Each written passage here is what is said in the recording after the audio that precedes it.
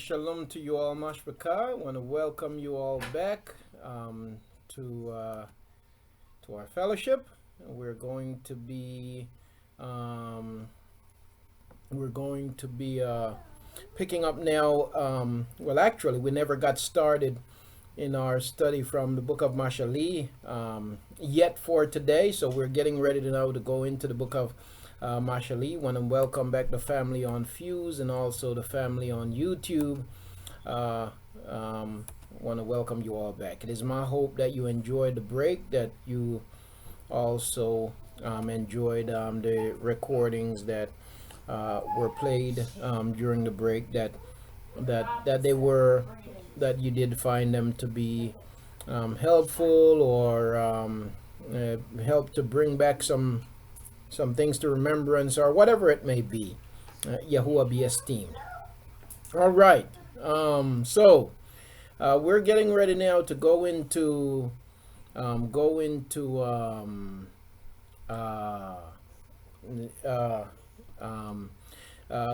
into the book of Praise Father Akut Sharon. Praise Yahuah.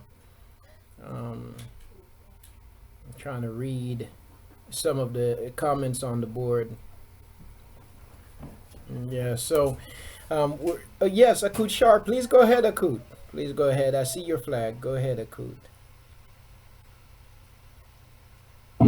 Shalom, Mashpaka. It's good to see everyone, and it's especially great to be here. Praise Yahuah.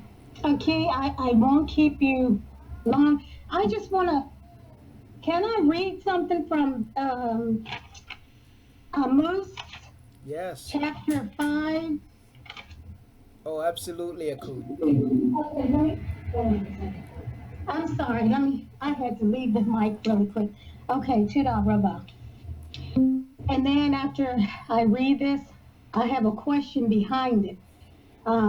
Okay, so it's chapter 5, verses 18 through 24.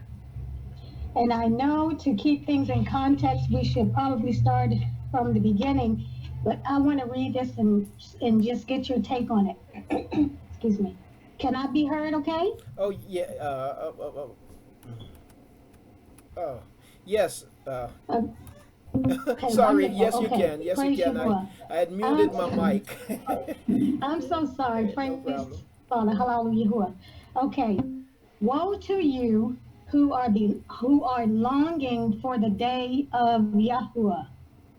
What does the day of Yahuwah mean to you? It is darkness and not light, as when a man flees from a lion and a bear shall meet him, or entered his house, rested his head on the wall, and a serpent shall bite him. Is not the day of Yahuwah darkness and not light? Is it not very dark with no brightness in it? I have hated, I have despised your festivals, and I am not pleased with your assemblies. Though you offer me burnt offerings and your grain offerings, I do not accept them, nor do I look at your fattened peace offerings. Take away from me the noise of your songs, for I do not hear the sound of your stringed instruments.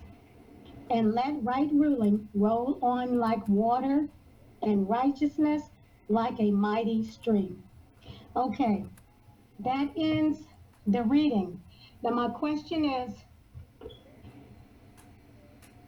verse 18, when Yahuwah said, woe to you who are longing for the day of Yahuwah, is that saying that, sometimes when you hear us say, Yahuwah, hurry your return, or Yahusha, hurry your return. Now, this woe to those who are longing for the day of Yahuwah, is that talking about us when we are saying those things? And praise Yahuwah. To be here, to see everyone, love you all, and I will release the mic. Tudah Rabbah.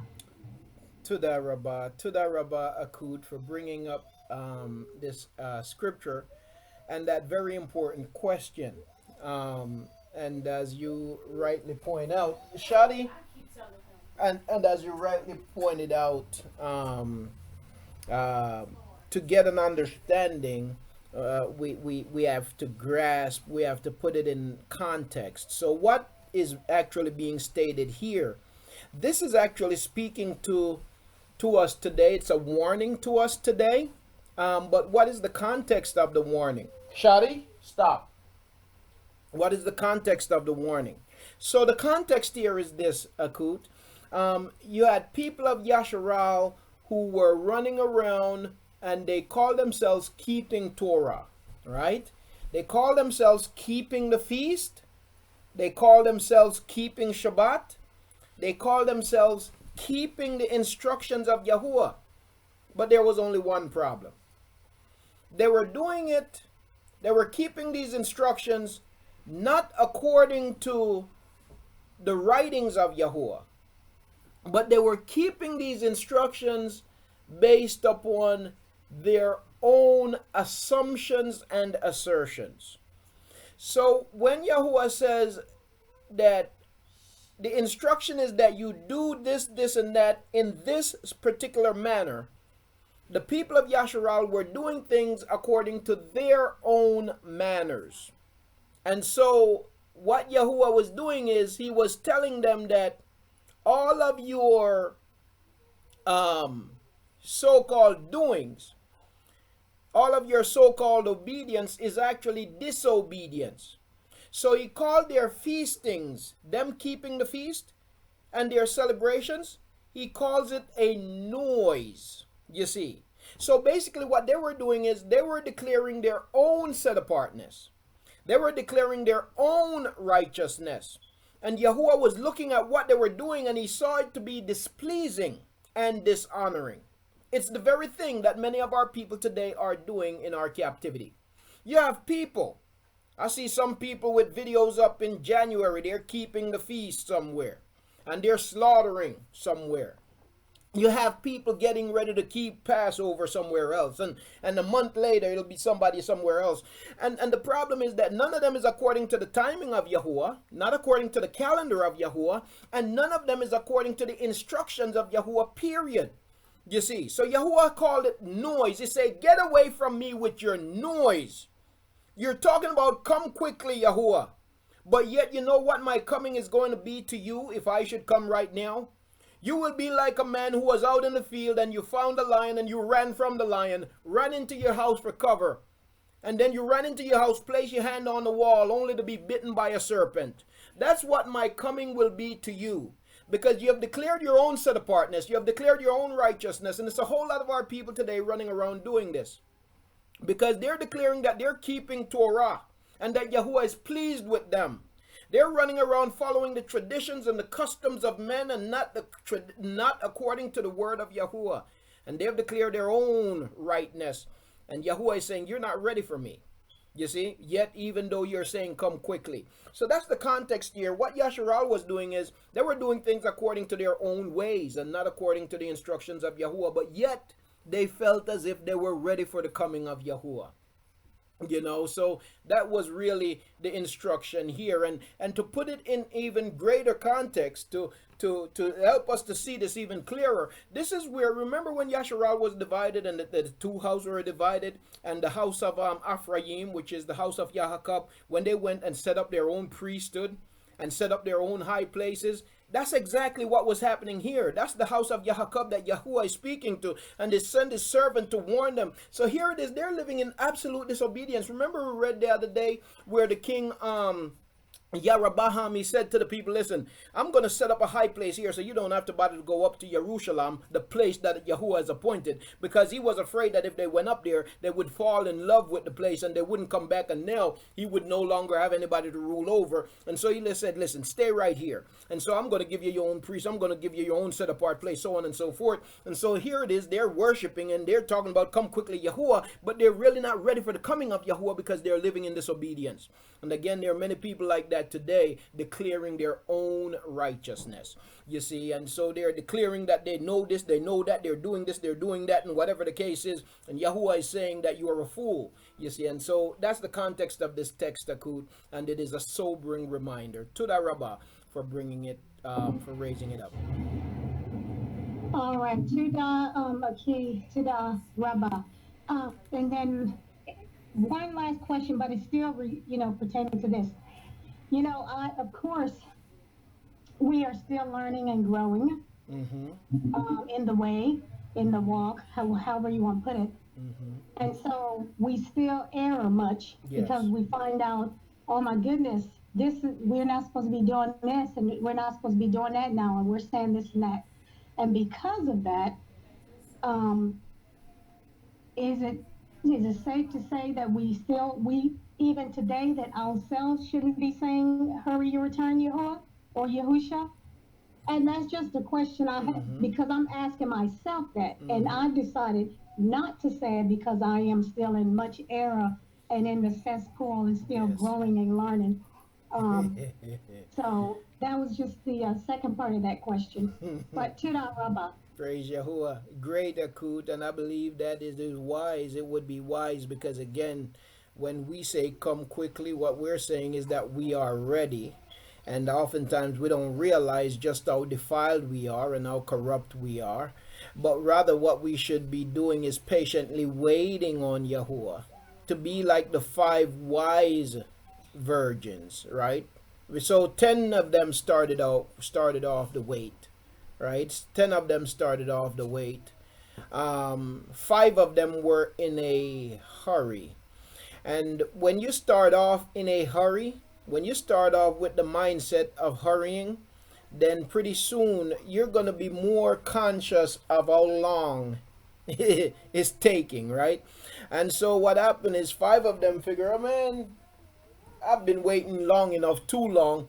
And so they got weary in their waiting and they ran out of oil. The bridegroom came and they weren't prepared. The other five, nonetheless, they were patiently waiting. They weren't in a hurry. They took the approach that, you know what, let Yahuwah do his perfect work. So I believe, Akut, as you pointed out, it is also a caution to us about asking Yahuwah to come quickly, because really, as you say that, you think about it, what we're saying is, I'm ready. I don't know about them, but I'm ready.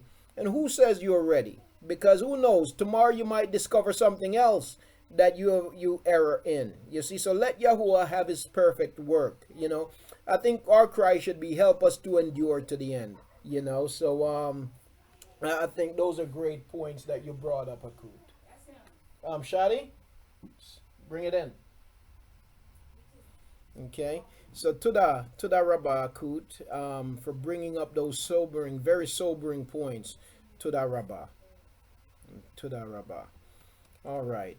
Family, I also want to say, Aki Patrick. No, Aki Patrick. I haven't been feeling well. And I haven't had a chance to speak with him, but it is my hope that he's doing better. And I just want to ask you to continue to pray for Aki Patrick. Aki Patrick is in England. But I just want to ask you to continue to pray for Aki Patrick. I don't know if anyone has heard from him, but I was thinking of him, and we just continue to pray for Aki. All right. Okay. All right. So great questions, Akut. Tuda for raising them, and they're very important, I believe, for us to be ever cognizant of. Let me go to my Akut Sharon. Please go ahead, Akut. Sudaki, I wanted to ask, can you teach us to read and speak Abari? Well, Akut, I had started some studies in the Abari language some time back. We had started, but we kind of got sidetracked because the platform that I was using, I couldn't figure out how to use it. I was using Fuse actually, but using it to write on the board, I couldn't quite figure it out. I haven't quite figured it out. Um, but it's a time. It takes a lot of time, and time is my greatest enemy. But hopefully in Yahuwah's timing we can get back to that. But it's time consuming. Now, my my studying of the language have been from the perspective of uh, understanding how the language works, more so than speaking the language. That's I've spent more time focused on the basics of the language than really speaking it. Because I started off learning to speak what I thought was Abari, but then as I continued to study, I realized that I wasn't learning to speak Abari. I was learning to speak Yiddish, and so I threw that away. And then I began to focus on, how the language works instead of getting the basics of it, instead of trying to run and speak it. Getting the basics of it because I didn't want to make sure I wasn't just speaking,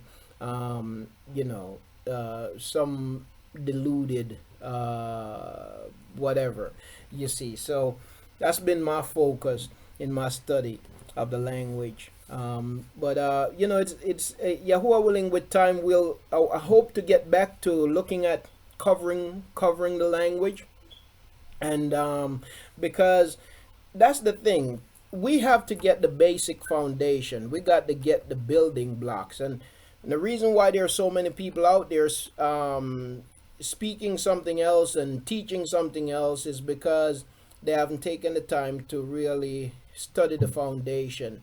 And so you have a lot of people speaking Yiddish and teaching Yiddish, say they're teaching our language, and they're really not. So we have to get to the foundation. We have to get to the basics of it, understanding the basics, understanding the foundation, and then building from there. So I hope to get back to that, Akut, to answer the question. Uh, time is of course very important in that effort. I wanted to ask you also, can you translate the name Ababi? So the name Abari cannot be translated. It can Oh, only be. Ababi. I was looking at slavevoyages.org, Uh and huh. it is a detailed account, ledgers, Mm-hmm. and logs of the slave transatlantic ships and the slaves that were brought over on them. Mm-hmm. And it lists, oh my goodness, just so many names, so many people. And but I happened to zero in on a name Ababi. Okay. How did they It's spell it there, Akut? Ababee. Okay. Okay. And naturally we know in the Abari language that you Mhm. don't have like two pictures don't follow each other in the Abari language. In other words, you don't have two Y's that follow each other, like, just like that. You don't have two M's or two B's that follow each other. So what it is, oftentimes you see them in their translation, you'll see, like with Shabbat, right? Somebody will write Shabbat and they write Shabbath, Yeah, but in reality Shabbat is Shabbat, or if you some people put the H on it, so it's not Habb, right? It's Shaba. So Abba B, more than likely, most likely, Abba B would be spelled like this: Ababy. Most likely, it would be mm, spelled Ababy. Abba B, and Abba B there is clearly a union of, and that's the way our language is. It joins a it joins a it joins a definition with a noun, or it joins a you could say a pronoun with a noun to create a proper noun. So a definition combined with a word to give you a name. So Abba B, you know. So or Abba Bai, however you would say it, but it wouldn't be with the EE. well, the heathen spelled it ABA. It's ABABEE. Mm-hmm. Mm-hmm. Yeah, it would be Abba B, or Do you know the are by. translation of that? The so what it means I don't know. I know Abba means father. The by I'm not sure what it would mean. It again it can vary. You'd have to find from what context the name was derived. Because it could very well vary.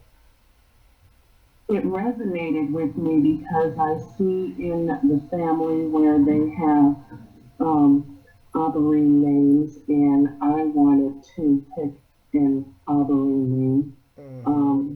And I know it's not anywhere near compared to or to the names that we can look forward to from Father, Mm-hmm. but Abba B resonated with me because of course it was starts with the word Abba, Mm-hmm. but B in I guess our English language, B of course brings to mind bumblebee, and a Yeah. bumblebee, Yeah. is drawn to flowers, Yeah. like I am drawn to the ways of Yahuah, and a bumblebee um, produces honey from the flowers that it's drawn to. And if some might want to be technical about it, Willie, um, a bumblebee spews honey that it has feasted on from flowers. I don't know. Yeah, but I could B as in BEE wouldn't be a part of the name. Mm-hmm. That comes because of the them. If I should maybe try, probably making up a word here, yidizing the name. B comes from them. That's for a corruption. You wouldn't find that in the language. You see, so it's ababai, aba.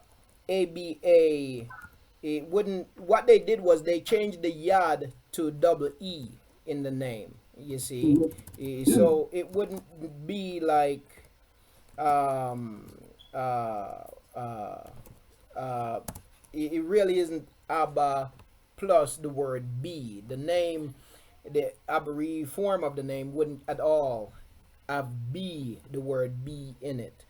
BEE. Mm-hmm. You see, so it's Abba by Abba BY, but what does the BY mean? That's where you'd have to go into the etymology of the Abari word and to see what what the root of that is, from what it came, to get an understanding of what Ababai really means. You see.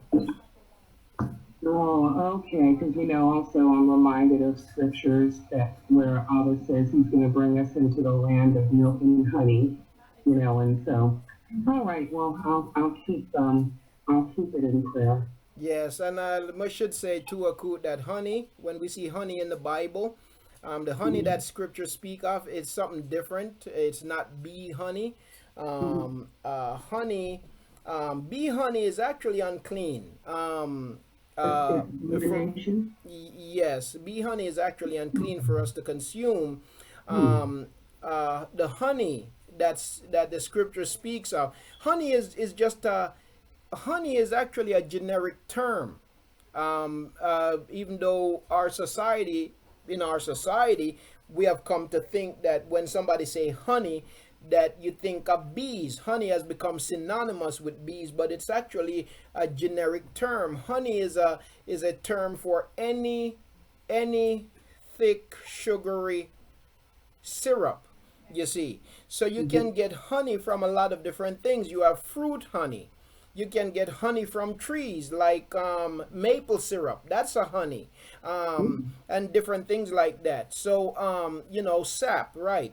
It's honey. So, what they have done is in the translation, they have translated it every time as honey, as in the case of honey from bees.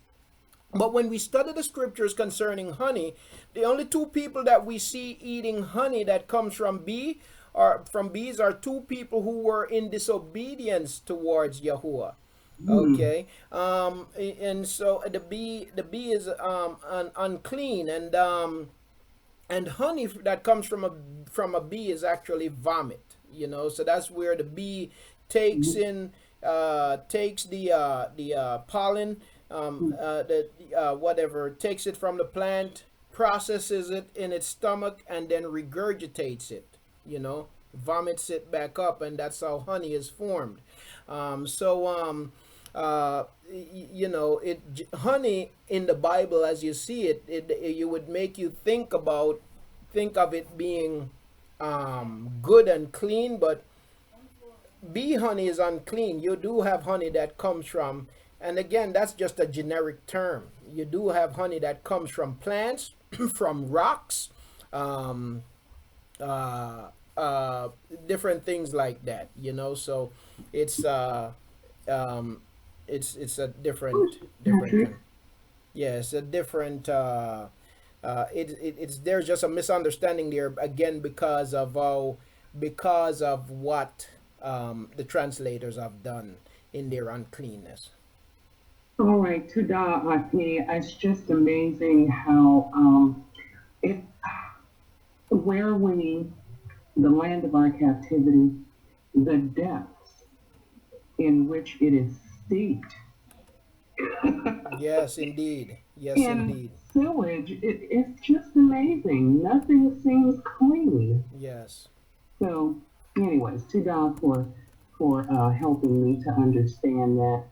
Um, I'll send you the mic again.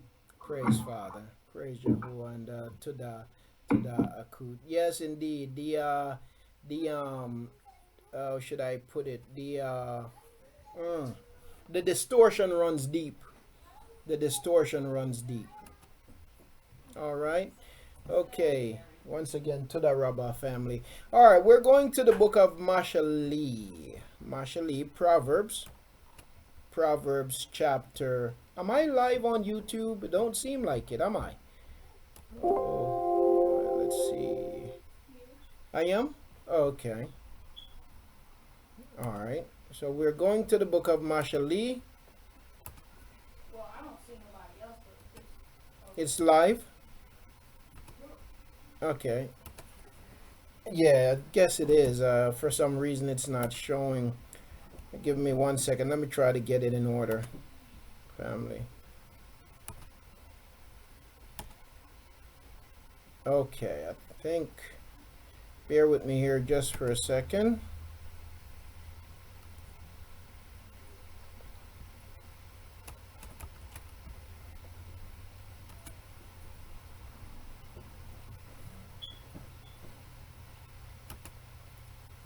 All right. I think my computer is just acting a little slow here. Okay. Um, Now, let me, okay, just saw your question, Aki Jimakut Sherry. Are all Ruach teachings false Trinity doctrines, or does he live in his natural and grafted in children? Many teach we have to do X, Y, and Z to receive the Ruach HaKadosh and to be able to have his power. Great question, great question, Mashpaka. So again, I want to let the scriptures answer. So, Ruach teaching, right? So, you have a lot of them out there, right? About being filled and whatever else, right? I want to take you to the scriptures on this and let you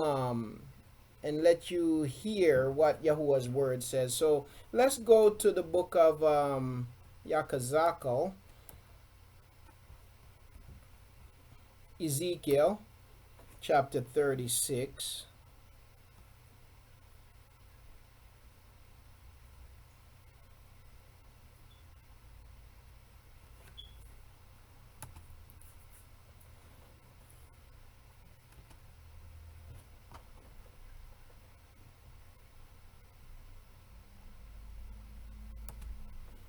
Um,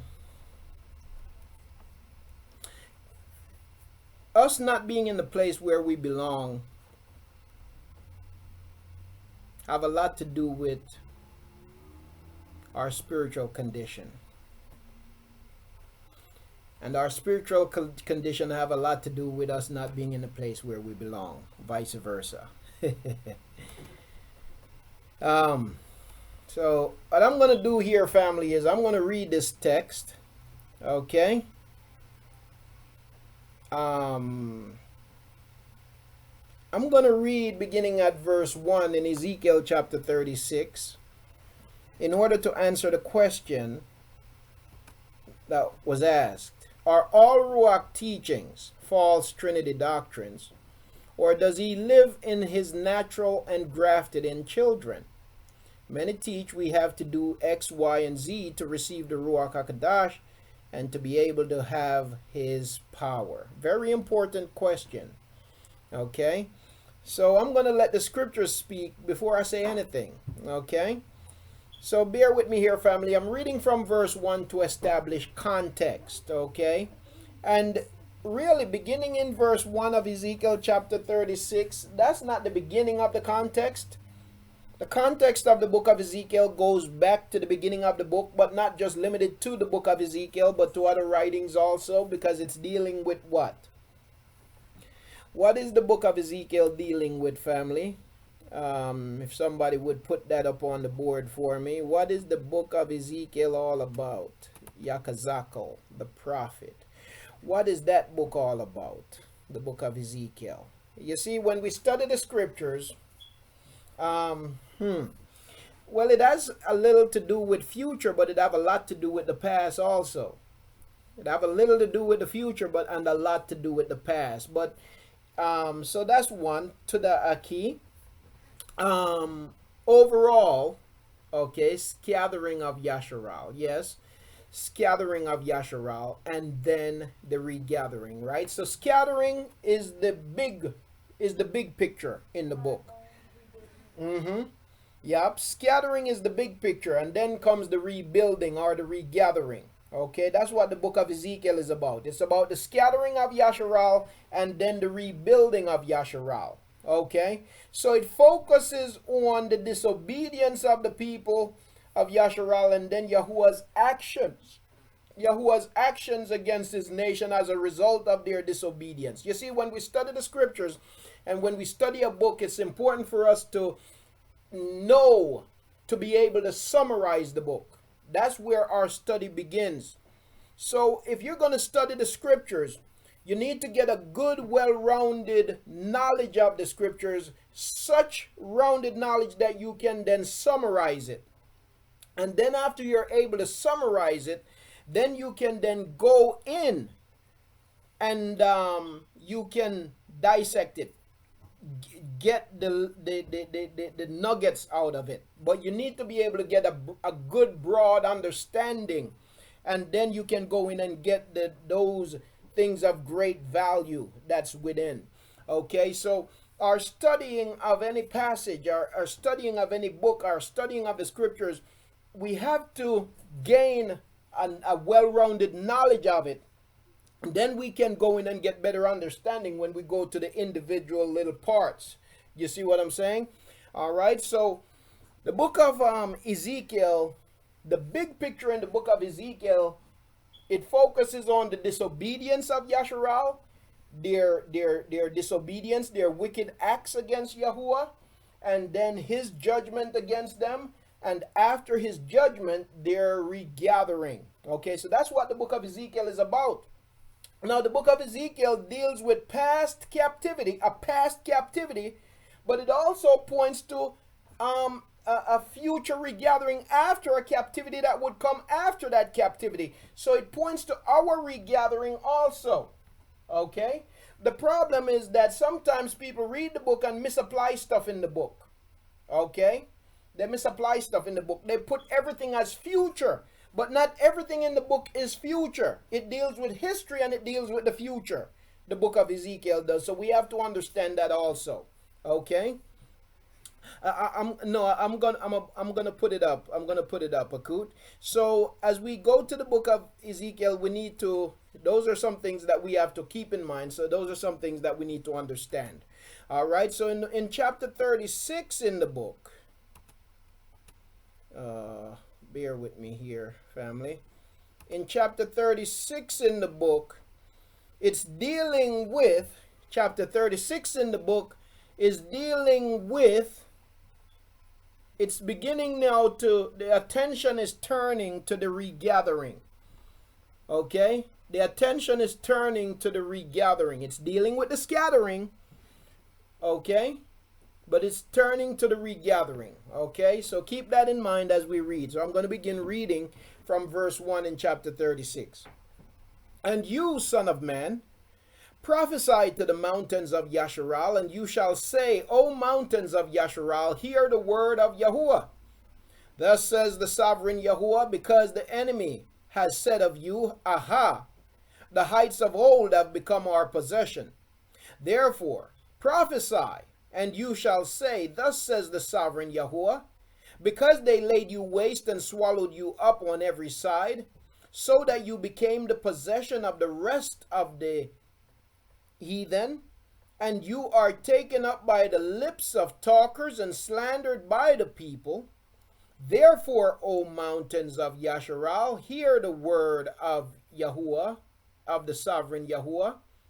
By the way, let me point out what's happening here. So Yahuah is making a decree to the mountain, to the nation, the land of Yasharal. The land that had become overran by the other Gentiles. Okay? That's the heathen.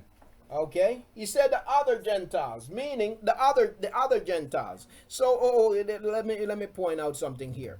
So if he says the other Gentiles, let me read that again. Therefore prophesy, and you shall say, verse 3, Thus says the sovereign Yahuah, because they laid you waste and swallowed you up on every side, so that you become the possession of the rest of the Gentiles, or the rest of the Gentiles, the rest of the heathen, the other Gentiles, right? Why does it say that? The rest of the Gentiles. Why does it say that? Why does it say that? Anybody? Why does it say that?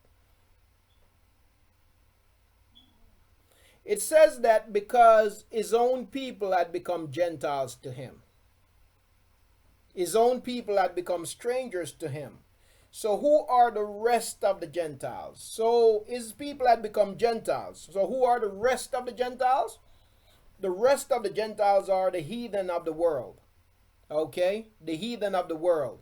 So the heathen of the world, the rest of the Gentiles, they now become possessors of the land of Yasharal. That's what he is saying right here. The rest of the Gentiles have become possessors of the land of Yasharal. Okay? So look at this again. Thus says the sovereign Yahuah, because the enemy has said to you, Aha. Because the enemy has said to you, Aha. The heights of old have become our possession. Who has said that? Who has said the heights have become our possession? Who has said that? Who has said that? The heathen, the rest of the Gentiles, right? The heathen, the rest of the Gentiles. They say, Aha. Okay? Thus says the sovereign Yahuah, because the enemy has said to you, Aha. The heights of old have become our possession. Therefore prophesy, and you shall say, Thus says the sovereign Yahuah, because they laid you waste, and swallowed you up on every side, speaking of the land, so that you became the possession of the rest of the Gentiles, and you are taken up by the lips of talkers and slandered by the people. Therefore, O mountains of Yasharal, hear the word of the sovereign Yahuah.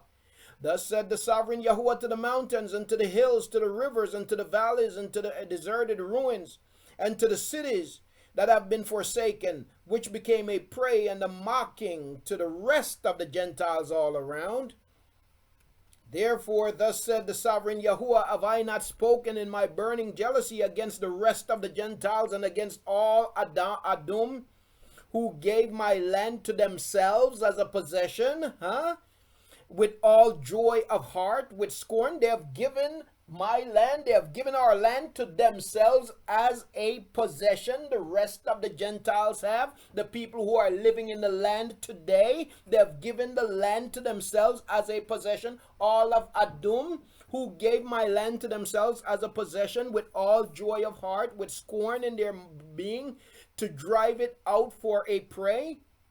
Therefore prophesy concerning the land of Yasharal, and you shall say to the mountains and to the hills, to the rivers and to the valleys, thus said the sovereign Yahuah, see, I have spoken in my jealousy and my wrath, because you have borne the shame of the Gentiles.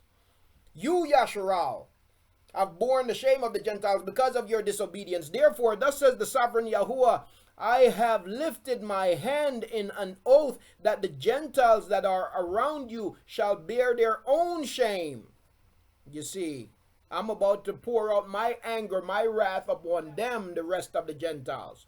But you, O mountains of Yasharal, speaking to the land, put forth your branches and bear your fruit to my people, Yasharal, for they are about to come. For look, I am for you, and I shall turn to you, and you shall be tilled and sown, and I shall increase men upon you, all the house of Yasharal, all of it, and the city shall be inhabited, and the ruins rebuilt, and I shall increase upon you man and beast, and they shall increase and bear young, and I shall make you inhabited as of old, and do better for you than at your beginnings, and you shall know that I am Yahuah. When Yahuah speaks about increasing men upon you, he's talking now about his people, the nation of Yasharal. And I shall let men, my people, Yasharal, you see, he tells you who the men are that he's talking about. And I shall let men, my people, Yasharal, walk upon you, and let them possess you, and you shall be their inheritance, and no longer let you add to their bereavement. Thus said the sovereign Yahuah, because they say to you, you devour men and have bereaved your nation. Therefore you shall no longer devour men, no longer bereave your nation, declares the sovereign Yahuah. And no longer shall I let you hear the insults of the Gentiles, the other Gentiles, the heathen, and the reproach of the peoples you shall bear no more, and no longer cause your nations to stumble, declares the sovereign Yahuah. And the word of Yahuah came to me, saying, Son of man, when the house of Yasharal dwelt in their land, they defiled it by their own ways and deeds. To me their way was like the uncleanness of a woman in her monthly period. So I poured out my wrath on them for the blood they had shed on the land, and for their idols they defiled it.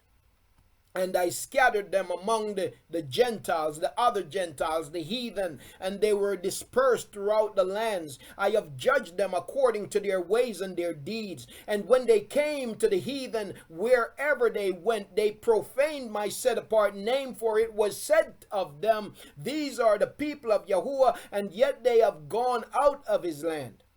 But I had compassion on my set-apart name, which the house of Yasharal had profaned among the heathen wherever they went. Therefore say to the house of Yasharal, Thus says the sovereign Yahuah, I do not do this for your sake, O house of Yasharal, but for my set-apart name's sake, which you have profaned among the heathen, the other Gentiles, wherever you went.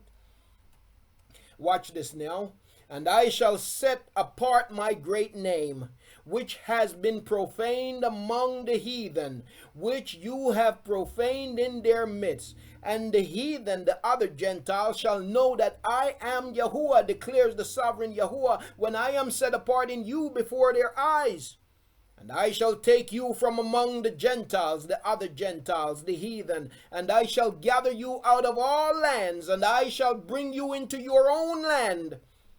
And watch this now. When I bring you into your own land, I shall sprinkle clean water on you, and you shall be clean from all your filthiness, and from all your idol I will cleanse you.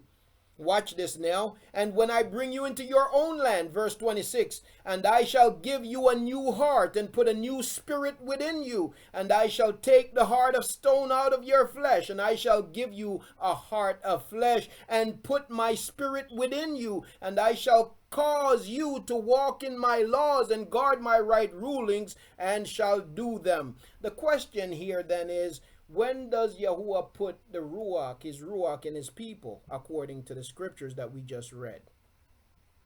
According to the scriptures that we just read, when does Yahuah put his Ruach in his people? Family, that's the question. If somebody, a few people could put that answer on the board for me.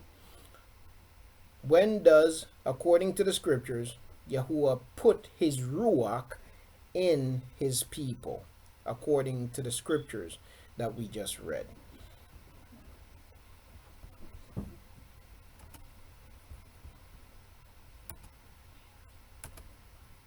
All right, let me get my notes. Let me get my, what's the name I mean? All right, according to the scriptures that we just read, I see, let me read what's on the board. After he has gathered them into the land, when they return to him, when we are back in the land, when we return or he turned back to us, after he has cleansed us, obedience. Well, according to the scriptures that we just read, after he gathers us back into the land. That's what we just saw. After we are returned to the land. He said that once we are returned to the land, that's where we will be cleansed with water, returning to immersion, right?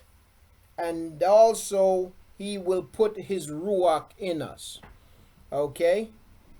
Okay, he will cleanse us both symbolically and spiritually, and he will put his Ruach in us in the land. That's what the scriptures say, okay? So, there are a lot of teachings out there about the Ruach. Family, right now, Yahuah guide us. Yahuah, in his compassion and in his mercy, and with his great favor, he has shown that favor upon us, and he is guiding us.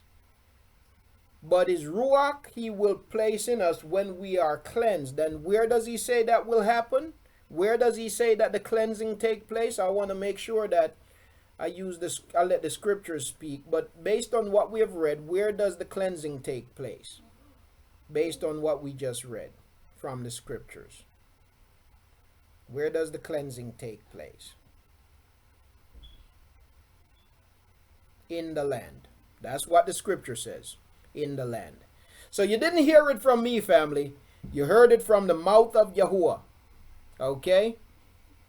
It's right there in the book of Yahuah, Ezekiel chapter 36. Okay? That's what Yahuah says. So, all those many teachings out there about the Ruach and speaking in tongues and all of those things, the heart is deceitful and desperately wicked above all things. Who can understand it? Deceitful and desperately wicked above all things. Who can understand it? Okay. Yes, go ahead, Akut. Please forgive me for butting in. No problem, Akut. So now, is he saying that he will give us a Ruach or a new Ruach? Because 26 is saying, and he will put a new Ruach within us. And then 27 says, and he will put his Ruach within us. Yes. So is it a new Ruach or the Ruach? Okay, and I'll close the mic. Tada. That's a great question, Akut. Understand this, that when we see Ruach in the scriptures, it speaks of different things. Ruach in the scriptures speak of different things. Okay, and again, context help us to gain understanding. So when he say he'll put a new Ruach within us, that's speaking about changing our way of thinking, renewing our minds. We will have a different way of thinking. We will have a different way of acting, right? So a new Ruach, a change, right? A renewed mind. That's one, okay? So that's changing our thought process, changing our way of life, changing our way of living, changing us from what we have been accustomed to.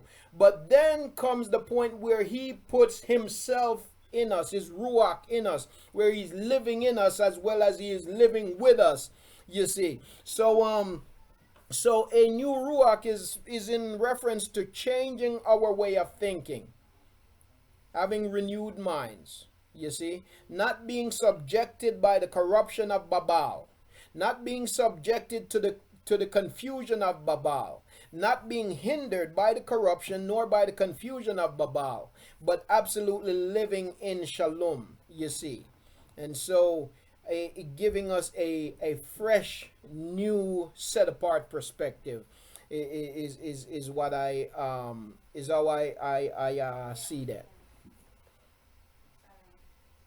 Yes, yes, Akut, yes, Akut, Aki and Akut, Jim and Sherry, in the land for both the natural and the grafted in. Absolutely, absolutely, absolutely.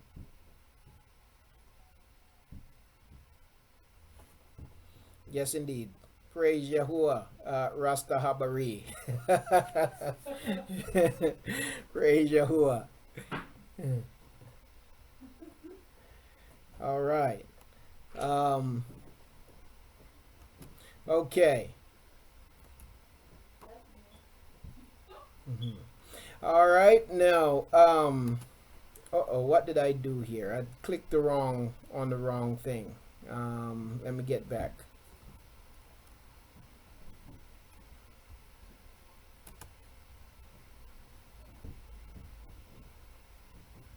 Let me get back.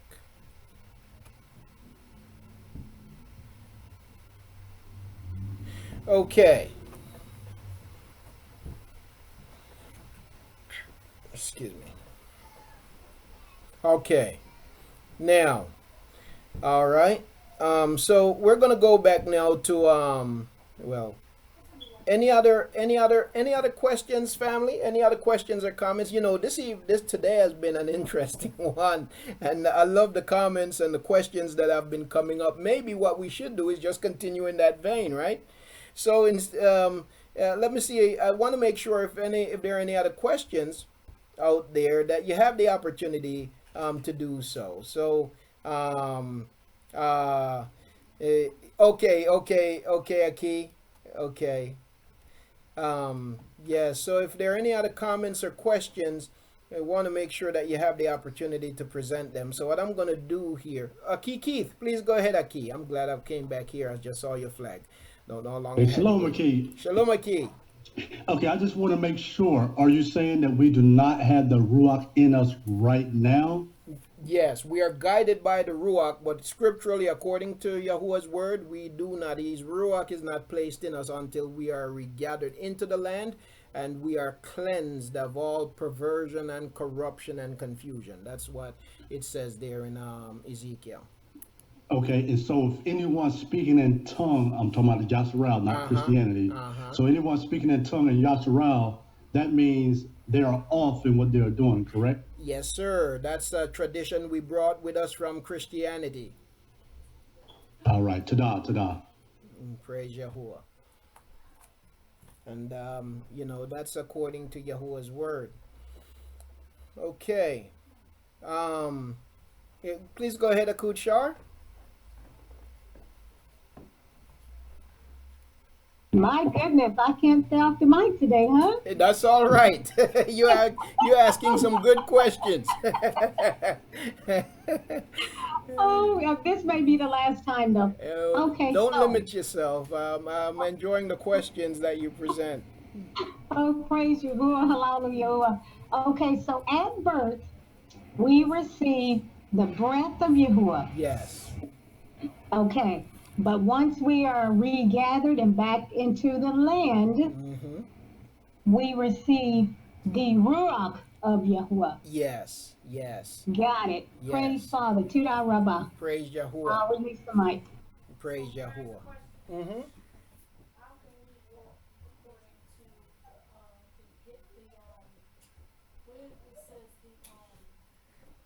Is Torah?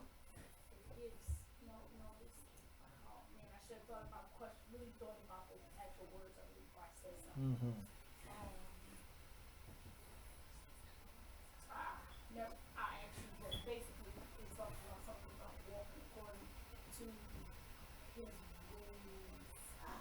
Okay. All right. Aki Keith, go ahead, Aki.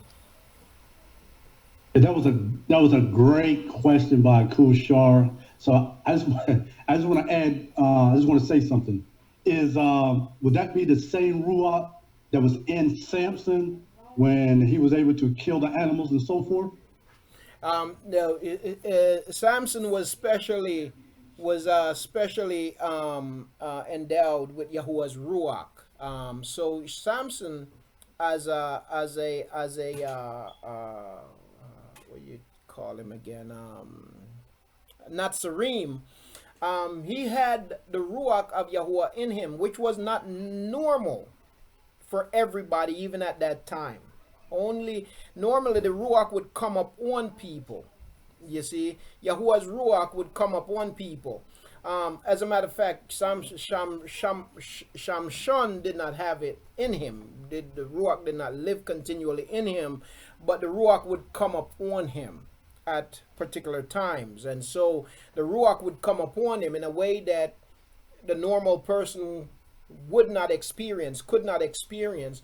The ruach would come upon him, just like the ruach came up even on King Shahul, you see, and on other people, upon the prophets. The ruach would come upon them, but not continually live in them, you see. And Yahuwah would empower them at different times for different things, you see. So yeah, that's different from the nafash.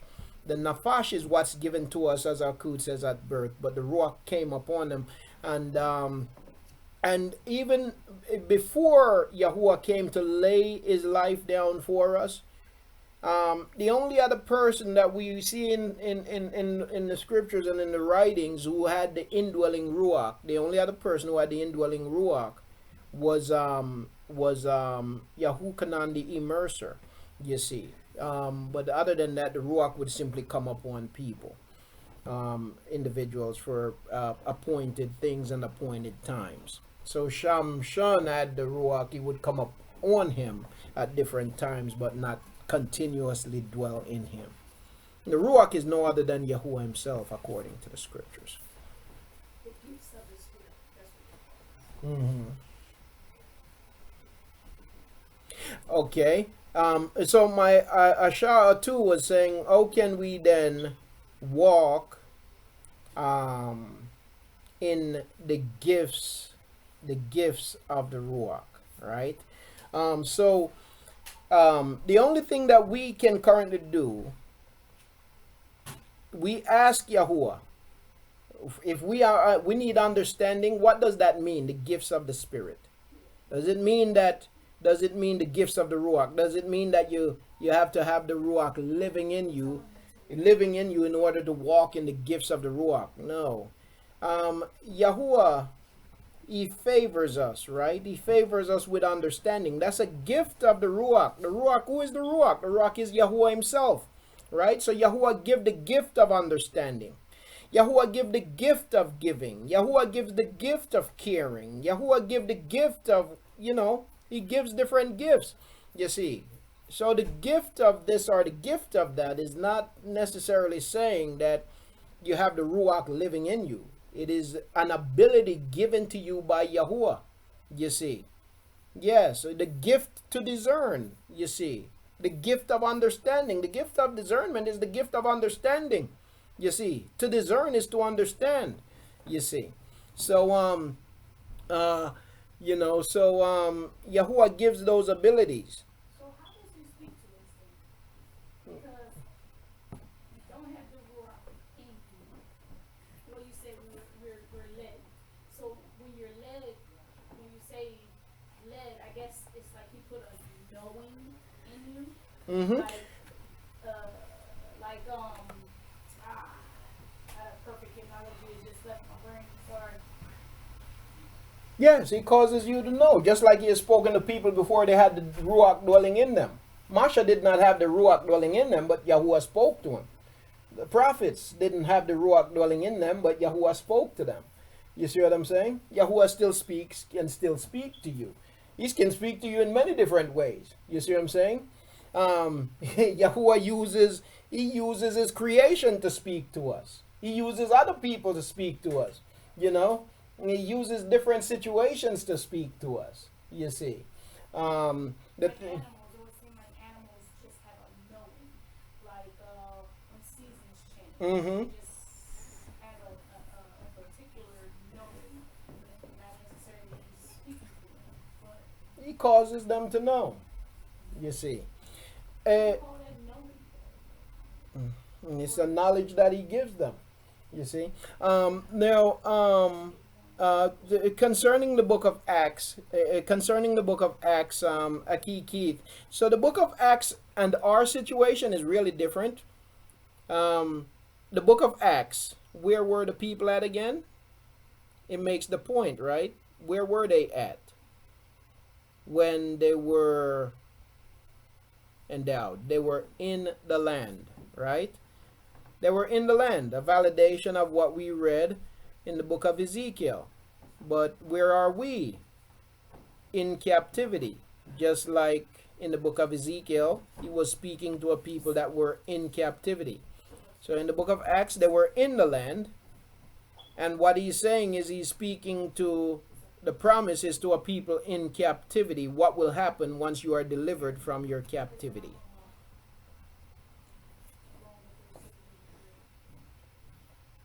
Okay. You're welcome, Daki. Praise Yahuah. How do we get true discernment or true understanding? Yahuah tell us to ask for it, right? So we pray, we ask him for it. We ask him for it, and he'll give it, you see. So true understanding, true discernment comes from Yahuah, but we've got to ask him for it. We've got to ask him to give us understanding. Ask him to give us discernment, because it is he that gives us that understanding.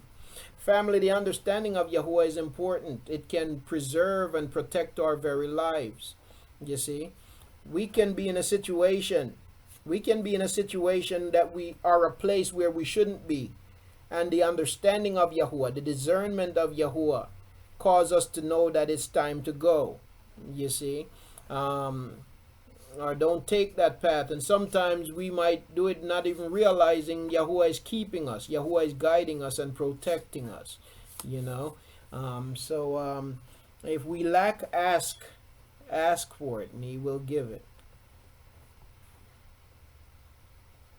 The thing is, many times Yahuah causes us to know, and we can't explain it. We just know. We don't know how we know. We can't explain it, but I believe maybe Yahuah does that sometimes so that we don't brag. We don't become braggadocious, and so, but Yahuah does cause us to know, and he gives discernment, you see. Let me go back to YouTube here.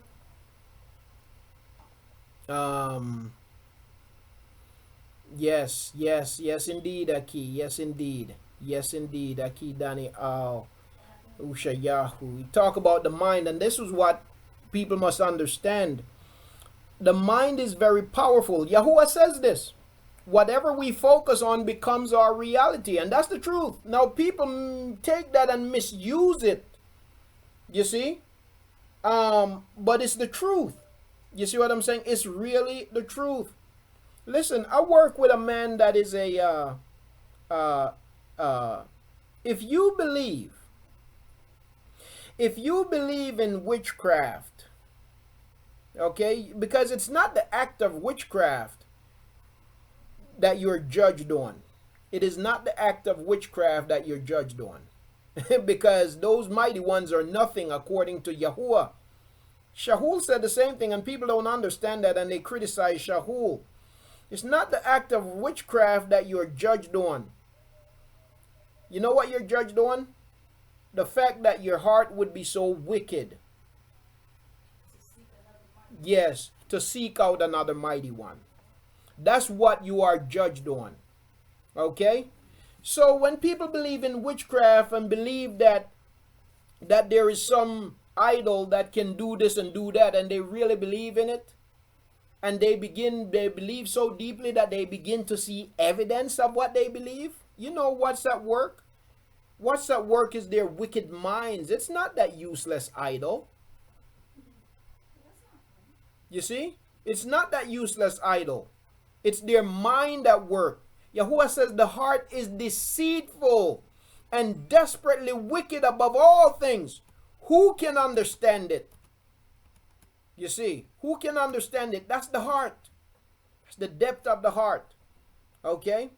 I work with a man who is his wife is a witch, and he's whatever they call it, and he come to work talking about, you know, visitations that they get, you know, and so was down the hall last night and yesterday, you know, and he was talking to them. We heard him laughing, this and that. This is wicked, perverse heart. You see, because he has created mighty ones. You see, and his heart fulfills his desires. Okay? Yes, indeed. That's why we have to have our minds renewed, and we should focus on things above and not earthly matters. Yes, indeed. We Aki Jim and the Coot Sherry says, we feel like you have been a true baraka in our walk of coming into the truth. We have been praying for this guidance to the more than we can say. Well, to Yahuwah truly, to Yahuwah truly, to Yahuwah truly be all esteem, Mashbaka. To Yahuwah be all esteem. Yes, indeed. Aki Dani Al says, the Ruach is given through obedience. We can't obey Yahuwah fully in captivity. Absolutely. Yes, indeed. We are led by our belief. Yes, indeed. All right. So, yes, indeed. The mind, a very powerful thing. Now, let me just see what's the next. Akut Jones says, Aki, please distinguish idol worshipping, witchcraft, from the low-level witches who use spells and incantation. Praise Yahuwah. Yes, so idol worshipping witchcraft, there are different levels. You know, ultimately, every disobedience, no matter what level it is on, every disobedience, Yahuwah equates it to the transgression of witchcraft. And the reason why he equates it to that, what is witchcraft? Witchcraft is the establishment of other idols. Okay?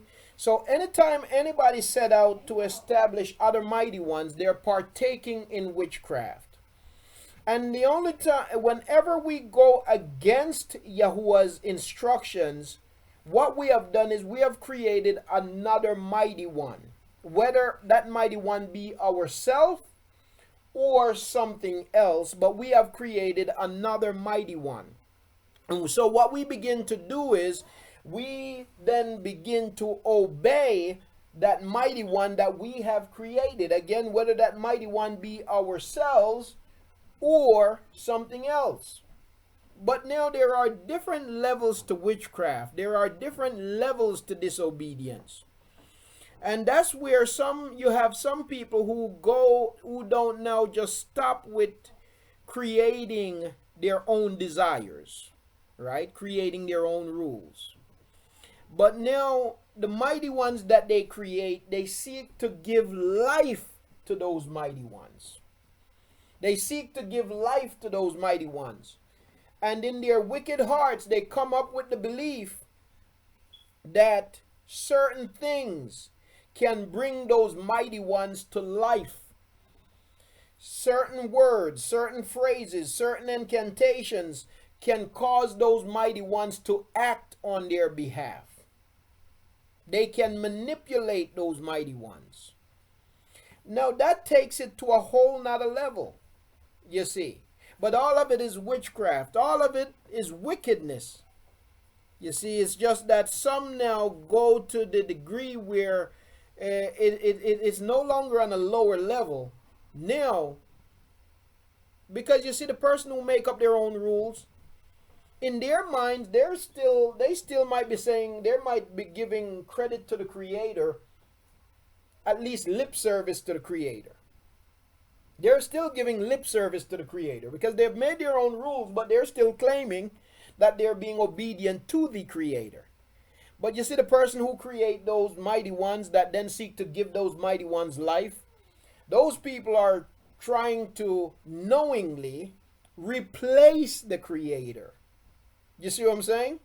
That's Shaitan. You're looking at Shaitan. That enchanter is Shaitan. Who is Shaitan? An adversary to Yahuah. You see, so that enchanter has said, I will ascend. I will sit on his throne. I will take his place. You see. And so, how is he going to take his place? He's going to give the esteem that should rightly go to Yahuah to something that he has created and brought to life in his own mind and in his own heart. You see, and that takes it to another level. Akud Shah wrote in 1 Corinthians 6:19, or do you not know that your body is the dwelling place of the set apart spirit who is in you, which you have from Alakim, and you are not your own, for you were bought with a price. Therefore esteem Alakim in your body and in your spirit, which are Alakim. Now, Shahul, if Shahul says this and is speaking to people outside of the land, again, when we're walking in obedience, right? And is it the spirit? So if Shahul is speaking about the Ruach HaKadosh, the set apart spirit, according to what we read in Ezekiel, the Ruach HaKadosh, the set apart spirit, dwells in the people when they're in full obedience. In captivity, you cannot be in full obedience in captivity. Right? You cannot be in full obedience in captivity. The Ruach HaKadosh will dwell in the people when they're in full obedience, and to be in full obedience is to be in the land. You can't have Yahuah living in you but only be partially obedient. You see? That's like to be half set apart and half defiled. Darkness and light cannot dwell in the same space, right? So if Shahul is talking to people, if he's talking about the Ruach HaKadosh, and if he's talking to people who were walking in full obedience, living in the land, that's understandable. If he in fact said this. Outside of the land, it's impossible because you're not walking in full obedience, you see. You're just not walking, and it's impossible to have the indwelling Ruach, to have Yahuah living in you when you are only dwelling in partial obedience. And captivity hinders us. It's not that we want to continue in disobedience, but because of our captivity, it's the situation that we're in, and that's why we seek deliverance so badly. Okay? That's why we seek deliverance. Listen, full obedience brings the full favor of Yahuah. And if we could do full obedience in captivity, then we would experience the full favor in captivity. And if we can experience the full favor in captivity, then why would we want to leave? Because wherever you have the full favor, that place becomes a resting place. That place becomes paradise. Captivity, your lands of captivity will never become paradise, because you will never experience the full favor of Yahuah in the lands of your captivity, because you will never experience and you can never achieve full obedience in the land of your captivity. To achieve the full favor of Yahuah, you've got to be able to achieve full obedience. When you achieve full obedience, you achieve full favor, and when you achieve full favor, you are living in the full shalom of Yahuah. No chaos, no confusion, no disruption, nothing but safety and the prosperity of Yahuah. You see. How and when will we be in the land? Will it be before the millennial reign? Aki? That's a question that only Yahuah has the answer to. Many people, will it be before the millennial reign? I'm sorry. Okay, yes, that I can answer. According to the scriptures, Yahuah will come and he will gather his people and his reign will begin. While his reign is ongoing, the wicked will still be in the earth. during that reign. At the end of that reign, the wicked is judged and everything is made new. Okay? But and whether or not all of the people, there are some things that the scriptures don't lay out totally clearly when it comes to that. So whether or not all of Yasharal will be in the land at that time, or during the millennial reign, if some of us will still be in other places, that's not, I'm not totally clear on that, But there will be a regathering before his reign is established. You see, whether we are regathered and then we go out and come in, there seem to be suggestion from the scriptures that that happens, the going out and the coming in, so on and so forth. That might very well still be the case during that time. Yeah, so the millennial reign, Yasharal will absolutely be in the land. The center of his reign will be from the land. So Yasharal will be in possession of the land. Let me go to Akut Sharon. Please go ahead, Akut. I wanted to ask, and you were just touching on it, what is the end time sequence of scriptural prophecy, starting from here, the land of our captivity? Mm-hmm. Yes, great question there. And I see also your question on YouTube, G Livia. I'm gonna come to that in a moment, but let me go to my Yakud Sharon. So concerning the timeline given to us in scripture, let me say this again. I want to emphasize that when it comes to the unfolding of our regathering, and I want to clarify this terminology that's often used about end times, and I've done this before, but I want to do it again. End times. We have to lose the perception of that Christianity give us concerning end times. Christianity have us with this perception that the end times speak of a time yet not yet begun, and when you see end times, it's always speaking about a future time, and you're waiting. We're waiting on. We're waiting on the beast, which is a man. That key Yaram Yahoo.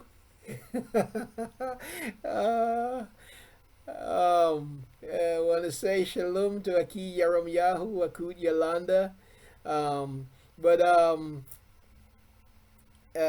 Yeah, so I lost my train of thought there for a second. It's just a delight to see Aki. So Christianity have us Tada Akut. Christianity have us under this perception that when we think of end times, that it is always speaking of a future time, a time not yet, and so on and so forth. But we have to get a right perspective of end times. When the scriptures speak about end times, it speaks about two things, right? It speaks about at the time when judgment will come upon Yasharal, because of their disobedience, their unwillingness to obey and to follow the instructions of Yahuah while they're in the land. And so there comes an end time. There comes a time of judgment. And so that's end time is a reference to the beginning of judgment against the people of Yahuah. And then end time also is a reference to the beginning of judgment against the wicked and the end of the captivity of the people who have been in captivity.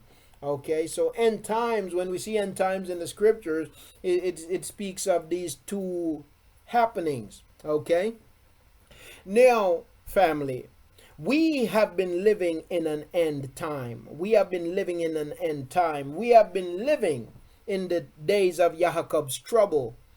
That began with our captivity. Yahakab's trouble is end times. But end times, Yahakab's trouble, some people think that Yahakab's trouble is yet to begin. That's why this is so important now. Some people think that Yahakab's trouble is yet to begin. And they're waiting for the beginning of Yahakab's trouble. Well, family, Yahakab's trouble began when Yahakab went into captivity. Who is Yahakab? Yahuah is the nation of Yasharal, right? Yahuah are the 10 tribes. Yahuah's trouble began when Yasharal went into captivity. So we have been living in the days of Yahuah's trouble. When our people were being put to death on the plantations, when our people were being hung from trees, turned upside down and split in two by a meat cleaver, those are the days of Yahuah's trouble. When our people are being lynched from trees, those are the days of Yahuah's trouble. When our people are shot down in the street by the police and then nothing happens, that they're found innocent, those are the days of Yahuah's trouble. When Trayvon Martin was murdered by George Zimmerman and nothing happens, those are the days of Yahuah's trouble. Right? So we have been living in the days of Yahuah's trouble. When our slave masters killed our people and said that we are only 3/5 human beings, that we are not humans, that we are part animals, those are the days of Yahuah's trouble. Those troubles were brought upon us because of our disobedience against Yahuah. So we have been living in the days of Yahuah's trouble. So we are not awaiting the days of Yahuah's trouble. We are living in the days of Yahuah's trouble. But then what we are awaiting now is another end time. What is the end time that we wait for? The end time that we wait for is the end of our captivity, you see, and our regathering to our land, you see. And the end of our captivity signals the beginning of judgment upon our oppressors. That's according to the scriptures, you see. And so, end times, we have to understand it from these perspectives, because that's how the scriptures speak of end times.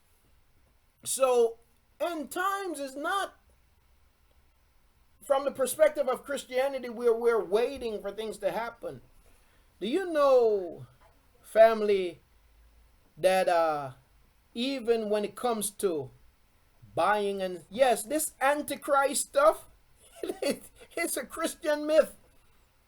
Okay? Did Yahuah tell us to be Christ-like or for Christ? No. Christianity told us to be Christ-like and for Christ. Okay? Who is Christ? Christ is Christos, a deity, pagan man-made deity, you see. So, we have been living in the days of Yahuah's trouble. Now, the time comes as Yahuah prepared to deliver his people. You see, so when we are scattered into captivity, in the initial portion of our scatterings, we see great tribulation. We see great suffering. We see great atrocities in the earlier days of our captivities. All of Yasharal's captivities are like this. And then there comes a period in the captivity where Yahuah lightens the burden. Yahuah lightens the burden. So you don't see as many atrocities. They still happen, but you don't see as many as there used to be. You don't see as many troubles, and there comes a time in that captivity where Yahuah even allows his people to have some shalom in that captivity, and even to flourish to a certain degree in that captivity. And that's like the calm before the next storm. It's like being in a hurricane, and so you have the first wave of winds, and it blows everything around, and you feel the hurricane. But then you come to the center of the hurricane and there is a calm in the center. But then before the hurricane finally passes, you are hit with the tail end of the wind, because the hurricane moves in a circular motion. It just goes around in a circle. It goes around and it comes back. So it hits you coming and it hits you going. Okay? And so here it is, we're in this hurricane. We got hit coming and we will be hit going, you see. Because when it's time for our deliverance, those who have been our captors, they're going to look at it and they're going to say, well, what's wrong with you ungrateful people? I've lightened your burdens, and you're not appreciative of the fact that I've lightened your burden. Here it is, you're coming to me talking about let my people go. Oh, so you've had it too easy. Now, this is what I want you to do. I want you to make the same amount of bricks while gathering the straws. I'm not going to gather the straws for you anymore. I'm not going to be paying my people to gather the straws for you. I want you now to go gather the straws for yourself, and I want you to make the same amount of bricks that you've been making while you were not gathering the straws. All because, here it is, have been considerate and have been compassionate toward you. I do understand that at the beginning, life was a little bit rough for you guys. So, therefore, I made some laws. I put some laws in place to limit racism and to limit injustices and to limit this and to limit that. And you mean you're not appreciative of this? But instead, you want to come talking about let my people go? So this is what I'm going to do. I want you to make the same amount of bricks. I'm going to increase your labor. I'm going to intensify your labor. As a matter of fact, I'm going to go back to the scourgings. I'm going to go back to the hangings. I'm going to go back to the limitings of food. I'm going to go back to the limitations that I had on you before. So you see, family, there comes a time in our captivity where when you first came in, you went through this great hardship. Then you had this time of calm, but then Yahuah says it's time to go. And those who have been our oppressor, those who have benefited from us being here most, they're not going to want that. They're not going to want that. And you know what they're going to do? They're going to increase the burdens on us. Okay? They're going to increase the burdens. You see, it's going to be difficult to find food just as it was for our people before. It's going to be difficult to find medicine just as it was for our people before. It's going to be difficult for anything just as it was for our people before. Because those who have oppressed us will not see us go so easily and so freely. Nothing new. The same thing has happened throughout our history. Right? And so, that's what will come. That's what will come. Okay, but then after that comes, after the wicked now says, oh, so y'all not comfortable? I thought that I've done everything to make you comfortable, when in reality they haven't. You're ungrateful. I've given you everything. What else could you possibly want? You're ungrateful, therefore you're going to pay. So after they have done that, that's a symbol that our deliverance is drawing even nearer. But after they have done that, you know what's going to happen next? According to the book, their judgment is going to come. Yahuah is going to rise up against them. And in his rising up against them, he will deliver his people. You see? Because he's going to cause them to fall and to be swallowed up. You see, because the only reason why that will happen too is because they're not going to give up. They don't know when to stop. Pharaoh didn't know when to stop. So even though Yahuah gave him a chance to live, he rose up and he said, I can't just let them walk out of here like this. And then that's where he faced the full wrath of Yahuah. Him and his army was swallowed up in the sea. You see? And that's what will happen. Okay, so as these times unfold, so there comes a point where as Yahuah continue to awaken his people, there comes a point where it becomes more pressing and it becomes more knowing that these people, they don't have a history here, they don't have any roots here, they don't have any heritage here. And it becomes clear that, okay, it's time to go. And our slave masters is going to say no. And they're going to say no. And when they say no, troubles again are going to be on the increase.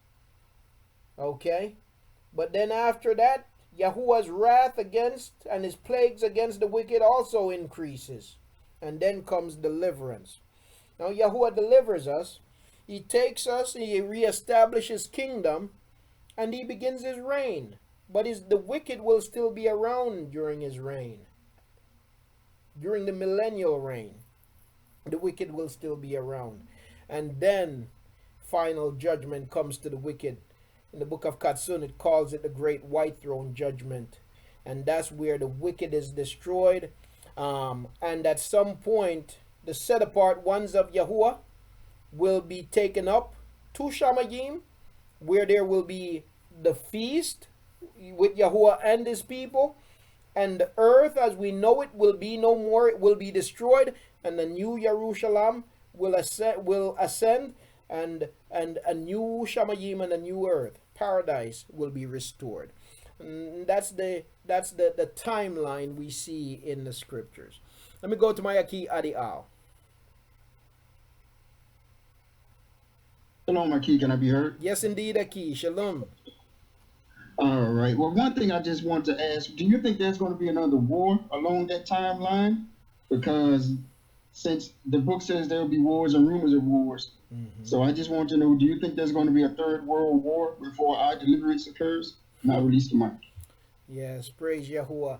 You know, I do believe that, yes, I do believe that there will be great wars. And the reason why, the main reason why is because, it's because man, you see, man is trying to do something that's impossible for a sinful carnal man to do. They've been trying to unite for a long time, right? And the way that they figure they'll bring about this unification is by destroying dissension. And so basically, okay, if you don't agree with us, we're just gonna kill you and we're gonna get you out of the way. All right.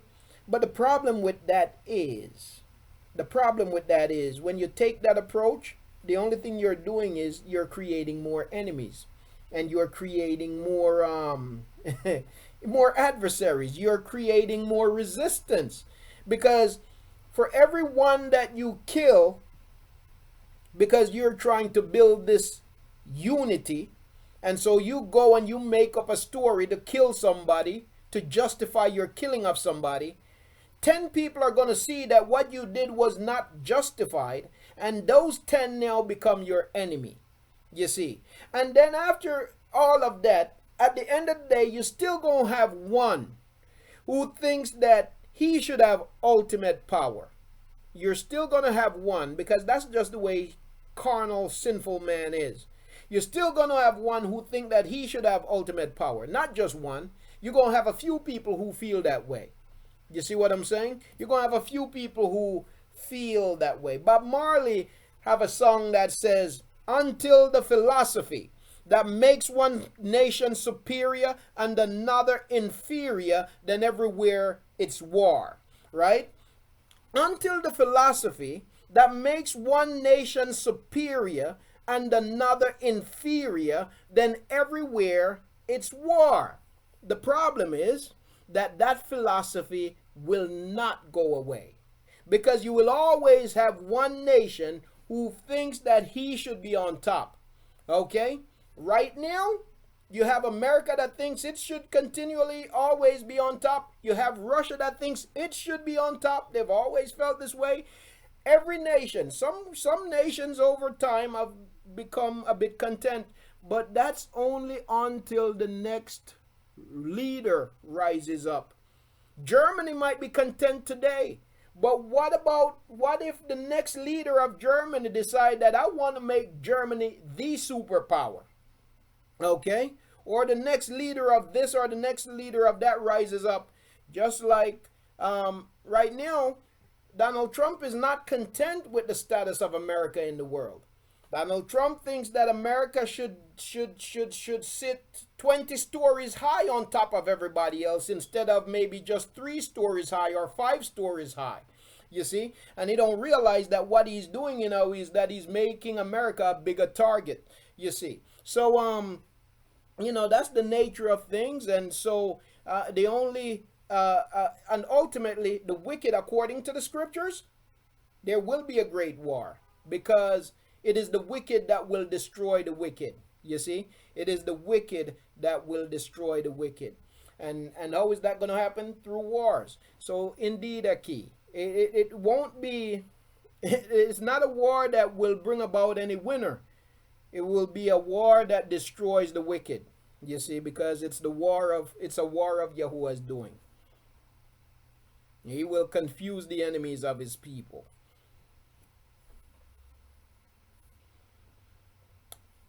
Praise Father. Praise Yahuwah.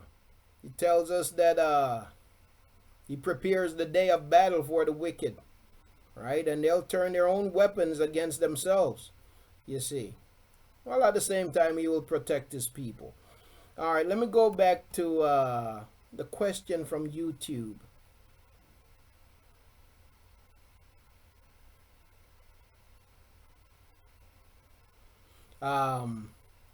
It began on the 9th of September. You know, well, that is a form. That is a form of world war, and we could say that perhaps it's the trigger.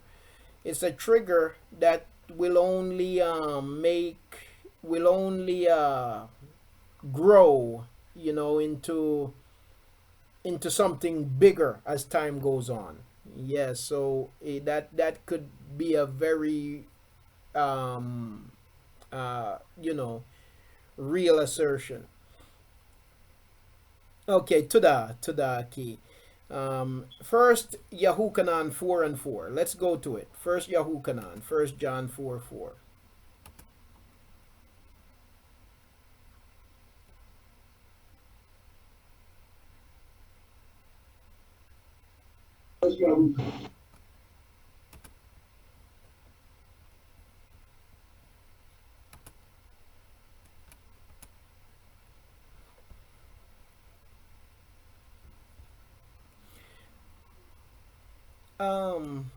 Okay, here we go.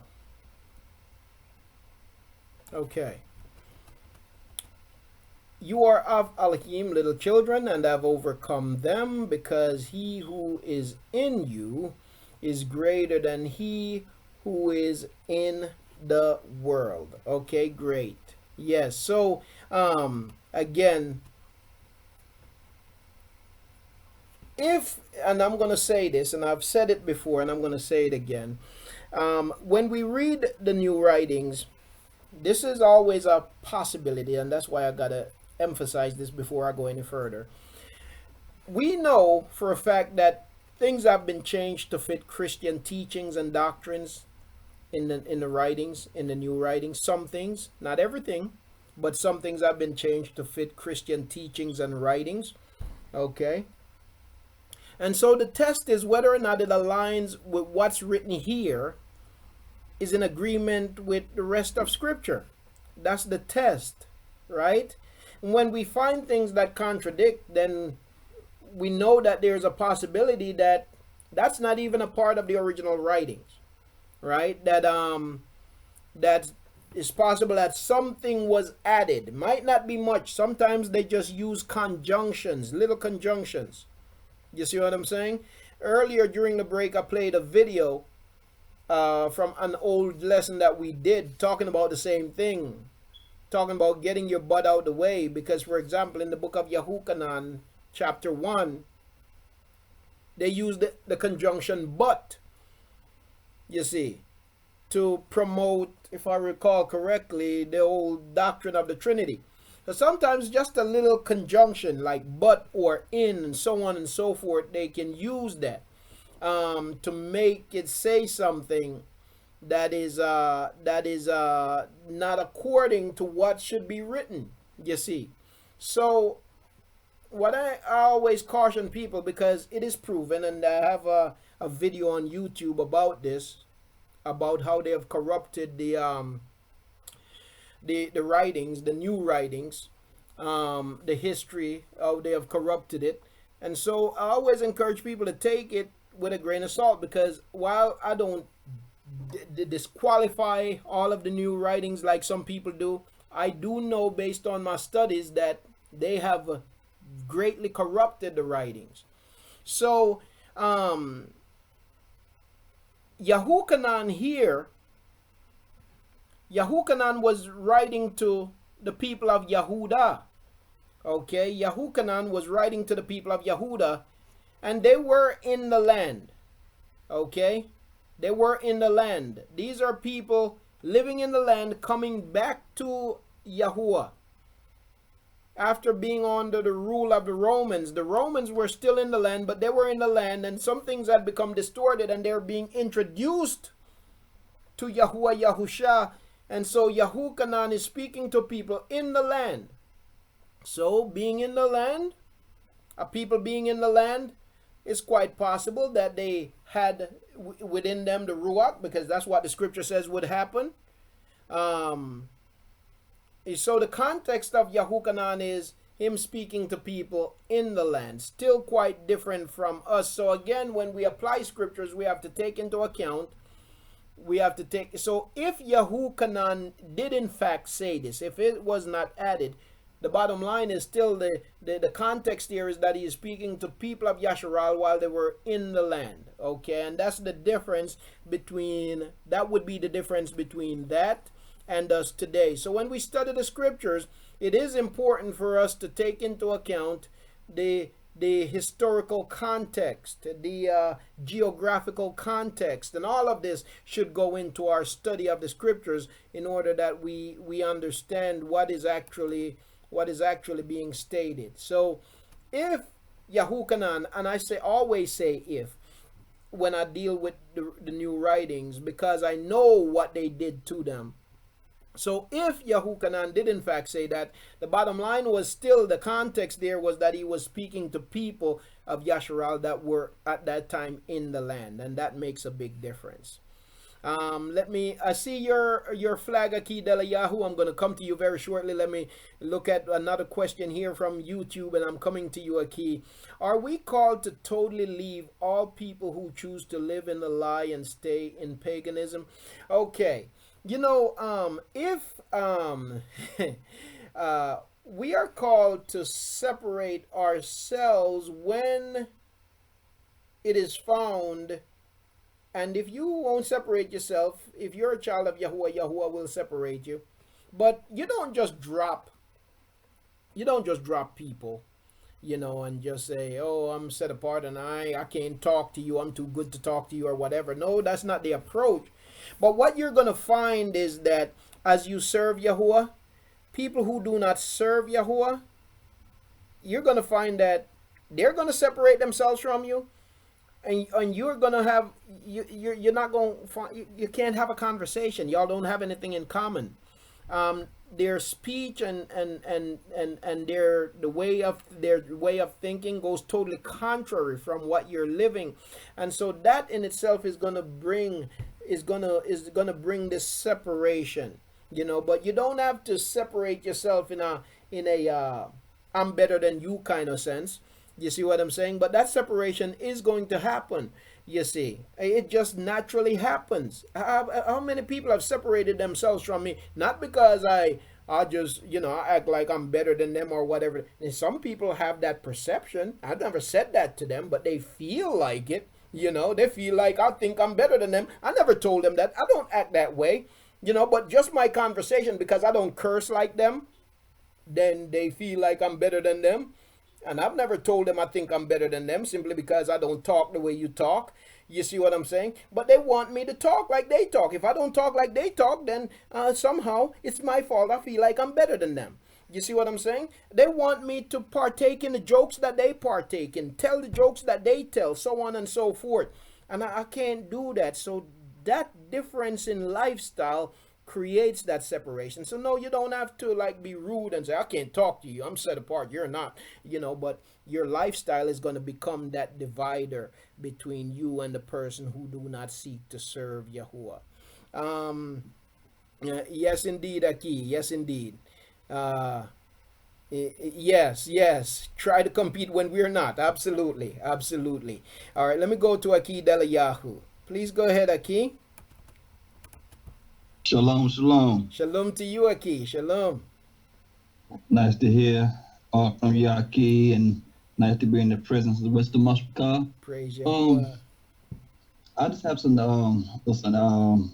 unfortunately, this morning I was kind of I was late getting to the meeting today because I had to go to a funeral. Okay. One of my good friends, he passed away from cancer, Mm. and at 39, you know, Wow. so it's it and listening to the preachers preach and filling everybody up with this false doctrine that's being prescribed, I guess, as a growing pain and to ease the suffering, whatever, Yeah. and to exploit the big business part of burials and homegoing services and things like that. Yeah. I find myself just sitting back and just looking at it from the outside looking in to really see how deceived I've been all my life and just at not admiring but just noticing the craft work that goes along with these things, right? Yes. Yes. So here's my question. Okay, like in South Carolina, the truth or worshiping the spirit in truth per se is not as big as some other places, and we don't have like our own set apart Haykal or anything like that. Mm-hmm. So my thing is, okay, if y'all forbid something was to happen to me or my family or something, like how would the burial services be carried out? Like would Yes. it would we have to find someone that mores to come in and hold it? Do we hold it at a church or not, or Mm-hmm. do we have it? I mean, like, how does that work? Like, what do our home service ceremony um if what's involved and where do we do it at and who speaks or what? Like, that's the part that got me because we're not promised the next second. Yes. So like what do our loved ones do for us at home going to make sure that we are buried in spirit and in truth Yes. with the homicidic blessings and barakas with us as well. Because the Yes. last thing I want to have someone do is to preach over my funeral Yes. and scream the name of Jesus. Yes. Yes. Yes. Great, Aki. Great question. Great question. And as I prepare to respond to your question, I just want to let Aki Muria know that I saw your question, Aki, and I'm going to be coming to it shortly. That's a great question, Aki, and I have a couple of responses to that. First and foremost, let me say to my people that Christianity and our society have us thinking that certain things have to be a certain way. And what I mean by that is that there are people who believe that when somebody dies, that you got to have a pastor, or there can be no funeral. You know, you got to have a pastor, or there can be no marriage. Or you got to go to the hall of justice, or there can be no marriage, or you can got to go to a church, or there is no marriage, so on and so forth. This system really have us to a point where we certain things we just believe that it have to be that way, right? And so it is important for us to understand what doesn't have to be, right?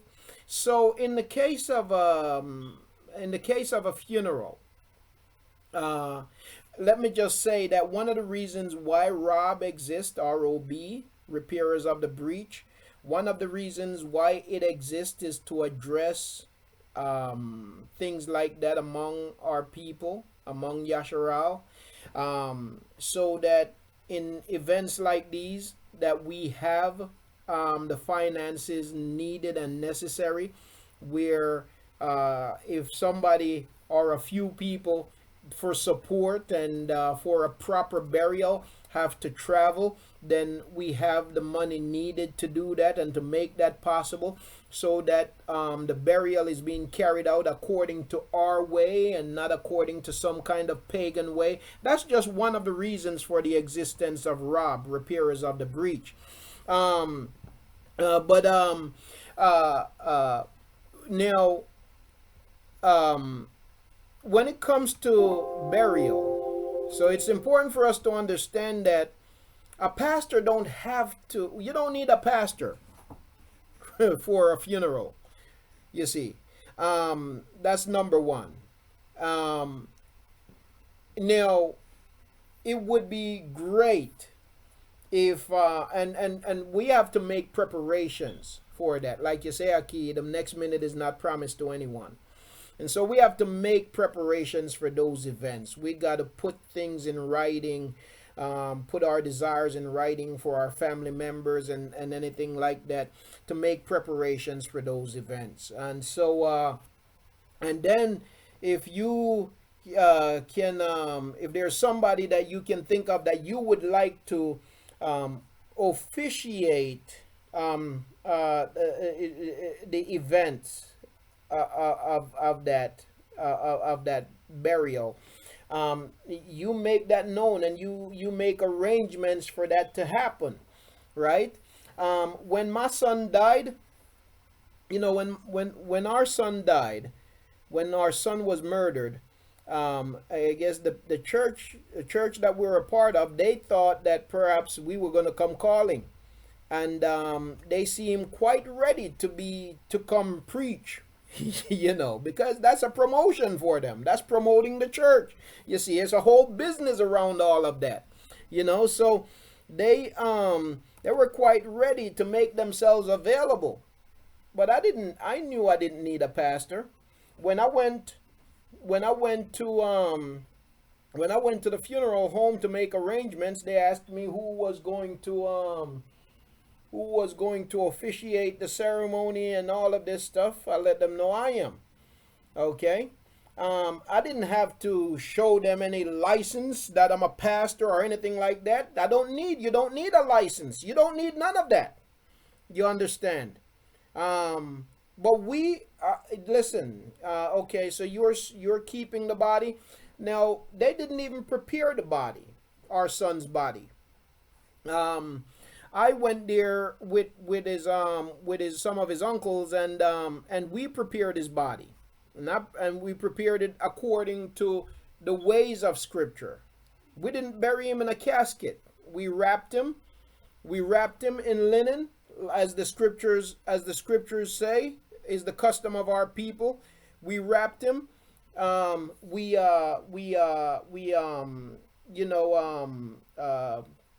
bathe him in perfume, in oil, as is the custom of our people, and we buried him in the ground, looking toward Jerusalem, looking toward the east.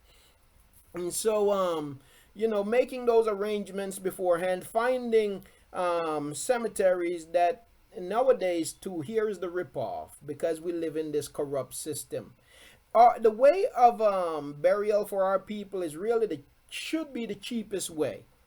Okay, but nowadays, you know what they've done? They've turned it into an industry. It is the best way. Our way of burial is the best way. It does no harm to the earth. And so what they have done is they've turned it into an industry. They call it green burial, you see.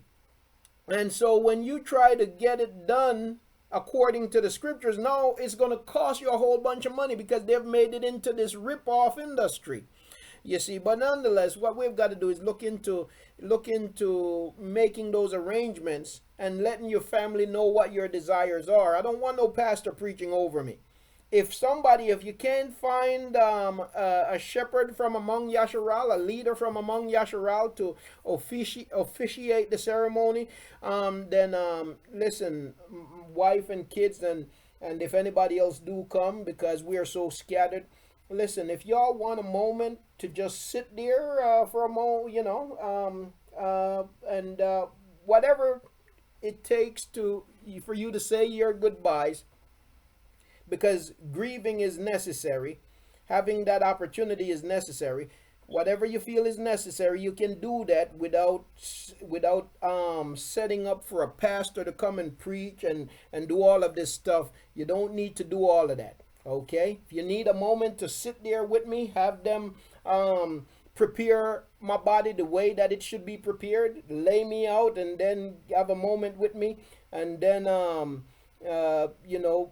put me in the ground, that's fine. You don't have to have this big old nothing. You see what I'm saying? So But if we can come together, if we're able to come together as a family, in that event where we have loved ones who pass on, we come together and we have a celebration of their life.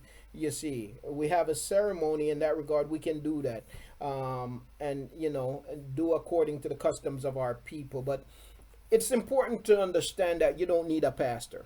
And that's the first thing. You don't feel like you need a pastor. If you don't have anybody, you don't have to have anything like that. Your family come together, everybody say a few words, and that's it.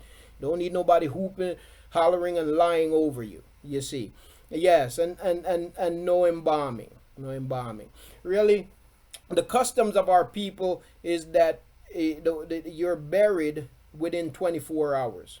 You see, that's the custom of our people. Now, finances can be an hindrance to that for our people. You see, but that's the custom. That's the original custom of our people. Praise Father Akut. Praise Yahuah. So, Aki, Yes, go ahead, Aki. okay, so, say the family just insists on having it at a church, but have someone to come in and officiate it, like such as yourself. Would that be an issue, or by that?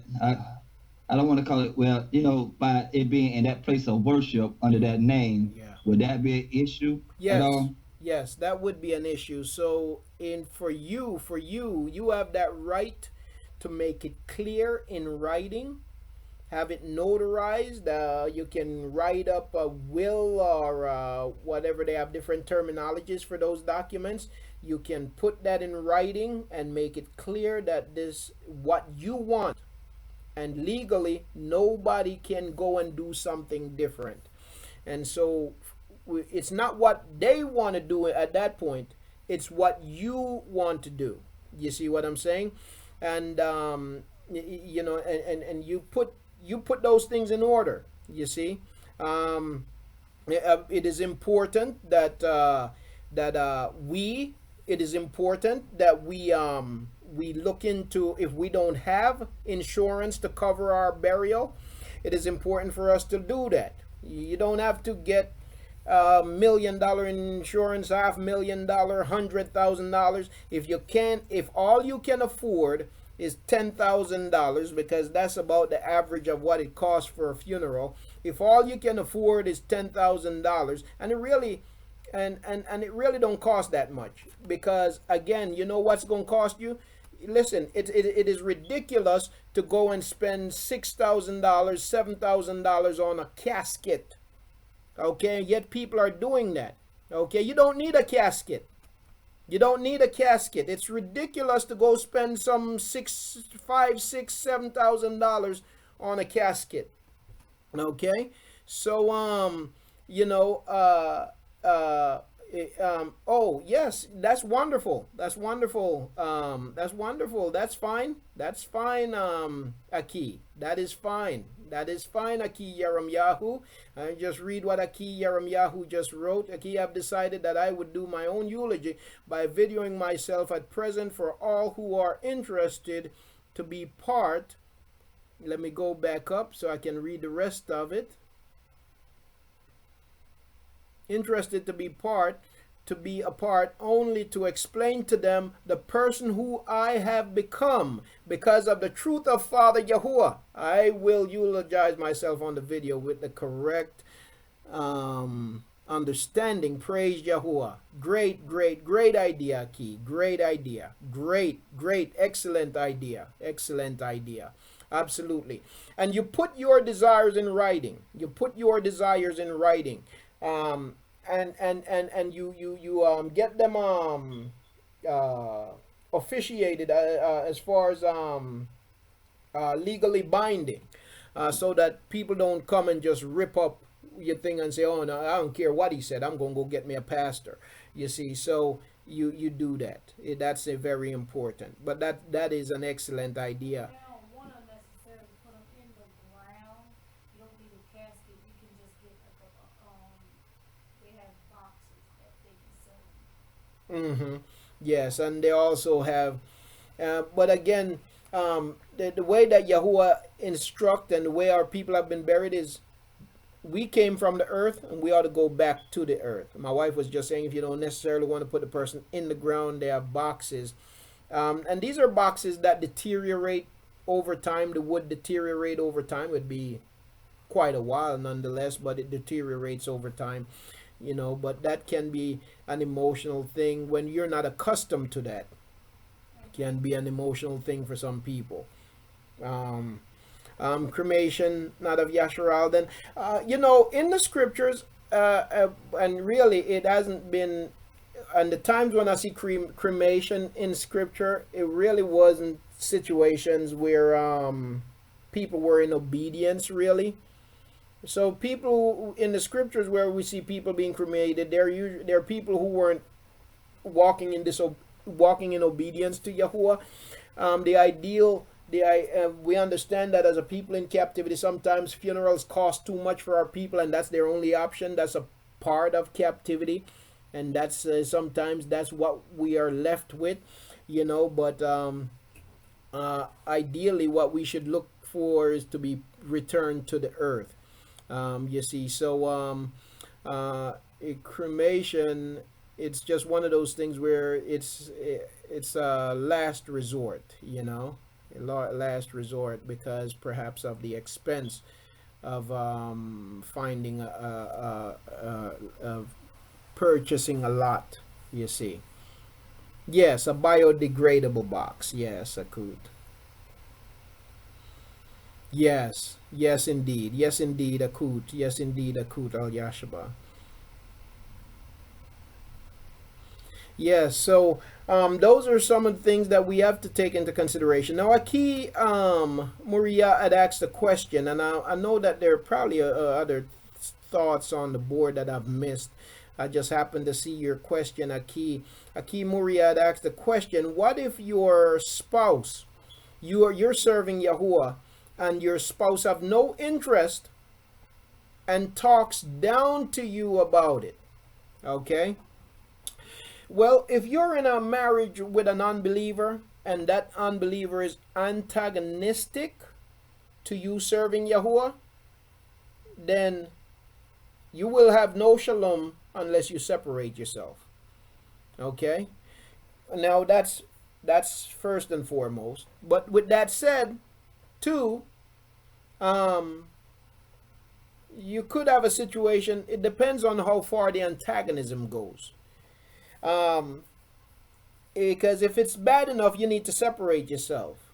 But you could have a situation where that person is antagonistic today. Don't mean that they'll be, in a year or a few months. You see, they could very well change. So patience in the process is also important. But you know what you're dealing with. You see. And you gotta be very open-minded and reasonable in assessing the situation. Okay, you gotta be open-minded and reasonable in assessing it, and when it's just too much, and if it's too much, you just gotta separate yourself. You see. Yahuah does not expect for us to be unequally yoked, while at the same time, as people waking up, sometimes one wake up before the other, you see, or one come to a knowledge of Yahuah before the other, so on and so forth. So so Yahuah, yes indeed, Yahuah does not easily give up on us, but again, what I say in that situation, you know just what it is that you're dealing with, you see. And if it's a situation that is so divisive, you must separate yourself. But if it's something that you can cope with while you wait for Yahuah to work, if indeed he will work on that person, and so be it. If he won't, if that person will only become more abusive, more everything negative, you see. So Aki, you've got to be open-minded and wide-eyed about the situation. while exercising patience also. All right, let me go back to YouTube to see if is it wrong to be cremated? Okay, the question from Ayaki King Ed. Is it wrong to be cremated? So in the scriptures, Aki, where we find people being cremated, there are usually people who have walked in disobedience, like I was saying earlier. People uh, um, who have been obedient. We always find them being buried. And even with Yahuah, he was embalmed until he could be buried in the land of Yasharal. He was embalmed and kept until he was able to be buried in the land of Yasharal. So the only instances of people that we see in the scriptures being cremated, being burned, are people who were in disobedience.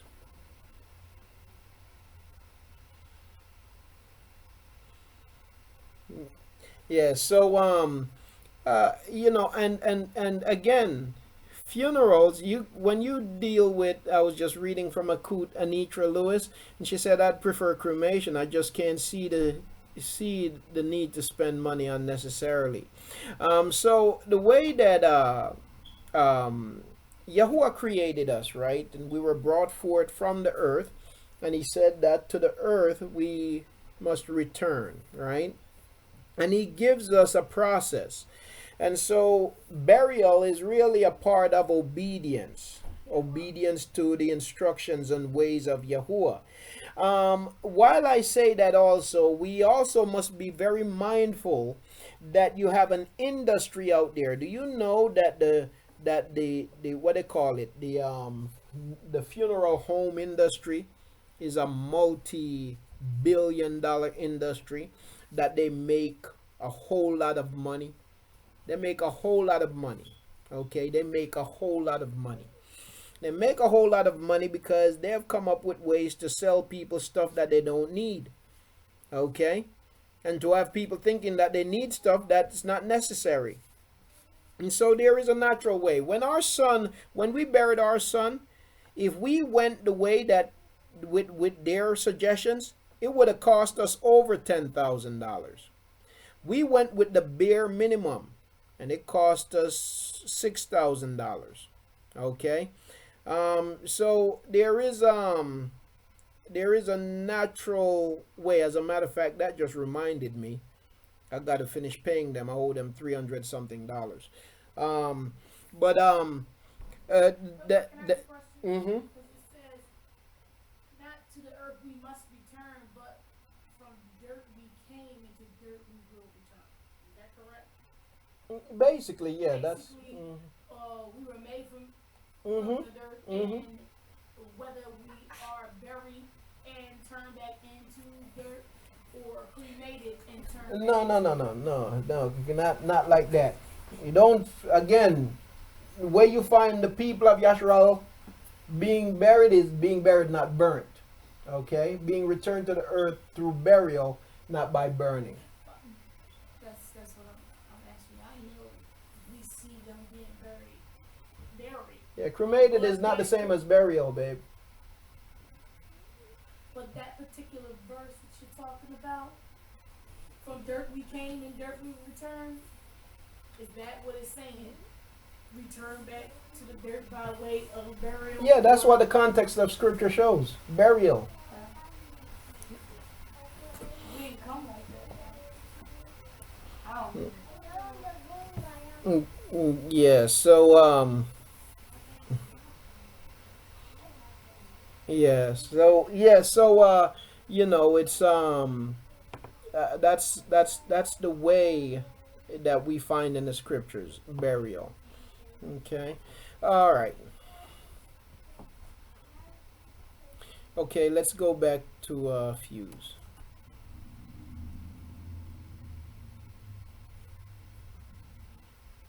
Yes, certainly, certainly, certainly. No, ashes, I believe that where we see ashes there in the translation, it's actually speaking about a breakdown, basically. It's speaking about a breakdown of the remain. and not literally ashes in the sense of from burning. I'll look into that some more, but I think that's what it's in reference to. But I'll look into it for verification.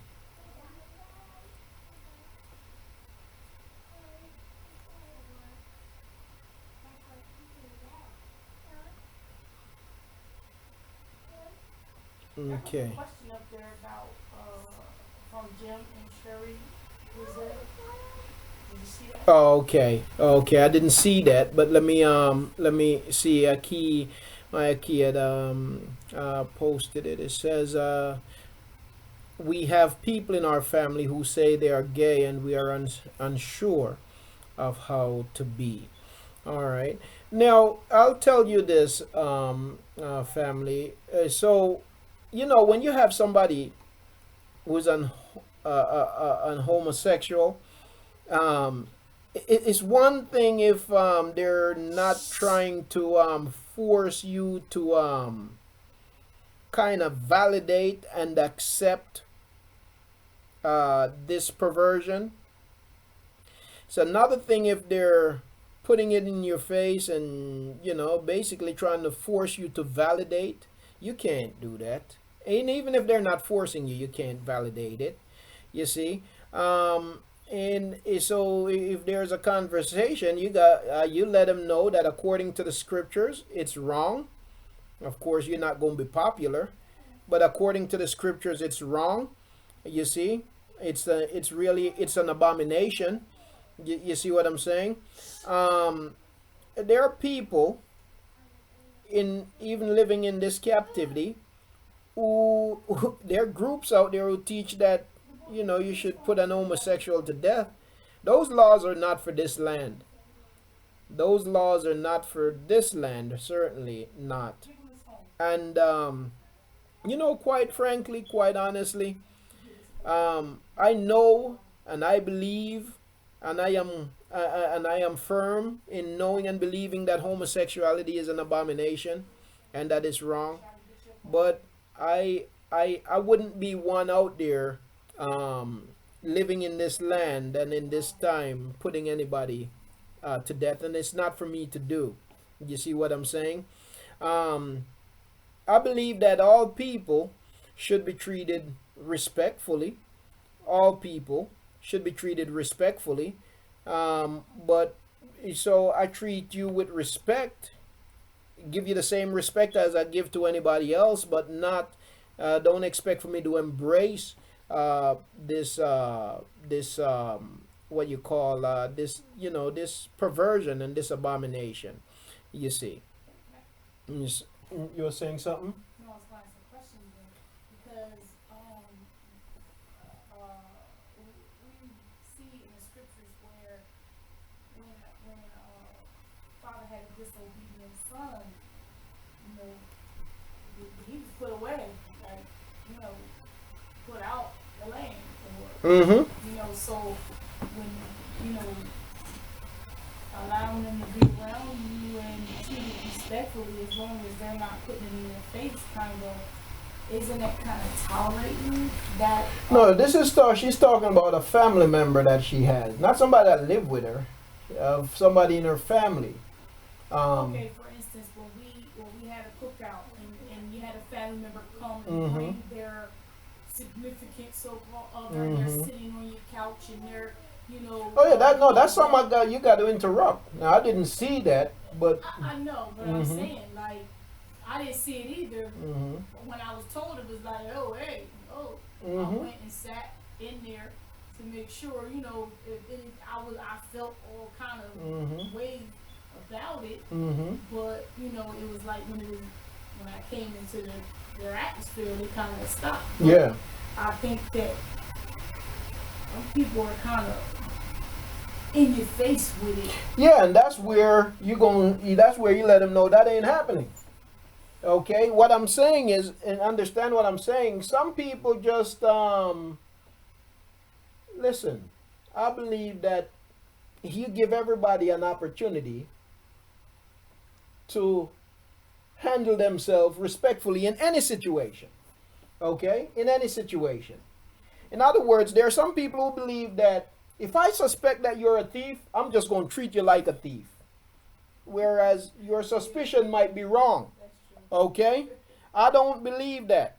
I don't treat anybody based on my suspicion. Now, once you give me reason to have to say something to you, that's where I'm going to be quite forceful. Okay? So if you're a homosexual, as long as you keep your homosexuality to yourself, hey, that's I'm not. Listen, it's wrong. I don't even have to stay preaching that to you. Okay, but when you want to bring it in my face and you want to push it on me, that's where things change. So like bringing their family to you, I mean bringing that person to a function around you. Yes. That's kind of like. Yes. Yes. That's now you're taking it to another level, and that's where I've got to say something. Okay.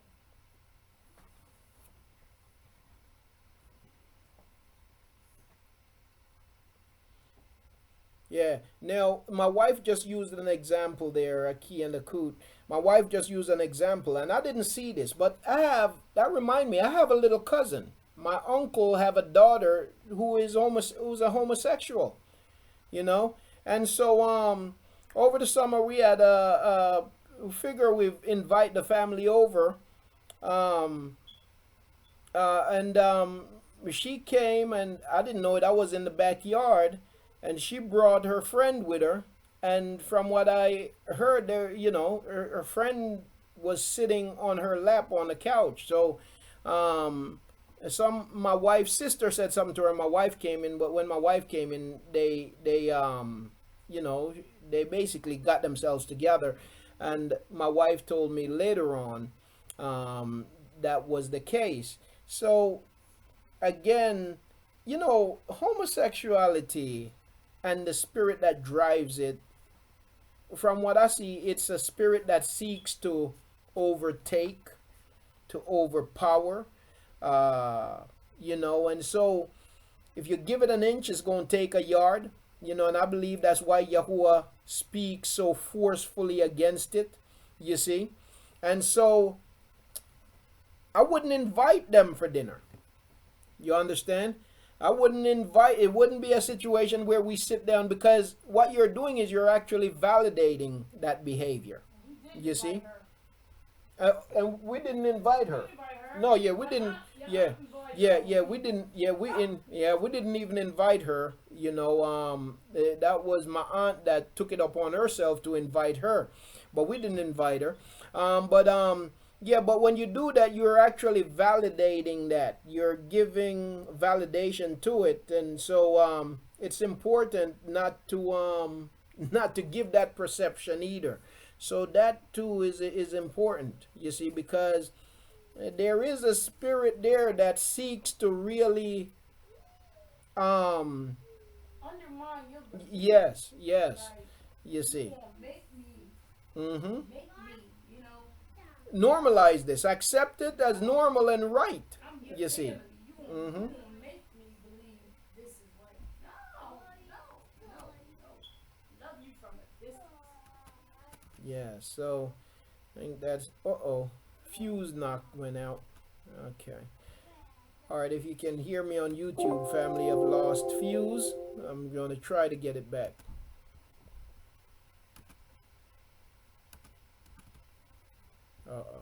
Come on. Alright, so there we go. The whole thing now? No, just fused it. Trying to get it back. The top one leave it alone. I'll put it upstairs in my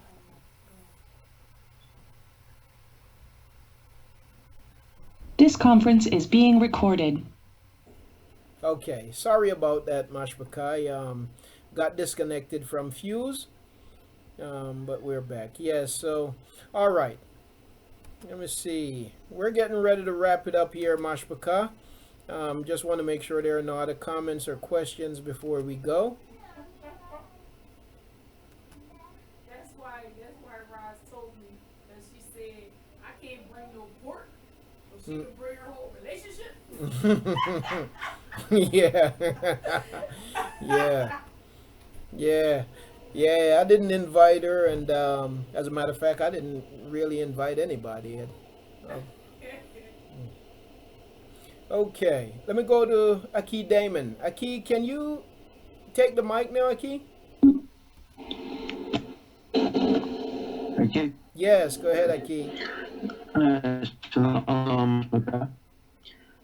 Yeah, been pretty much on cruise control. This has been good. Praise Yahuah. Just sitting back and then enjoying the input. Just want to go out praise the Yahuah first and foremost, and also wanted to hit on something one of the family members said earlier about their marriage, being married to somebody is unequally yoked to them. One thing that I like to say pertaining to a spouse is the foundational things is two things for me. It's maybe it's more, but respect, honesty, respect and honesty, and I think patience, but more so respect more than anything, because in that, in respect, you can pretty much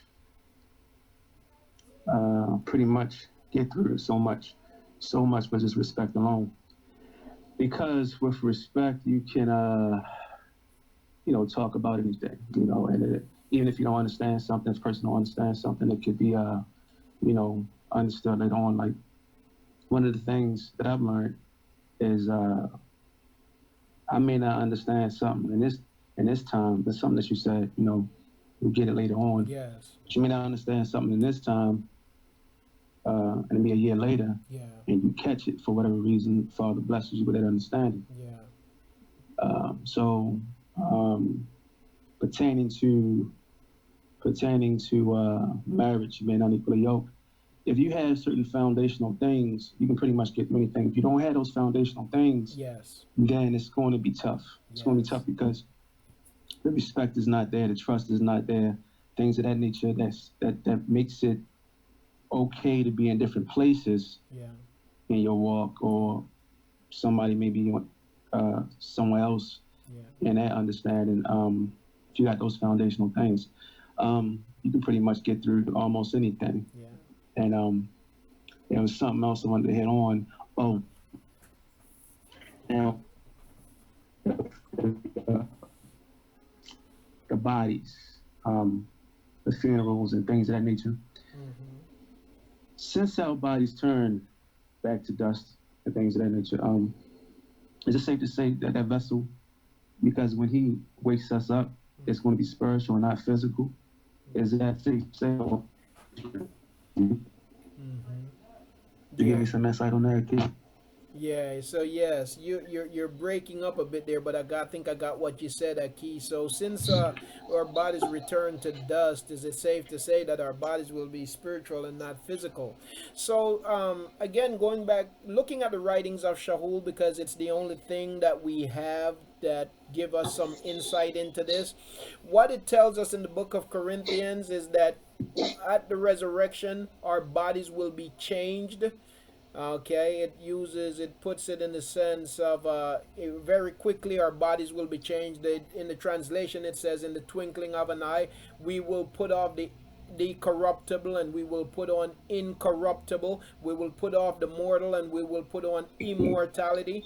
And so it says that our body will be changed. Our bodies will be changed. So our bodies, we will be given a body that will allow us to be in the presence of Yahuah, because in this body, in this tent that we now have, we cannot stand in the presence of Yahuah in his fullness. And in Yahuah's fullness, when Yahuah comes and he abides with his people, we will be with him in his fullness. That's why it says in the book of Katsun, in the book of Revelation, it says that the messengers that stood before the throne, all they did all day long was, every time they looked on Yahuah, they would cover their heads and their eyes, and they would cry, set apart, set apart, set apart, set apart are you, Yahuah. You see, so it's like, man, just seeing his esteem, you can't stop praising him. And that's the kind of esteem that this body is not, because of our transgression, this body cannot withstand. So yes, our bodies would be different. So when we our bodies would certainly be different. Okay, so key. And so that being said, our bodies being in, is that no longer us? That's just a vessel that's going to pass away. Is that safe to say? Yeah, great question. And now you see, our bodies is just a tent. It's just a shell that houses our our consciousness, so to speak. What I'm saying is, what I mean by that is, it's just a tent that houses our nafash. Now, what's interesting about our nafash, that's why Shahul says it is in him that we live and move and breathe and have our being. So what happens is the breath of Yahuah. So when Yahuah formed man, the scripture says that Yahuah Elohim formed man of the dust of the ground and breathed into his nostrils the breath of life, the nafash of life, and man became a living being. What's interesting, what makes us active, what makes us who we are, what gives us personality, what makes us individuals. This is the awesome thing. What makes us individuals is the breath that came from Yahuah that was breathed into us. And so the breath that comes from the one Yahuah gives millions of different people, millions of different personalities. That's an amazing thing. That the breath came from Yahuah, but when it entered into each of us, it is the breath that gives us our personality. So this shell, this is just a tent. This is just a house for the breath that makes us who we are. So that thing that gives us our personality will enter into that new body. And our personality, with the exception of the corruption, being renewed, we will have our personality, you see. So, but that's the amazing thing about the nafash of Yahuah that goes into us. That's why Shahul says, it is in him that we live and move and breathe and have our being. It is Yahuah that animates us. So death is determined as the breath of Yahuah leaving our bodies. When the breath leaves our body, it goes back to Yahuah for the set apart. You see, for the elect of Yahuah, the breath goes back to Yahuah. According to the book of Ashdras, the wicked, it does not go back to Yahuah. Okay, for the wicked, it wanders, and then it goes to rest. You see, and but for the set apart, the breath goes back to Yahuah, and it rests with Yahuah until it is you should say it again, reconnected with our new bodies.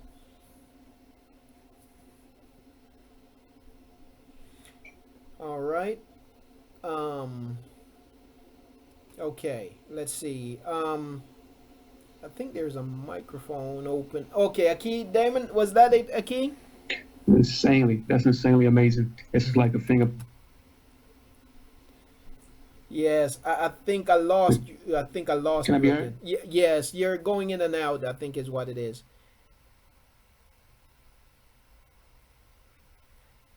Okay. Yeah, you're going in and out, Aki. Oh, by the way, too, let me encourage your family. You can update your Fuse program if you haven't updated it in a while.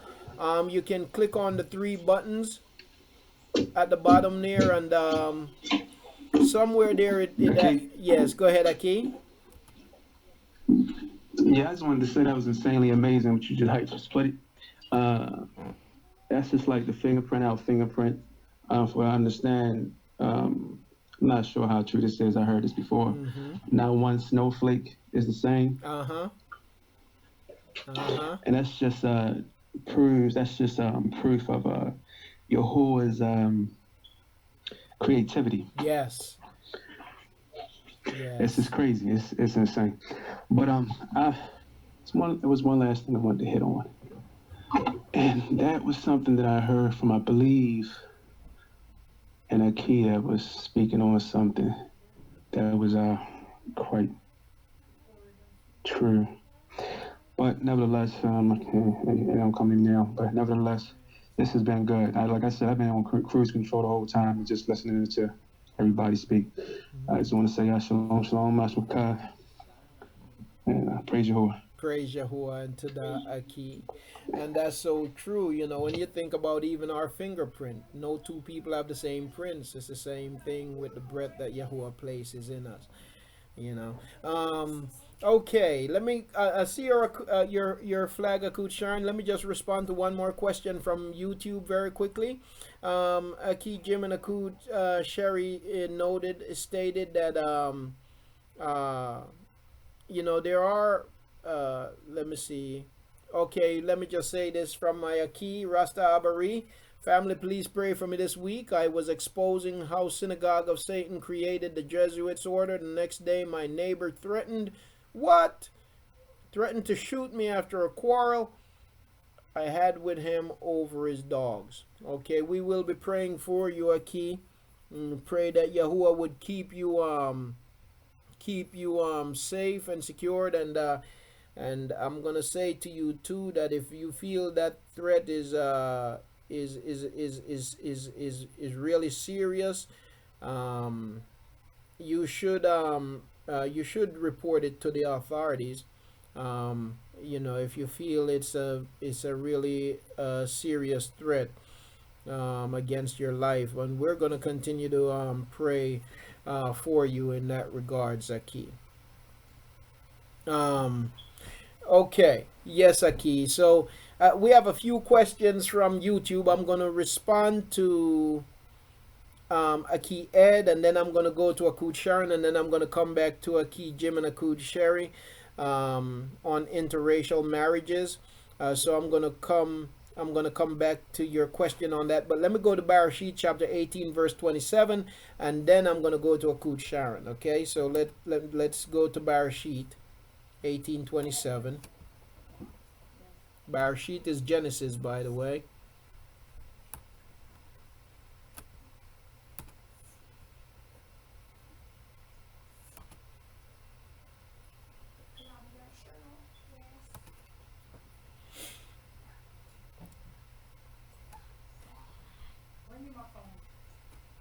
Bereshit 18:27, and Abraham answered and said, Look, please, I who am but dust and ashes have taken it upon myself to speak to Yahuah.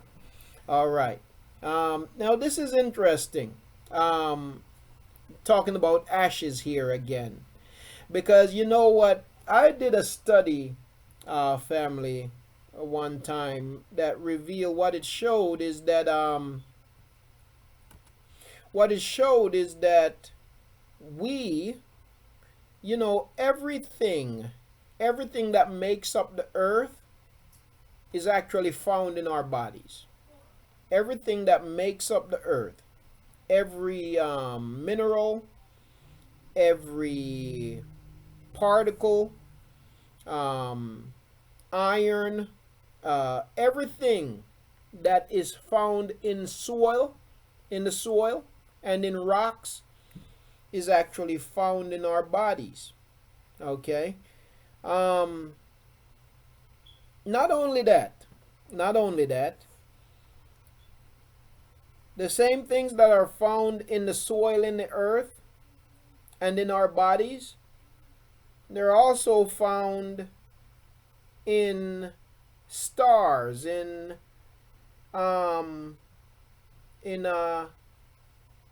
terrestrial rocks, so on and so forth. That's one of the reasons why they have the Big Bang Theory, for example, right?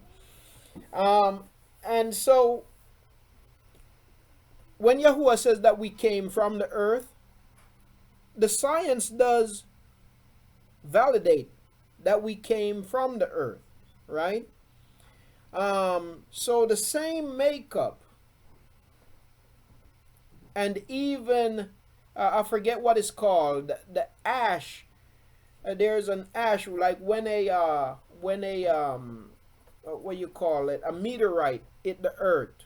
When a meteorite hits the earth, the burning of it creates ashes, right? And the same things that's found in the ashes is found in our bodies. Whatever it's called, the same, they have names for them. But the same thing, the same minerals or whatever it is found in our bodies also. Okay? So when he speaks of ashes, I believe it speaks of the makeup of the body, but I'm going to go to the text here. I'm looking at it, the actual word that is used. That's just one perspective. I'm looking at the word that is used here. Let me just find it. Give me just a second. I'm looking at the word that is used. Where is it at? I was just there.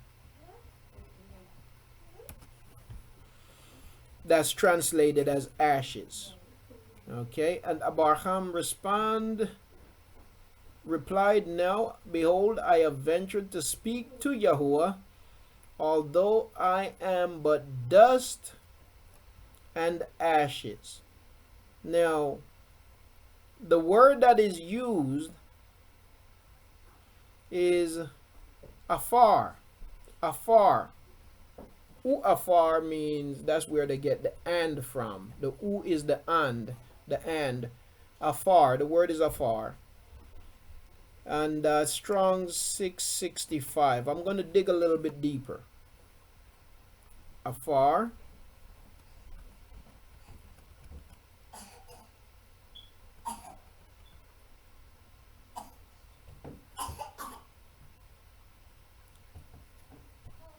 Now, they say, for example, ashes of red heifer used in purification.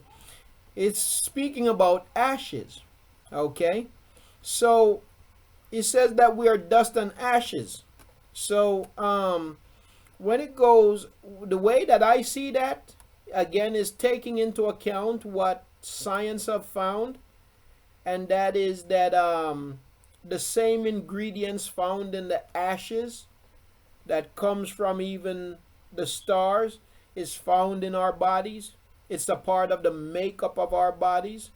You see, those same ingredients, you burn a rock, you burn the earth, those same whatever you get from that, you know, they have a bunch of different names, magnesium, this, that, and the other. All of them is found in our bodies.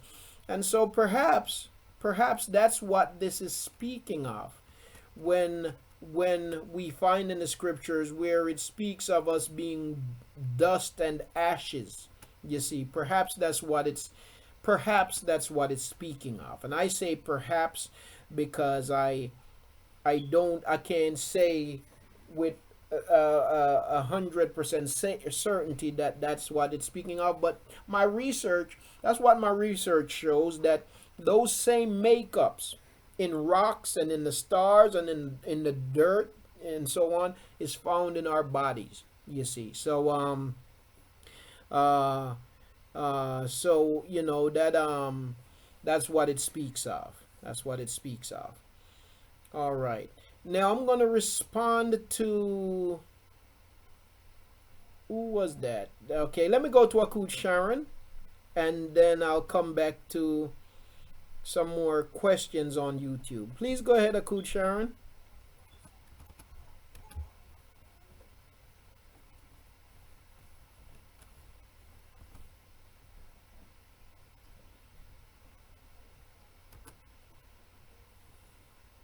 Oh, okay. Oh, I'm sorry, Akut. I thought your flag was up. Okay, let me go back to YouTube because there's an important question there on YouTube. All right. Now, so there are teachings out there, and this is what Akut Sherry and the Key Jim and Akut Sherry is asking. You know, there are teachings out there that that says that the scripture says that you should not marry to somebody of another race. Interracial marriage. They teach against interracial marriage.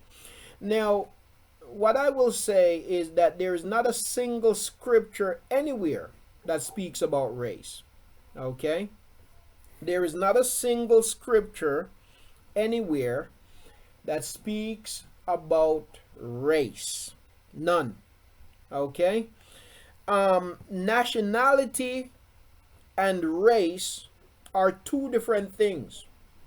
Okay? Nationality and race are two different things, and it is important for us to make that clear. I'm going to go into some more details, but I want to repeat this a few times.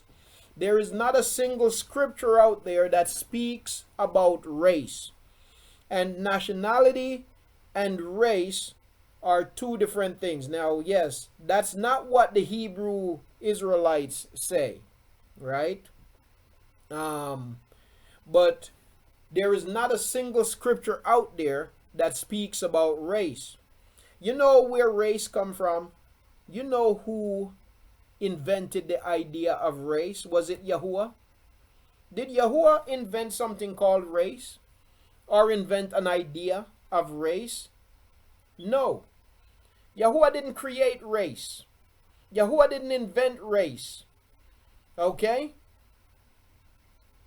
Europeans did. Europeans did. The European nations invented something called race. The Indians don't have a word in their language for race. The word race was never used in the scriptures. In the 1700s, 16 and 1700s, the Europeans invented this idea of race. And then invented an idea of racial supremacy. Okay? And what they say is that there are different races. And the supreme race is the white race. And that the black race is the least developed race. That the black race are still, they're only 3/5 human beings. But Yahuah never spoke anything about race. Yahuah didn't invent race. There is no scripture that speaks about race. So people out there who says that Yahuah says that a black person can't marry a white person can't marry a black person, that the scripture says that, those people are actually lying on Yahuah. Because the scripture don't talk about that. Yahuah don't tell you to Yahuah don't tell anybody to hate anybody because of race. Yahuah don't tell anybody to be biased against anybody because of race. Yahuah don't tell anybody to not marry somebody because of race. Yahuah just does not do that. The scriptures just does not do that. Okay? What Yahuah speak against in his word? He warns his people against getting into marriages with unbelievers of other nations, other nationalities. Getting into marriages and any kind of relationship with other people of other nationalities who do not believe, who are not walking in obedience. That's what Yahuah warns against. He warns against forming these bonds with unbelievers, people of other nations who don't believe. That's what he warns against. And what are those other nations? Those are black nations, white nations, Chinese, any nation. Okay? As a matter of fact, when Yahuah gave his instructions, there was no black nation because people weren't known as black. Again, that's something that came from white supremacy.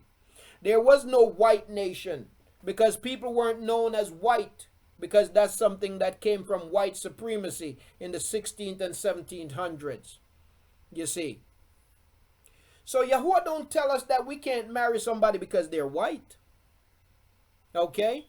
Now, to keep it fair and honest, let's read some more of what Akut and Aki and Akut posted. So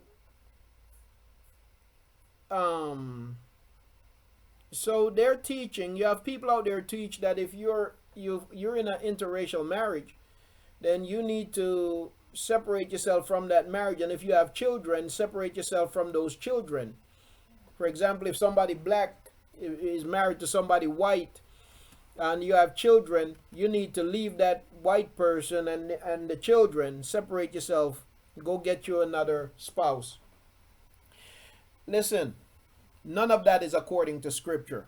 And I'll tell any Hebrew Israelite that, and I'll tell any white person that, you see, because it's not the Hebrew Israelites who started that nonsense.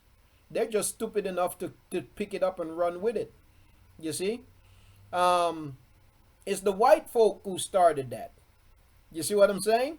It's the Europeans that started it.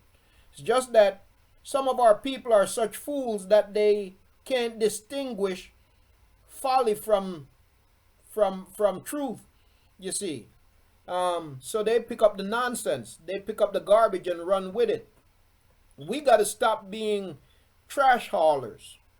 You see what I'm saying? Stop picking up people's trash. Because when the white person said it was trash, when the black person said it is trash, you see, it's all trash. It's garbage. None of it is according to truth, you see. And so we got to get that right. Okay? Now, yeah, and Ezra chapter 9 don't say that. You see what I'm saying?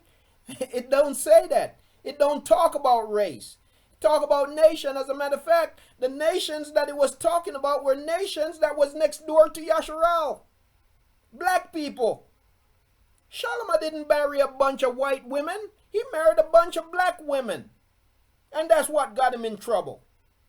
Because it wasn't about their skin color. It was about their heart condition. You see what I'm saying? So these fellas out there and it's not just black, it's not just the Hebrew Israelites that teach this, because white people teach it. White people have been teaching it for a long time. That's where it started. They started it. And now we have some fools out here, our people, repeating the garbage, hauling the trash. Listen, it's nonsense. Okay? Yahuah don't call us to disqualify people based on the color of their skin, or to respond to people based on the color of their skin. That's what they did to us, but that's not the way of Yahuah.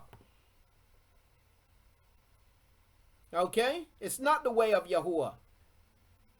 And I'm not going to try to sugarcoat or to hide the wickedness of white supremacy that it has done to our people. You see, because that's the kind of thing that they've used against our people. Why do you think today that you need to go to City Hall to get a marriage license in America? Why is there a law that says that you need to go to the government to get the okay to be married? You know why that is? Because the government says, no, the government says that the government wanted to make sure that black people and white people were not getting married. And so to make sure that that doesn't happen, the government put a law in place that says that before you can get married, you need to come see us to get the okay. And if a black man and a white woman or a white woman and a black man went to get the okay, they're going to say, nope, you are not allowed. We cannot give you a license to be married. Do you know the scriptures? It's a violation of scripture to go to any man to ask for permission other than the parents in marriage. It's a violation of scripture to go to the government to get permission to be married. The reason why the government put that in place was to make sure that black people and white people don't get married. That's why that was put into law in America and then around the world. Okay? So, white supremacists started it. But our people got to be above that and stick to truth, not stupid, simple tradition. You see? Because, listen, I say this before and I'll say it again. George Washington was a retard. Benjamin Franklin was a retard. Every one of our founding fathers, even Abraham Lincoln that people like to celebrate, was a retard. You know what made them retarded? Because they were racist. And nobody who have full ability to reason can actually buy into something as stupid as racist beliefs. It takes a retard to buy into that. Okay? And so if it's a white person that buy into it or a black person that buy into it, they're all retards. Seriously mentally retarded. The only reason why they succeeded wasn't because of their smarts, was because of their willingness to do wickedness to people. That's the only reason why they succeeded. They succeed through fear, not through brilliance.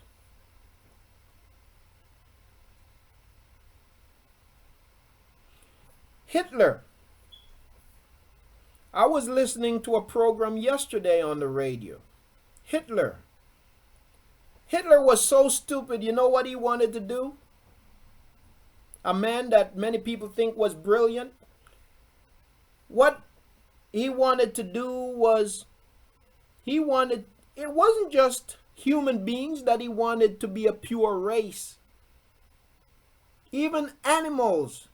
Hitler was doing scientific experiments with animals because only certain animals from certain areas of the world, from his area, those animals were superior and pure. And what he was doing experiments to breed out other animals. And so only the plants that come from a certain area and the animals, only those things would possess the world. And those people would possess the world. Eugenics. And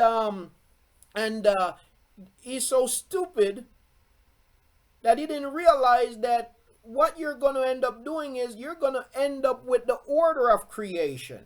You're going to mess with the order of creation.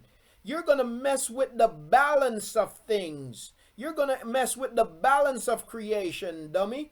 And you don't realize that when you mess with the balance of creation, that what you're doing is you're creating chaos. They're retards. Racist people are retards. They are absolutely and totally retarded. Okay? Totally retarded.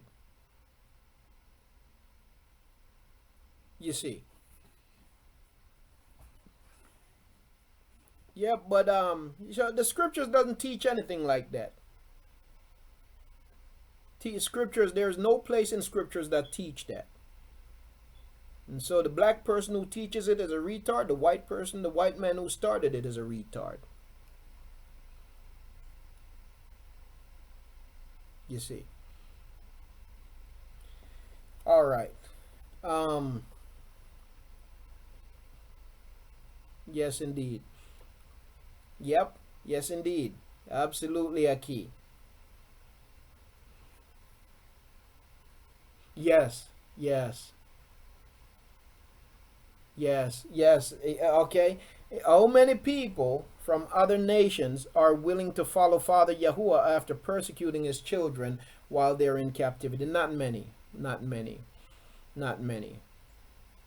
Not many, and it's never been many from any period of our history. You have, of the nations, of the other nations, you have a few people, elect of Yahuah, who will humble themselves, who are very repentant, and saddened by what their own people have done, um, and who love Yahuah and embrace the ways of Yahuah, you see. But you won't find many. You won't, yes, embarrassed and mortified. And the truth of the matter is, some people don't care, but a lot of people don't even know the history of the brutalities that have taken place. You see, whether it be the brutality against our people or even the brutality against even the Indians in this land. I watched a documentary on Channel 12 one Thanksgiving year, probably about 4 or 5 years ago. I watched it on Channel 12, and I don't know the name of the documentary. I wish I remembered it, but everybody should see this documentary.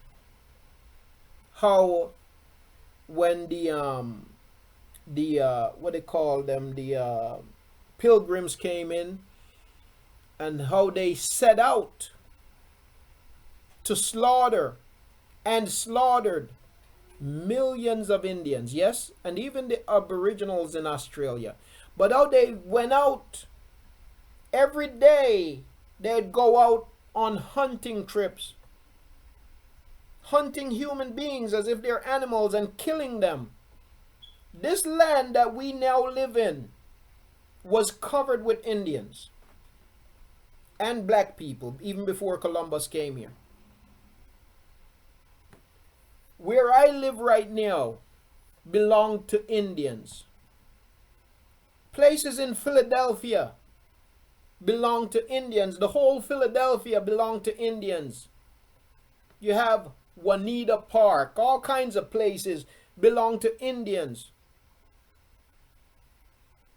All over the place, Indians. And you don't see one single Indian today. What happened to them? They were slaughtered. They were slaughtered. By who? By the Christian pilgrims. Yep. Yes, they were. That's who slaughtered them. The Christian pilgrims. That's who enslaved us. The Christian pilgrims.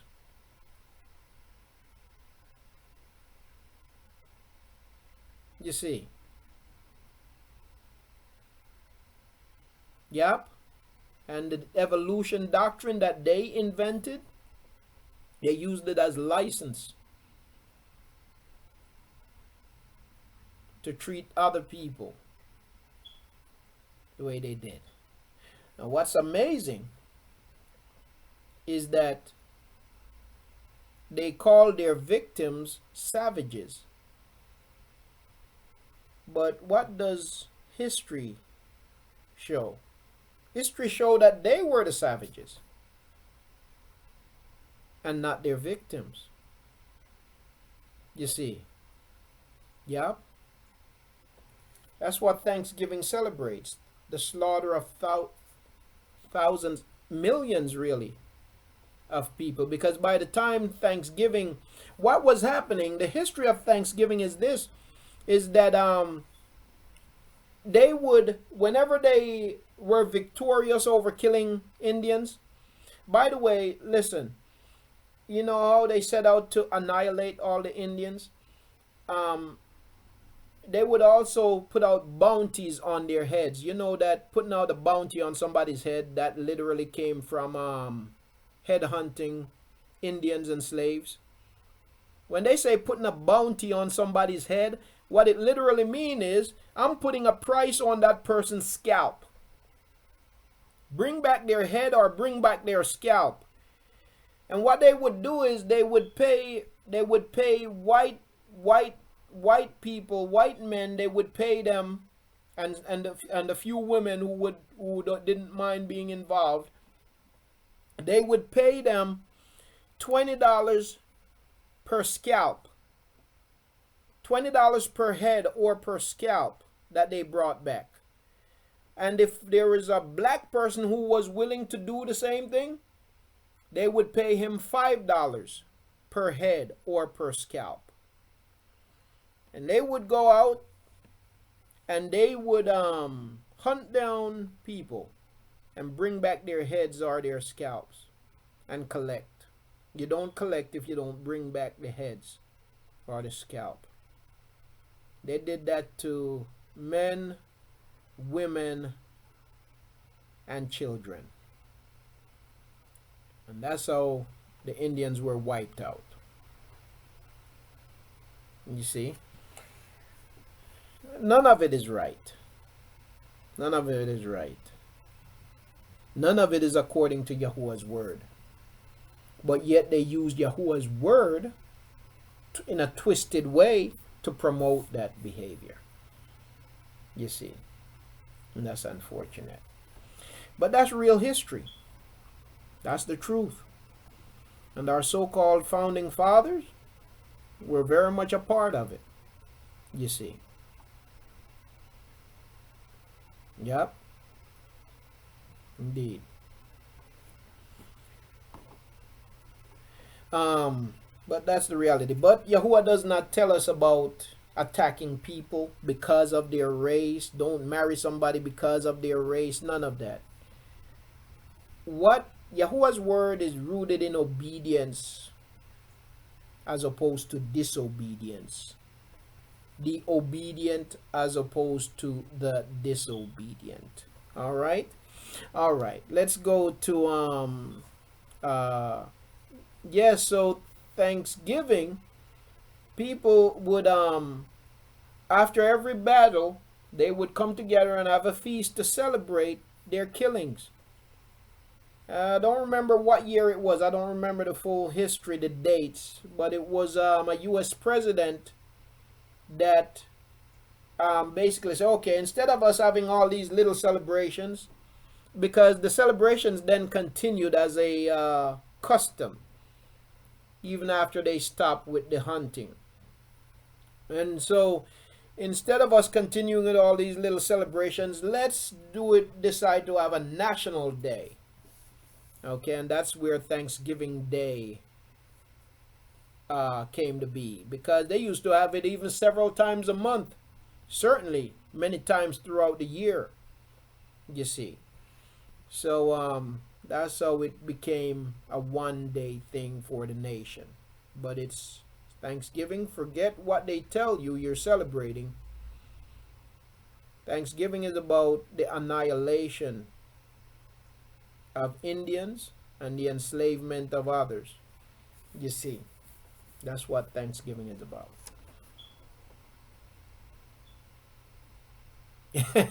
Yeah, the Indians, it's a national day of mourning for many Indians. Yes.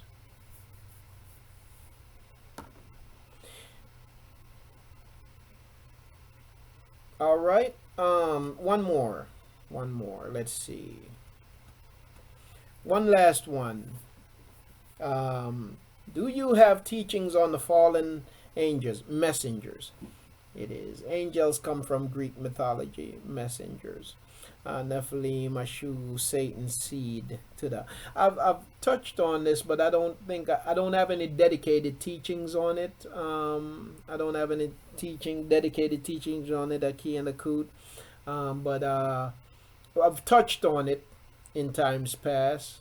Trying to remember if I have anything that went into details. There is a video somewhere out there that I went into details a little bit. Not in any great depth. I don't remember which one it is, but I've touched on it. But perhaps it's something one day I will get into more deeply. Yes. And Shatan's seed. Yes. One things we'll get into more deeply. All right. Let's see.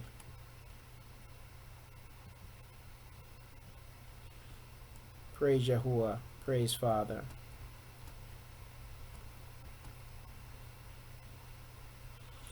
Yes. All right. Now, let's go to, well, family, we're getting ready to wrap it up here today. Once again, I want to say to the Rabbah for your, I'm going to have to go in and change the titles on these videos because it had nothing to do with Proverbs 18 today. So I'll change them. But enjoy the conversation, enjoy the questions and the opportunity for fellowship. Aki Keith, is your flag up, Aki? Yes, Aki. Yes, go ahead, Aki. I know you're a busy man today. I was just wondering, okay, how do we get married? How do we get married here in America? That's right according to Yahuah. Yes. All right. So, Yahuah's, of course, go back a little bit in Yasharal, marriages were what you'd call, if we were in our land living as a functional society, marriages would have been arranged, right? That's the way it works in the scriptures. Marriages are arranged, but we're not in the land, and we're in such a dysfunction that in many cases our parents don't serve Yahuah, or we're just coming back to a knowledge of who we are, and so marriage in that sense cannot be arranged as it was in the land of Yasharal. So in our captivity, as we get married, how do we go about it? Number one, you don't need to, like I said, you don't need to go to the government to get permission. What you need is you establish a ketubah, which is an agreement between you and your set apart spouse. Before you jump into marriage with anybody, before you commit, before you seal that contract, before you sign on to that contract, you need to ensure that this is someone that is serving Yahuah and seeking Yahuah as you are seeking and serving Yahuah. If you're not married to somebody and they're not serving Yahuah, don't get married thinking that, okay, I'm going to get married, they'll come later. Don't do it. Don't do it. It's only going to cause problems later. Don't do it. If they're not yet already serving Yahuah, and you're serving Yahuah, do not do it. Don't enter into a contract like that. Yahuah warned us not to be unequally yoked, not to get into any unequally yoked contracts. Don't do it. Okay? But if there is someone serving Yahuah, you're serving Yahuah, then take a year to know that person. Take at least a year to know that person. Okay? Y'all establish a relationship, a talking relationship, a fact-finding relationship, where you come to know that person. Okay? For a year. Do not put yourself or that person in any situation where you violate the framework of marriage. In other words, don't put yourself in compromising situations. Don't know that person lived by themselves and then you go visit them and now it's just the two of you in the house together. Because if you do that, you're going to end up playing house before you go back to your house. And then that's going to complicate some things, and that's going to blind you to many things. You're going to become blinded now by your lust. Okay? Because no matter what kind of signals are coming across, the only thing that's in your mind and in your head is that moment you spend together and how much you want to get back together. Nothing else is seen. I mean, no matter how glaring the warnings are, you won't see them because now you're blinded by lust. Okay? So take a year to know the person. to know that that person is serious about Yahuah, serious about walking according to the ways of Yahuah. And that time, that year that you're separated is going to reveal some stuff, because the real person is going to come out. It won't be, it might not be, glaring, because if they're not real, they're going to try to conceal it, but you will see evidence of it if you have your eyes open. So take a year to know the person. That's according to the scriptures. And after that year, then you have enough information to know if you want to enter into that contract. If after that year you want to enter into that contract, you announce that to the assembly, because marriage is about the assembly of Yasharal. It's about the family. Announce it to the assembly, create a ketubah, have it witnessed, because that now becomes a legal binding document.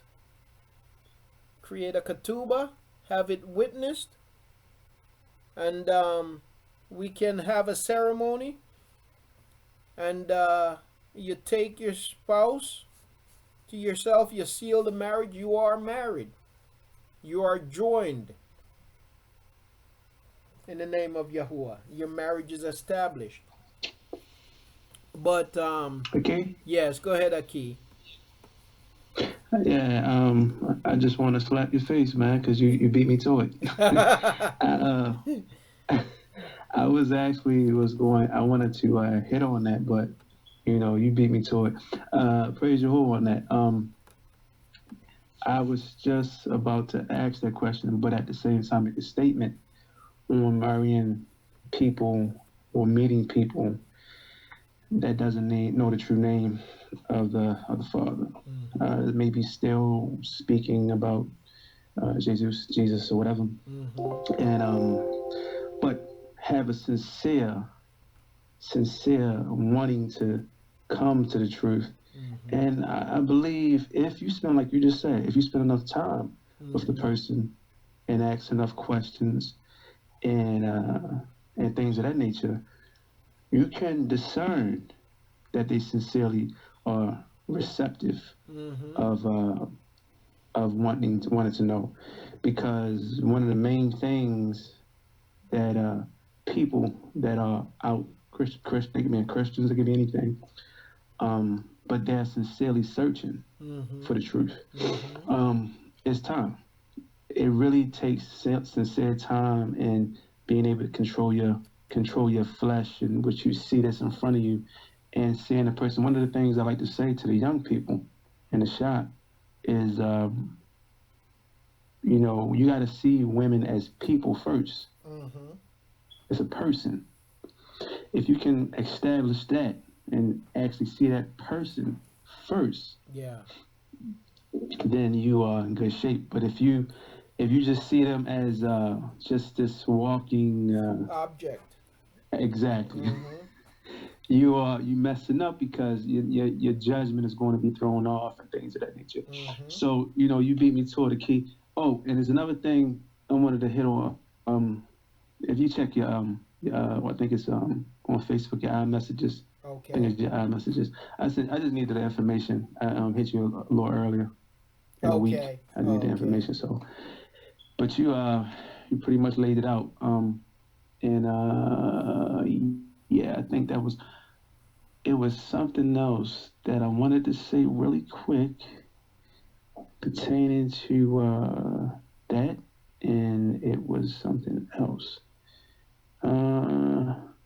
Shucks, good mother. Forget about it. So yeah, that was good though. Praise Yahuah. Praise Yahuah. I want to just say very quickly, family, it is a gift. It is a gift when if you come to a knowledge before getting into a relationship with somebody. That's actually a gift, instead of coming to a knowledge of Yahuah and being in a relationship, and now you come to a knowledge of Yahuah, but the other person is not there, and maybe at this time don't even show an interest, and it's creating all kinds of conflict, and just a lot of stuff in the house. That's something.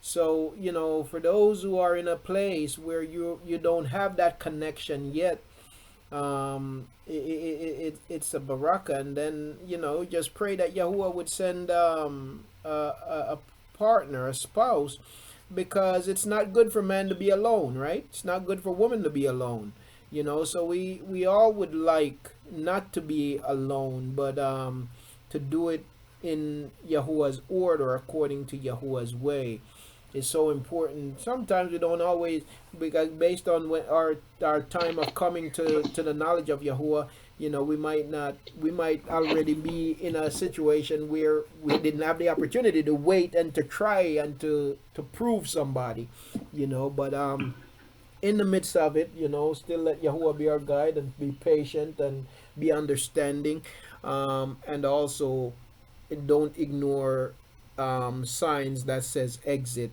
if in fact you need to exit. All right. Yes, praise Yahuwah. Yes, go ahead, Akut. I just wanted to ask, to be clear about the Antichrist. Uh-huh. So Shaitan is jealous of Father, and seeks to imitate and pretend to be, an angel of light, or how. Does that still hold true? And if so, wouldn't Shaitan then be trying to imitate Father in as it relates to Yahusha, and manifesting himself as a physical Antichrist? Okay. All right. So, great question to that for asking, Akut. Now, the terminology Antichrist wouldn't be the correct terminology, because to be Antichrist is to be pro Yahuwah. To be Antichrist is to be pro Yahusha. Okay. Remember now that Yahusha is not Christ, right? Christ is not a title of Yahusha. Okay, Christ or Christos is the lawless one. You see, that's how Christianity have totally flipped this thing. Christ or Christos is the lawless one. So we are supposed to be anti-Christ. We are supposed to be against Christ. You see, because Christ is not a title of our Mashiach. Okay? So we are to be anti-Christ. You see what I'm saying? We are to be against Christos, against idols. Christos is an idol, right? Now, so you have people who will be anti-Mashiach, anti-Yahuwah. To be anti-Mashiach is to be anti-Yahuwah, because Mashiach is Yahuwah, and you cannot deny Mashiach and not deny Yahuwah, right? Now, Shaitan is, you have Shaitan, the spiritual foe, right? Fallen messenger, right? But how does Shaitan operate in the earth? Through his seed. Okay, through his seed. So his seed in the earth is also known as Shaitan, adversary, because the word Shaitan means adversary. Shaitan is not the proper name of the fallen messenger. Shaitan is just a title that means adversary. Anybody can be a Shaitan. You see, anybody who is against Yahuwah and against his people is Shaitan. They are an adversary to Yahuwah. They are an adversary to his people. You see. So any person or any government in the earth that's against the people of Yahuwah, that's Shaitan. You see what I'm saying? Now, um, uh, it's the proper name is proper name. What I forget what it is. It's something like uh, Elal or something. I forget. And as as al is one, as al is one, and halal is one. Um, um, yes, but um, yes. So shaitan simply means adversary. You see what I'm saying? And anybody can be a shaitan. That's why when Kafa did not agree with the will of Yahuah, that's why Yahusha said, "Get behind me, Shaitan," because he was being an adversary. Okay, so anti-Mashiach in the earth are anyone who is against Yahuah and against his will. You see, and there have been many anti-Mashiach. You see, um, in times past and even in our captivity. You see, right now, our way is not embraced by the system and by many people. So what are they? They're anti-Mashiach. So you people are talking about they're waiting for the anti-Mashiach. Anti-Mashiach is here. You see? Anybody that's against Yahuah, Yahusha, is anti-Mashiach. You see? So that's the whole point there. This last day, this Christian last day teaching of people messed up. Don't realize that anti-Mashiach is already here. That Shaitan is already at work. You see what I'm saying? Because the adversary opposes the people of Yahuah, opposes the way of Yahuah, you see, and opposes his instructions. Christianity is Shaitan, adversary to Yahuah. Okay? Anti-Mashiach, you see. So I hope let me know if I didn't clarify enough, Akud. Let me know if there's still something lingering. Let me know. Dorothy, but I'm not entirely clear, I must admit. Is Shaitan an actual being that meddles with mankind? Okay. So Shaitan, so the fallen messenger.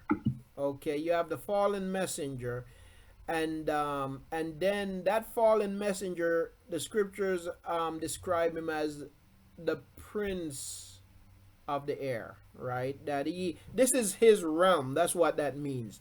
That he has been given authority over the whole earth, right? Now, what that messenger does, that messenger works in and through people.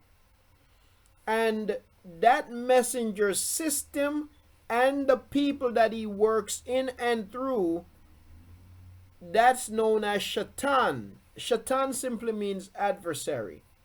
So so anyone that works against the ways of Yahuah and against the people of Yahuah, that's Shaitan.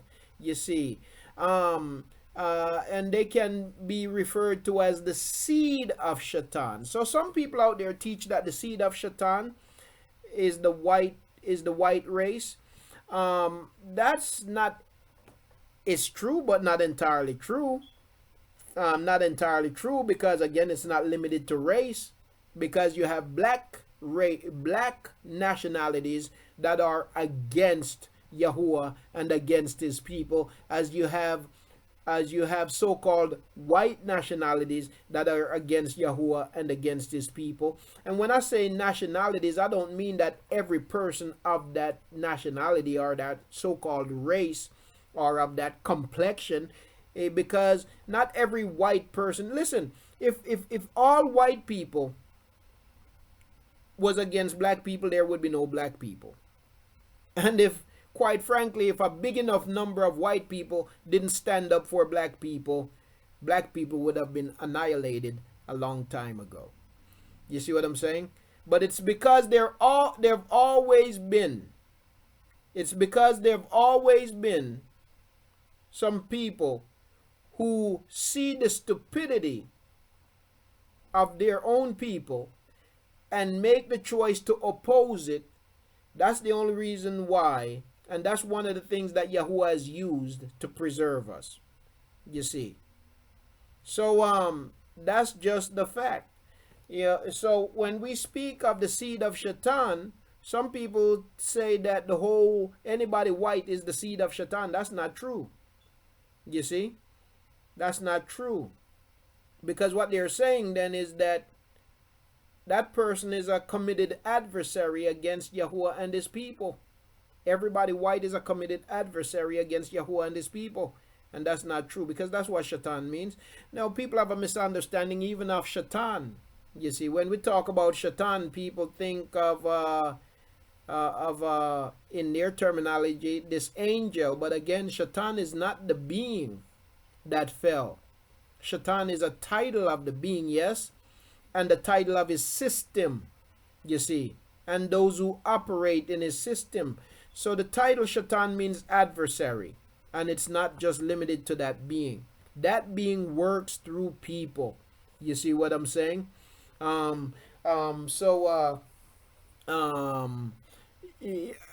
I don't know. I hope I clarified that some more, Akut.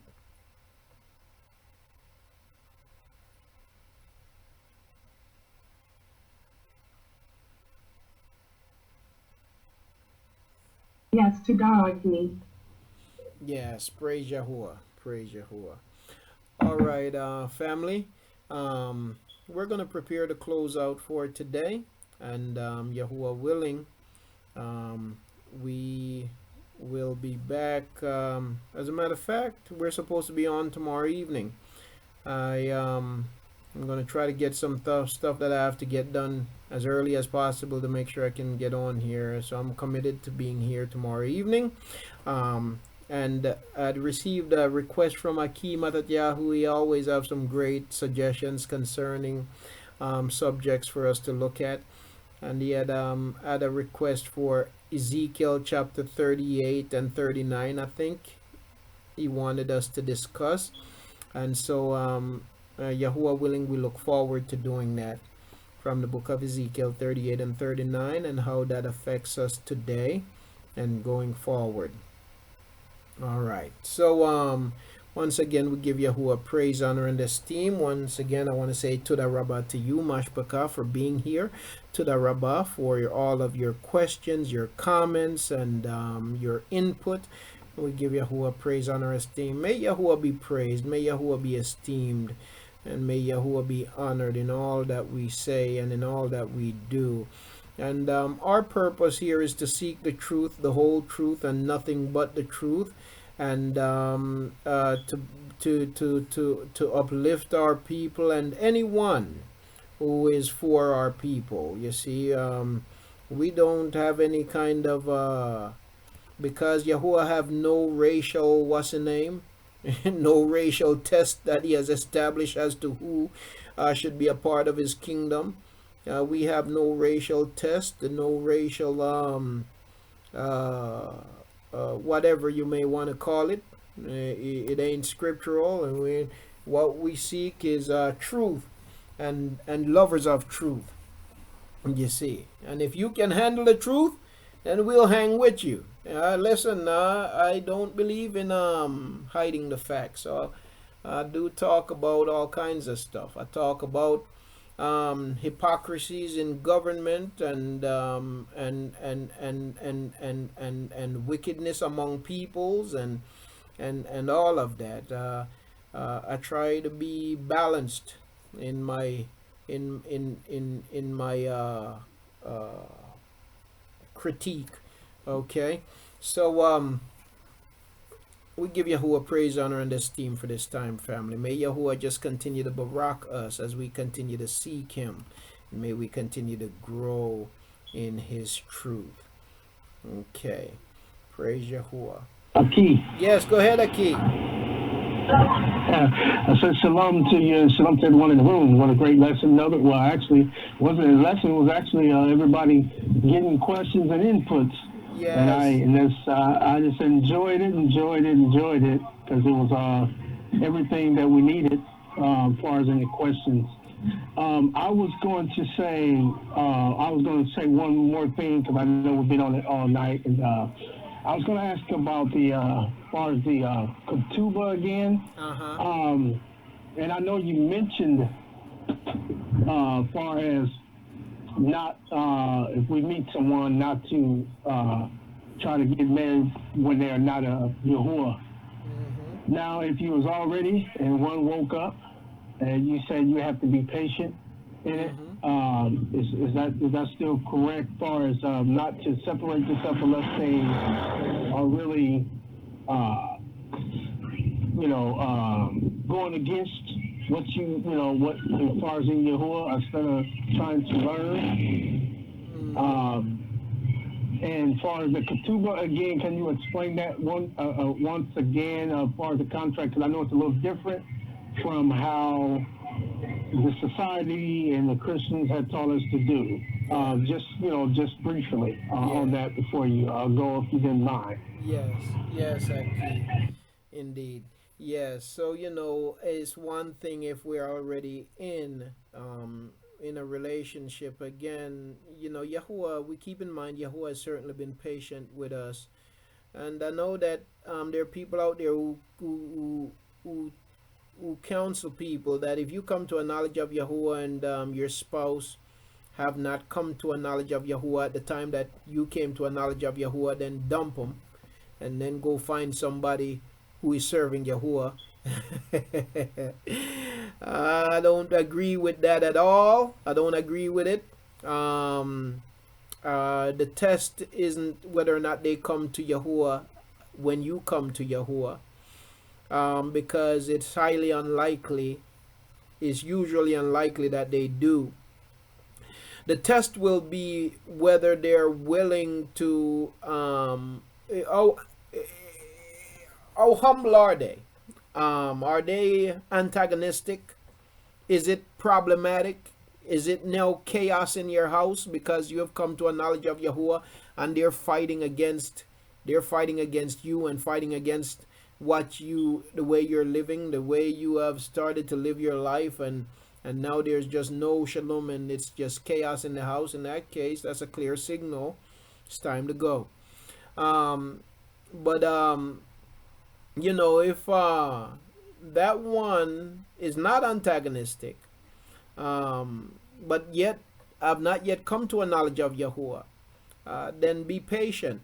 Be patient. Okay? Be patient. Because we all don't come at the same time. You see what I'm saying? We all don't grow at the same pace.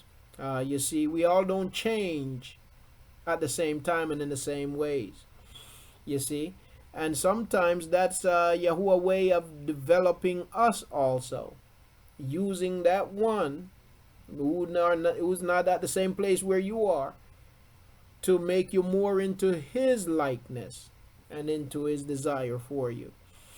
So use wisdom in that. Now concerning the ketubah, so the ketubah is it's a contract. It's the legal document.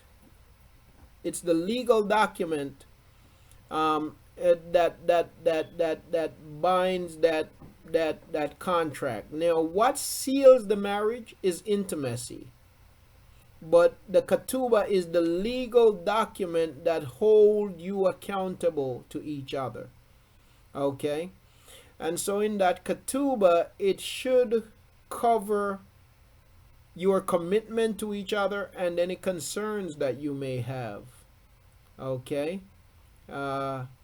it would be similar to, well, it's not, but I guess something that you can think of. It's not a prenup, but it could be similar to a prenup. You see, but not in the same vein. It's not. This is not something. A prenup basically is to protect estate, saying I had this when I met you, and I'm going to keep it when I'm gone. So on. That's not what a ketubah is about. Because in a marriage, what's mine is yours. What's yours is mine. We are building something together, and we have no plans of separating. You see what I'm saying? And if you do it right, you don't have to worry about that. But if you jump into it in prematurely, that becomes a very real situation.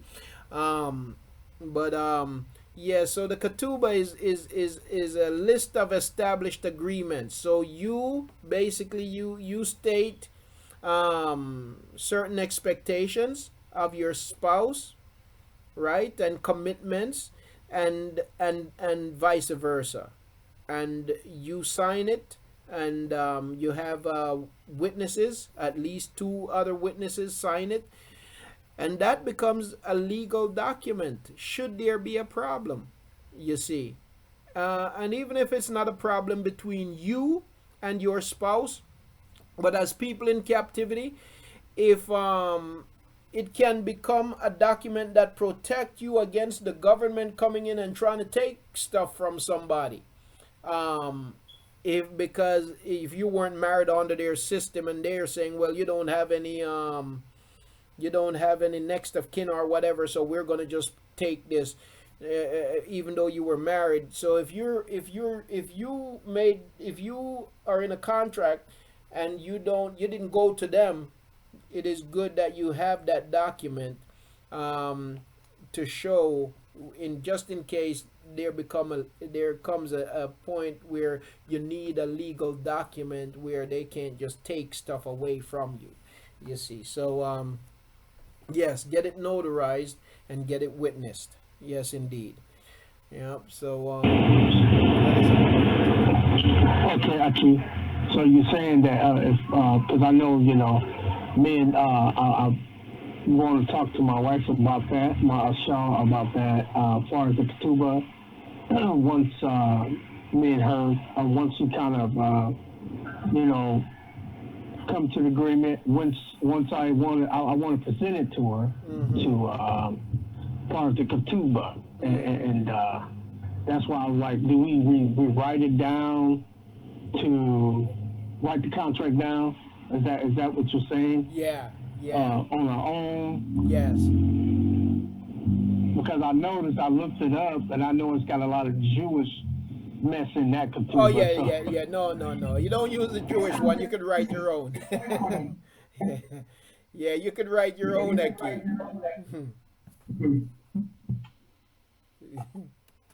Oh, I'm sorry, Eki. Yes, you can write your own, and yeah, we don't have to travel to Vegas. I think I lost Eki, Trevin. Oh no, I'm still here. I was just listening. Okay, all right. Yes, indeed. Yeah. So yeah. So we write it down, and now how do we get it legal again? You have to get it notarized after we write it down. Yes, you write it down. You both sign it, and you also, when you write it, you format it in a way where you format it in a way that you have place for other witnesses to sign. And what we could do is you could send that. You could send that to the people by email that you want to have sign it, and then once they've signed it, you take it to a notary and you have it notarized, and you keep that in a secured place as you would with any other important document. Okay, now if I ain't got no witnesses here, will I be able to do it to anyone in the room? Oh, yes. Kind of email it to you? Yes, you email it to us, we sign it, we scan it, send it back to you, and then you get it notarized. Okay, to the key. Yes. Do you think that's good enough to use for a bank? Let's just say something happens to me and the account was, I had an account, which you may not have been on. Do you think that's good enough for the bank to say, well, that's not good enough? No, as long as the wording in it. What's important is the wording. So giving authority to somebody in the event of this, that this person, the person bearing this document, it's no different than if you lend somebody some money and you get them to sign a promissory note. If you have to go to court, when you present that document to the judge, as long as that person did sign that document, that is a legal document. You see what I'm saying? Do you think it would be wise to find out from your bank, from Social Security, what is legal and binding to them? Because they might have their own standards. No. What's legal and binding in a situation where you have two people coming together, making an agreement? We have that situation with homosexuality now where two people are saying that, that is my so-and-so, where certain states don't recognize that right there, that you are married from another state. No, in America, every state now recognizes homosexuality as illegal because it's a federal law. Well, that's what I'm saying. Now it is. Mm-hmm. Yeah, that's a different situation, babe. You're saying all right, but that I'm telling you, that's a different situation. Any document where you have it written out, stated clearly, signed. Let me finish. Let me finish speaking. Any document where you have, as long as the terms are written out and they're signed, okay. Now they don't even. In some cases, they don't even have to be witnessed. In this case, it would be in your best interest to have it witnessed. If you have at least two witnesses, as your signature and the other person's signature, and witnessed by at least two people, that document is binding. If you go to court, a judge is going to hold it as a binding document. If you borrow money from somebody, and you write on this document saying, I lent money to I'm lending Kimberly $100, and Kimberly has agreed to return it to me by this date. I sign it, Kimberly sign it. You don't pay me by that date, I take you to court. The judge said, what evidence do you have? I give the court that note. Don't even have to be notarized, but as long as it is proven that that is your signature, the judge has got to say, okay, you signed this, now you've got to pay it. I understand that, but what I'm saying, when it comes to state benefits, you passed on, now your Social Security, SSI, whatever it is supposed to come to me. Will they hold that? Yeah, it's a legal document because it is written. It is in the document. This is an agreement. This is a marriage contract. It is stated in the document. Okay? And so it's a legal document. So you don't think that it would be wise to find out what their guidelines are? Kim, if you rely on them to say they don't. This is their laws. Kim, what they're gonna, if you're gonna go to them, they're gonna tell you what they always say, and what they always say simply because they say don't. That's not. If you go to a pastor and say I want to get married, but I don't want to do it by a pastor, you know what the pastor going to tell you?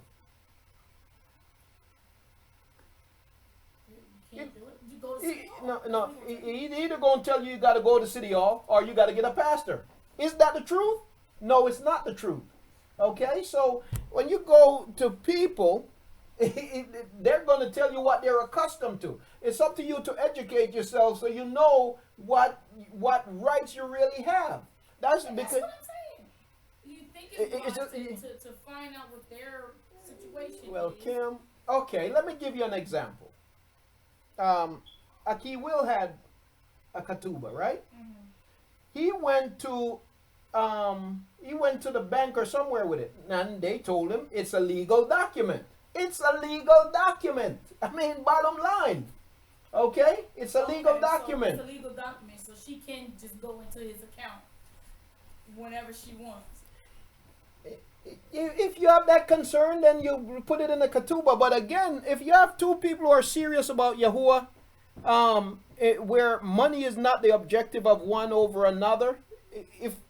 Listen, if I have a wife that I love my wife and I know my wife love Yahuah, me worried about her and my bank account is the last thing. No, what I'm saying is we all know how that situation. Well, we don't all know how that situation, but we know how that situation turned out.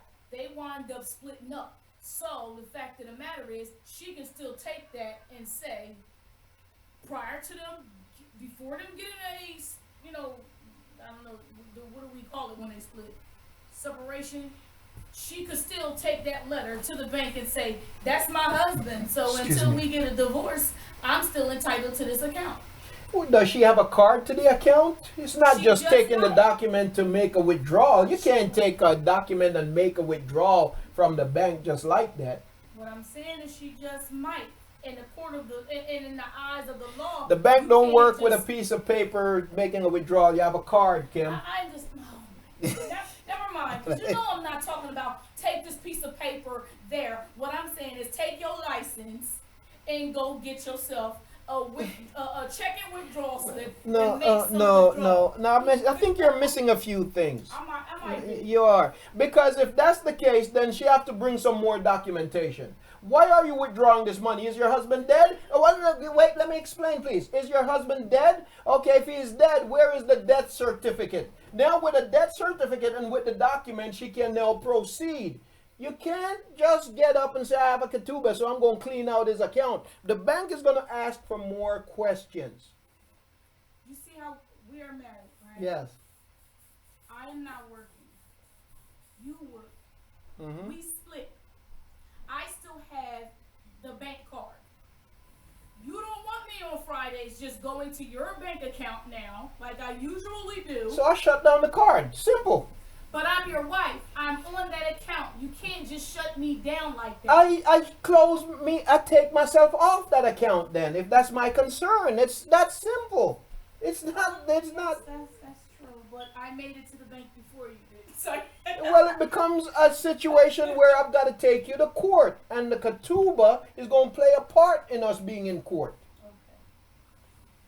All I'm saying is, I think I don't know. I don't want to say it's not enough protection, but I don't know.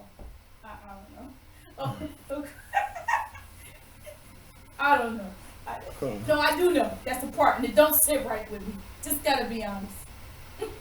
Well, I think the issue is you feel like if the government don't, if the pastor don't say it's okay, then... No, I ain't got nothing to do with the pastor. Well, if babe, a pastor, what does a pastor do when you get married? The pastor have a piece of paper. Don't come from the government. Hold on. No, hold on. Yeah, hold on. Hold on. I'm trying to tell you it's the same thing. The church have a book, a document. They didn't get it from the government. It came from the church. When you get married, you sign that document, and the church, the pastor signed that document. Okay? And you take it to City Hall. The document didn't come from the government. It came from the church. That document becomes the foundation of that legal binding. You see what I'm saying? So basically what you're saying is if the pastor didn't give the okay, then this must be weak. Saying, not at all. I'm not talking about no pastor. I'm not at all. Because see, I know that you don't even need to go in a church to get married. You got people that are don't even believe in God, that don't go to a church. Yeah, but that's not what I'm saying. Yeah, you're saying okay, babe. All right, go ahead, Aki. Yeah, pertaining to the ketubah. Yes. More than likely, it would probably be some type of violation if it came to, because the importance of the ketubah is the entirety of the document. Yes. The entirety. So more than likely, if it came about some money, her going to the bank, withdrawing money and things of that nature, and more than likely it would probably be a violation somewhere like that, because the ketubah in its entirety, I think that's probably what's missing. Mm-hmm. You see what I'm saying? Mm-hmm. Mm-hmm. The ketubah in its entirety. So one thing complements another pertaining to that document. So it's a variety of things or requirements in a document. So more than likely, if say she decided or he decided to just do something that was against the ketubah, then it would be a violation, so on and so forth. Like sell your car. Like, how you gonna sell my car? Well, that's your husband. Y'all both on the car. No, babe. There's legal recourse, and that's what I'm trying to get you to understand. In any case, the marriage license that the state give you, somebody could get up and say, "Well, I'm her." I'm her husband, so I'm going to sell her car. Can he get away with that legally? No. It's not going to be resolved right away. No, you got to take him to court or whatever the case is.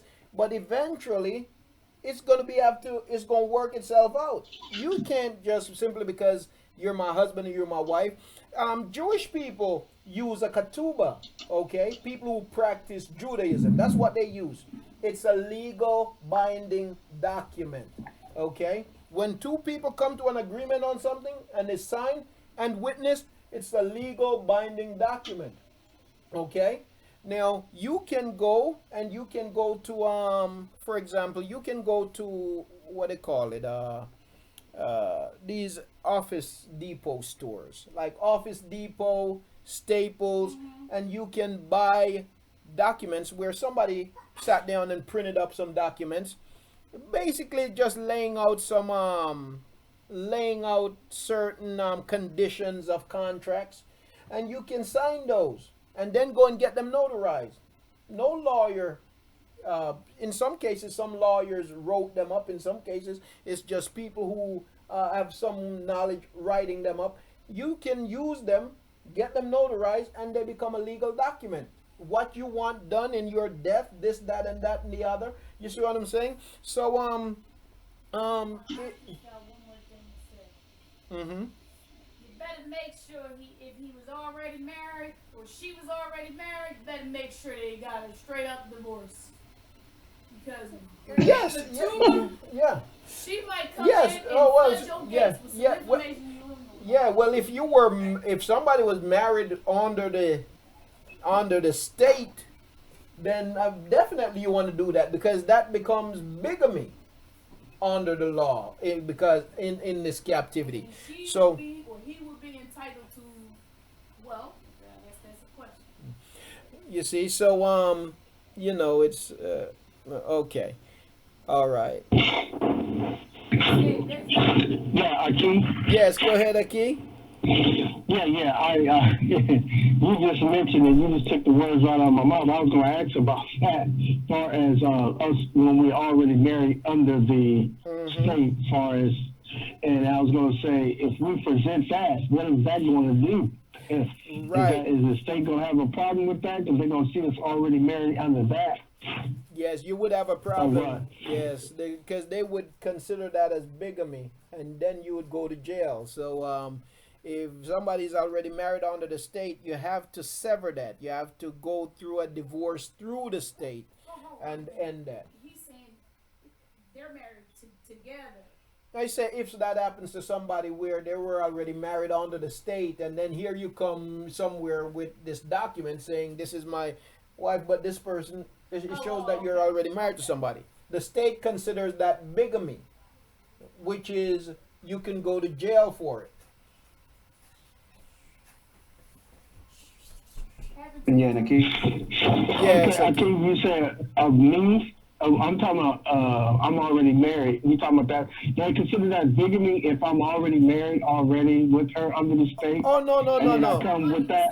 Oh no. I was thinking if you was gonna go marry somebody that you're already married under the state, and here it is, you separated from your wife, and you're gonna go marry somebody else, and now you form a ketubah, but you never separated yourself from this other person that you were married with under the state. That's where bigamy comes in. I was saying that as far as me, I'm already married to my Shah under the state. Yeah. And if I brought the other contract, would that be a problem if we came down there with that one? No. Well, from a legal perspective, the state contract takes precedence. From a legal perspective, in the system that we live in. From a legal perspective, the state contract takes precedence. The marriage license that you get from the state, from a legal perspective, it's going to take precedence. You see what I'm saying? So if it's a situation where you go to the state with that, They're not gonna, they're gonna put their thing over, that takes precedence over the ketubah from their perspective, because that's what they, that that's what they esteem, that's what they put in place. If you don't have a marriage license, if you don't have a marriage license with them, you've never been married through the state. The binding contract is the ketubah that you then take to them. You see what I'm saying? But if you're married through the state, what take precedence in their eyes is their license, their so-called license that they give you. That's what takes precedence. Okay, so I shouldn't take the ketubah up there. Is that what you're saying? Yeah, no, you don't need to. The only time you would ever need to take the ketubah there is if there was some dispute in your marriage where one person is going to take it and saying, well, even in your case, your wife wouldn't even have to take the ketubah unless you went and filed a divorce with the state. You see, where that contract that you got from the state, that license that you got from the state, where it's no longer valid. But if you never go and sever that and annul that license, file a divorce with the state, then you won't even need to take the ketubah to the state. You see, because your wife, if there's a problem, she can go to the state with that license and to seek to resolve any issues that y'all have.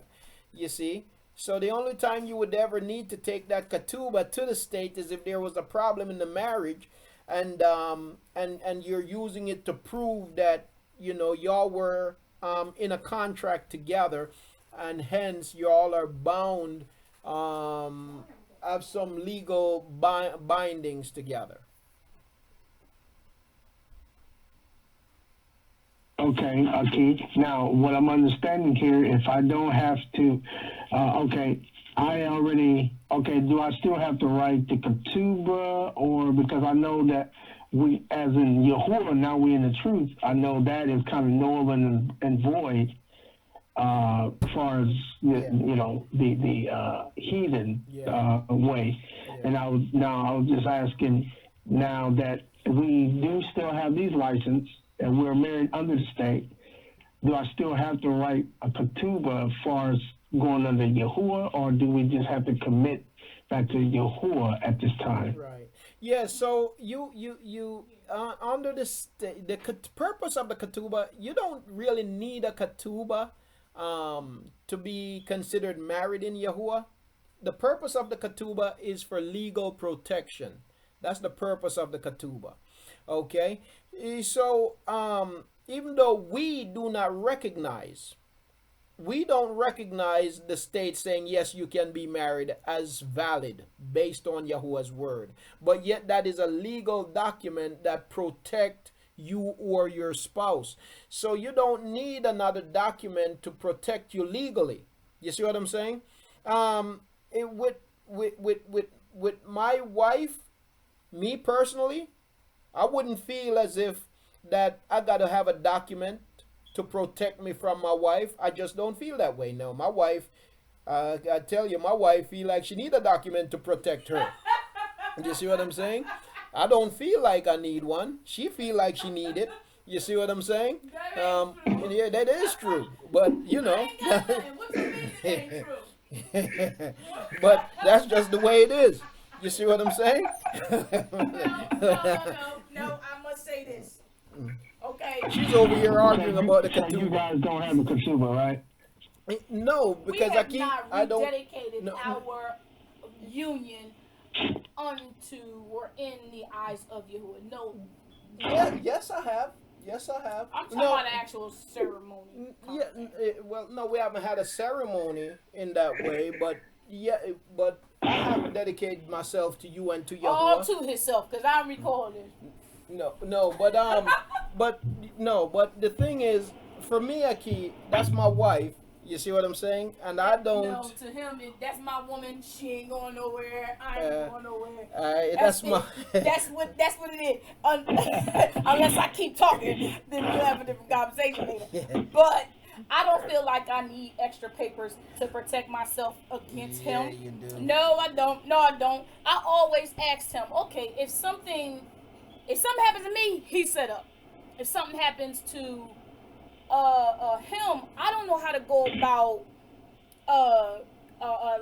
going to I don't what they call it, like as far as your job. I keep saying SSI, but I don't think that's it.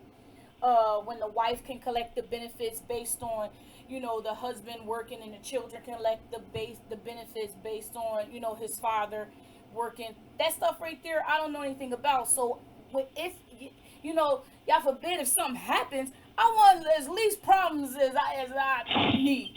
So if we were not married under the state, then I don't know. My security wouldn't be in the fact that we have this ketubah. I'm just saying. I don't know that they will receive that. I don't know. It's not so much I don't trust him. I don't trust, them trying to keep whatever they done took from us at all costs. It's not that I don't trust you. I don't trust them. Okay, Akeem. Now what I'm understanding is I really don't have to have one at this point, because we are legally married, I guess you would say, but we just have to commit to Yahuah. Is that correct, Akeem? Yes. Exactly. And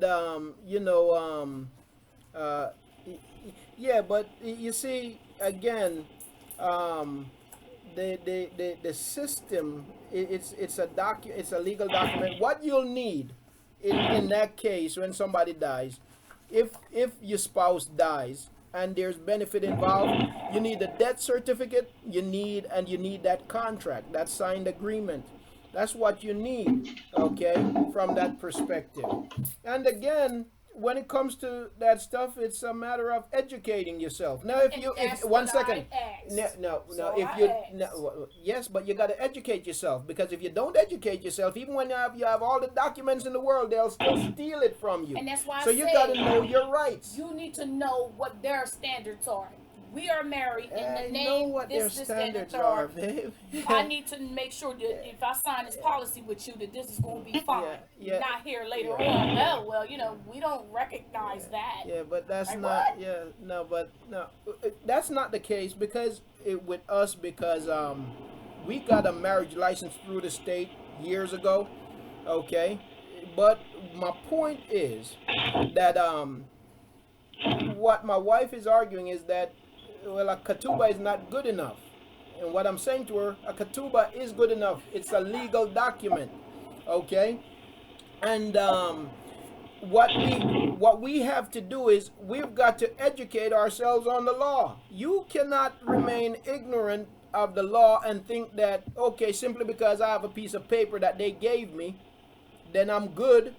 Because they'll give you a piece of paper, and if you're ignorant to the law, they'll still use the piece of paper they gave you against you. You see what I'm saying? So we've got to take the time to educate ourselves.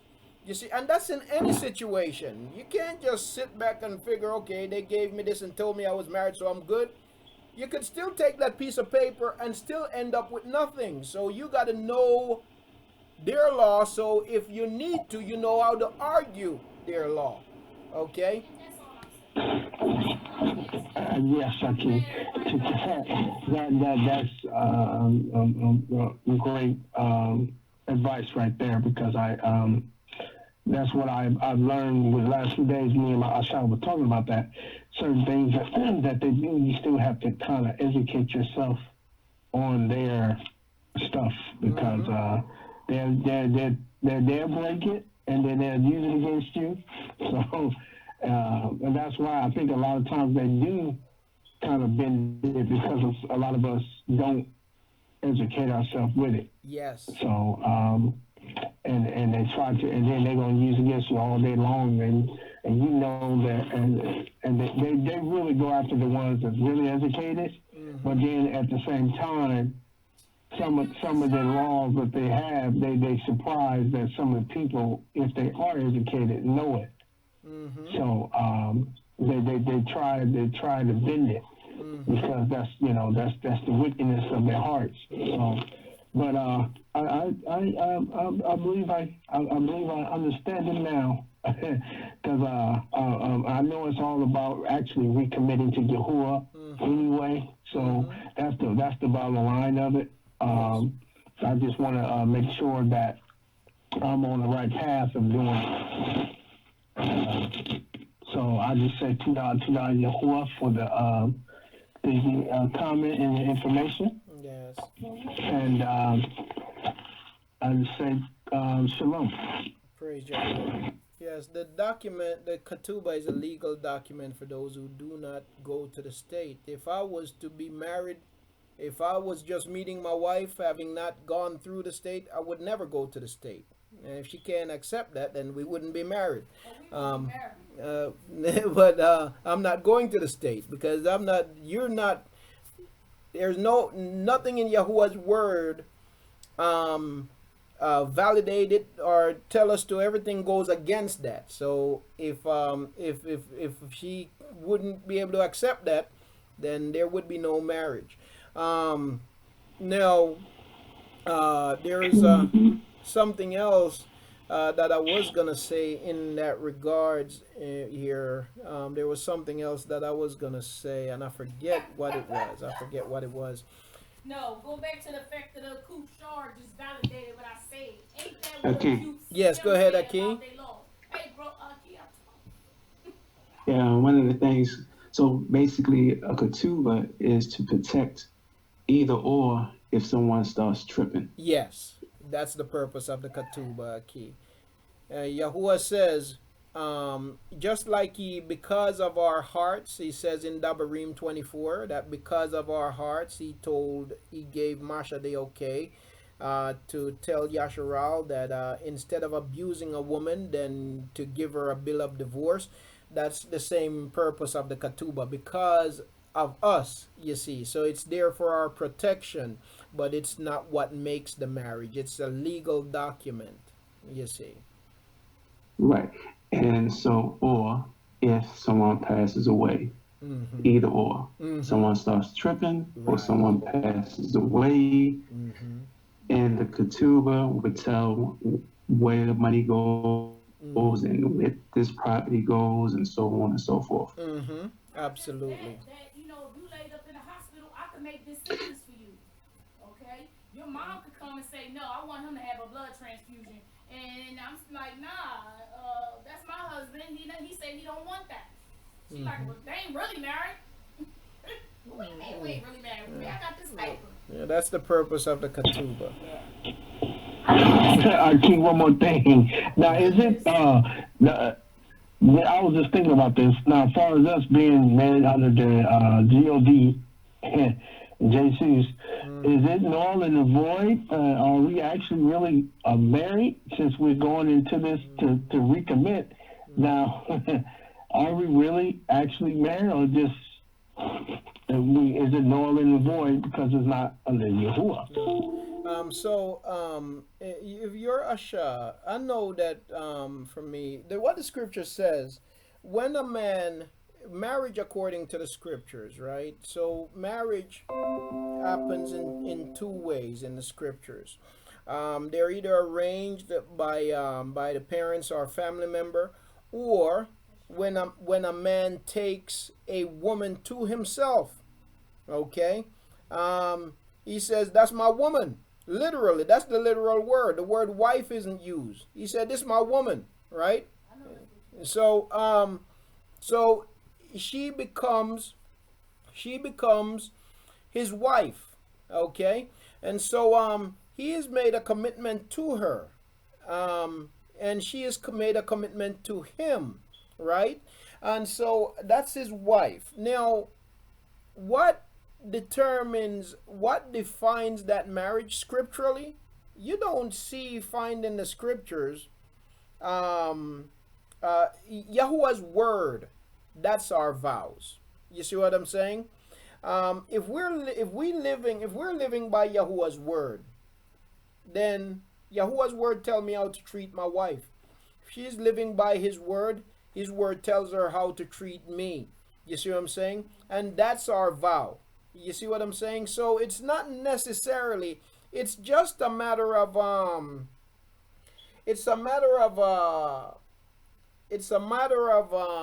what we would call it, just ceremoniously, that we say, speak a vow or something like that. And the way that in marriage among our people, Yasharal, it wouldn't be like a leader saying repeat after me. You see what I'm saying? It's basically you repeating your vows to each other. Is basically you is you, yeah, it's you repeating the ketubah to each other. You see what I'm saying? But that's just for formality. That's just for formality. That's not what makes the marriage. You see what I'm saying? What makes the marriage is how you live your life from day to day, how you treat each other from day to day. That's what makes the marriage. So it's not so much what you say in the few minutes that you stand there. You see what I'm saying? Really, you don't even need to do all that. What's most important is how you live your life from day to day, how you're treating each other from day to day. So for my wife, I'm committed to my wife to treat her the way that Yahuwah would expect for me to treat her. You see, as my wife, I don't consider the courts or the government or the pastor when he gave me this piece of paper saying that I now pronounce you husband and wife. That's not marriage to me. I don't recognize that as what make me married to my wife. That's not marriage to me. That's useless. That's futile. That means nothing to me. You see what I'm saying? That means nothing to me. My commitment to my wife is what makes my marriage to her marriage. You see, my commitment under Yahuwah is what makes marriage to her marriage to me. You see what I'm saying? Household, but every house ain't like that though. You got households where the woman is at home and she's doing what she's supposed to do, and you got this brother rolling in not treating her like a wife. Yeah, that goes back. Yeah, but that goes back to the foundation of marriage. That goes back to the foundation of marriage. The woman have as much responsibility as the man to make sure that before you jump into something you call a marriage, that you don't jump into it. That you're going into it open-minded and with eyes wide open. You see, not. With Leah and what's his name? The husband. The two sisters, Rachel and Leah. He didn't want to be married to her once he realized who she was, but he still had to fulfill that obligation to her. He, wasn't it her who had the buy night with him? Just because you married to this. Yeah, brother, her father gave her to him. Yeah, but just because that was his Asha, he still didn't treat her like a wife. So having a ketubah for those who don't treat their wives like wives, whether it's because you said you got into talking about us having responsibilities, yeah, but not everybody's household is like ours. Well, babe, I was never arguing against the ketubah. The whole time I was saying that the ketubah is binding. That's what I was saying, and the ketubah is there to protect us. That's what I've been saying the whole time. Let me go to Akiki. Yes, go ahead, Akut. Oh, I'm sorry to interrupt. I just wanted to interject something, if I could. I think most of us here, unfortunately, have probably been married under the laws of this country, and because we didn't know. Mm-hmm. And I know that the ketubah is really the right way to go. Mm-hmm. And I think that when it comes to, I think it's like you said, we have to know their law. Yes. I do know in order, and everybody that's working in the system and putting into taxes and whatever, They will. The government will not recognize a ketubah if your wife goes, if you die, and she wants to collect Social Security. That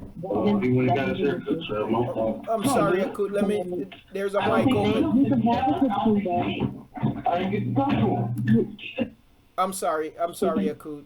That's okay. You can have a ketubah, but you also have to have proof that you're married in the civil under their government. I had to produce, when my husband passed away, I had to produce the marriage certificate. And that's some wisdom that we kind of have to know what exactly it is we're dealing with. It. The ketubah we know is the right thing, and that's Yahuah. But I think all of us are kind of wrapped up in Babylon that way. So in order for us to, if one of us, if you would die and your wife is entitled to your benefits as a survivor, then they're going to look for that piece of paper that goes through the state. Okay. They'll recognize the ketubah as, a binding marriage contract, but they want that other piece of paper. I was reading that under Social Security. Okay. So that's just one point. Okay, that's great to know, Akut. So basically, it's limited to what extent it can be used. Yes. Okay. In this system. Yes, right. We're dealing with this system, and so. Okay, that's good to know. That's great information. Akut Yaria says that Social Security, they will still need a yes. They will give me 1 second, Akut. They'll still need a document if through the state, Social Security. So yes, your concern is valid. I want pizza tonight, buddy. Okay. Pizza tonight. Okay. And for everybody who was giggling, thinking I was crazy. All right. Please go ahead, Akut. Kim, but and as far as, I'm sorry, this is the last thing I hope. As far as like fine. if you have insurance through your job, that part I'm not really sure. If you produce a death certificate, that might be enough, and if you have her listed as a beneficiary, that might be enough to get that benefit. That's a little bit different. But when you're talking about what you've paid into Uncle Sam, they look at it a little bit different. Yeah. Now, to the Rabbah. Now, there are some situations where a will with a ketubah would work. Is what I would think. Even if, for instance, with retirement situations, if you have a retirement fund where you choose beneficiaries, and a will working with that would satisfy. But like Akut Yaria says, when it comes to Uncle Sam, he wants a little more because he's going by his system that he has set up. All right. Praise y'all for that information. Yes. Like you said, it's good to be informed about their laws, because again, it's scary for a wife with kids that hasn't worked in eons, and she's got to start all over, and then now, I mean, you already going through a whole bunch emotionally because, your strength is not there anymore. You got these kids you got to feed. Imagine me ending up back on welfare and in a shelter until I get myself situated, because these people want to take me through all of these loops and stuff to get my hands on something.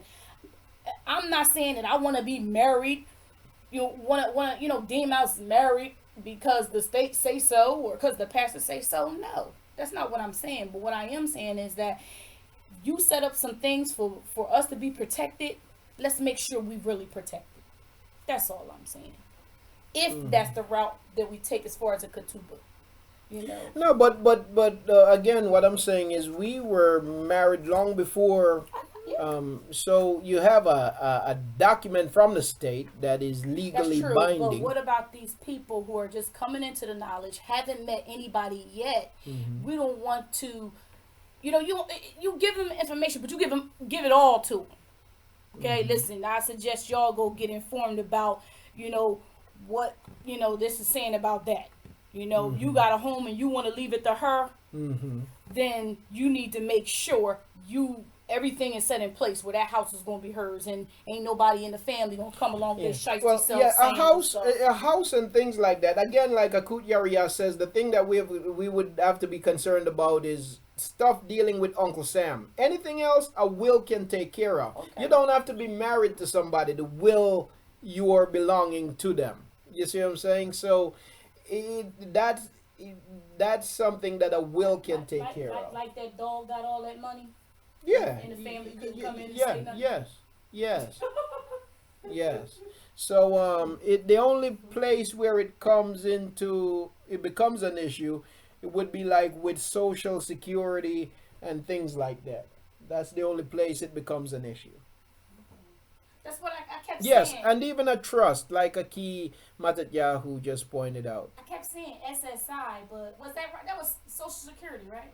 Yes, That's because what SSI, okay. yeah, because like Aki says, a will can be contested. Somebody else can come along and contest the will, but a trust, if you make out a trust, it's it's secured.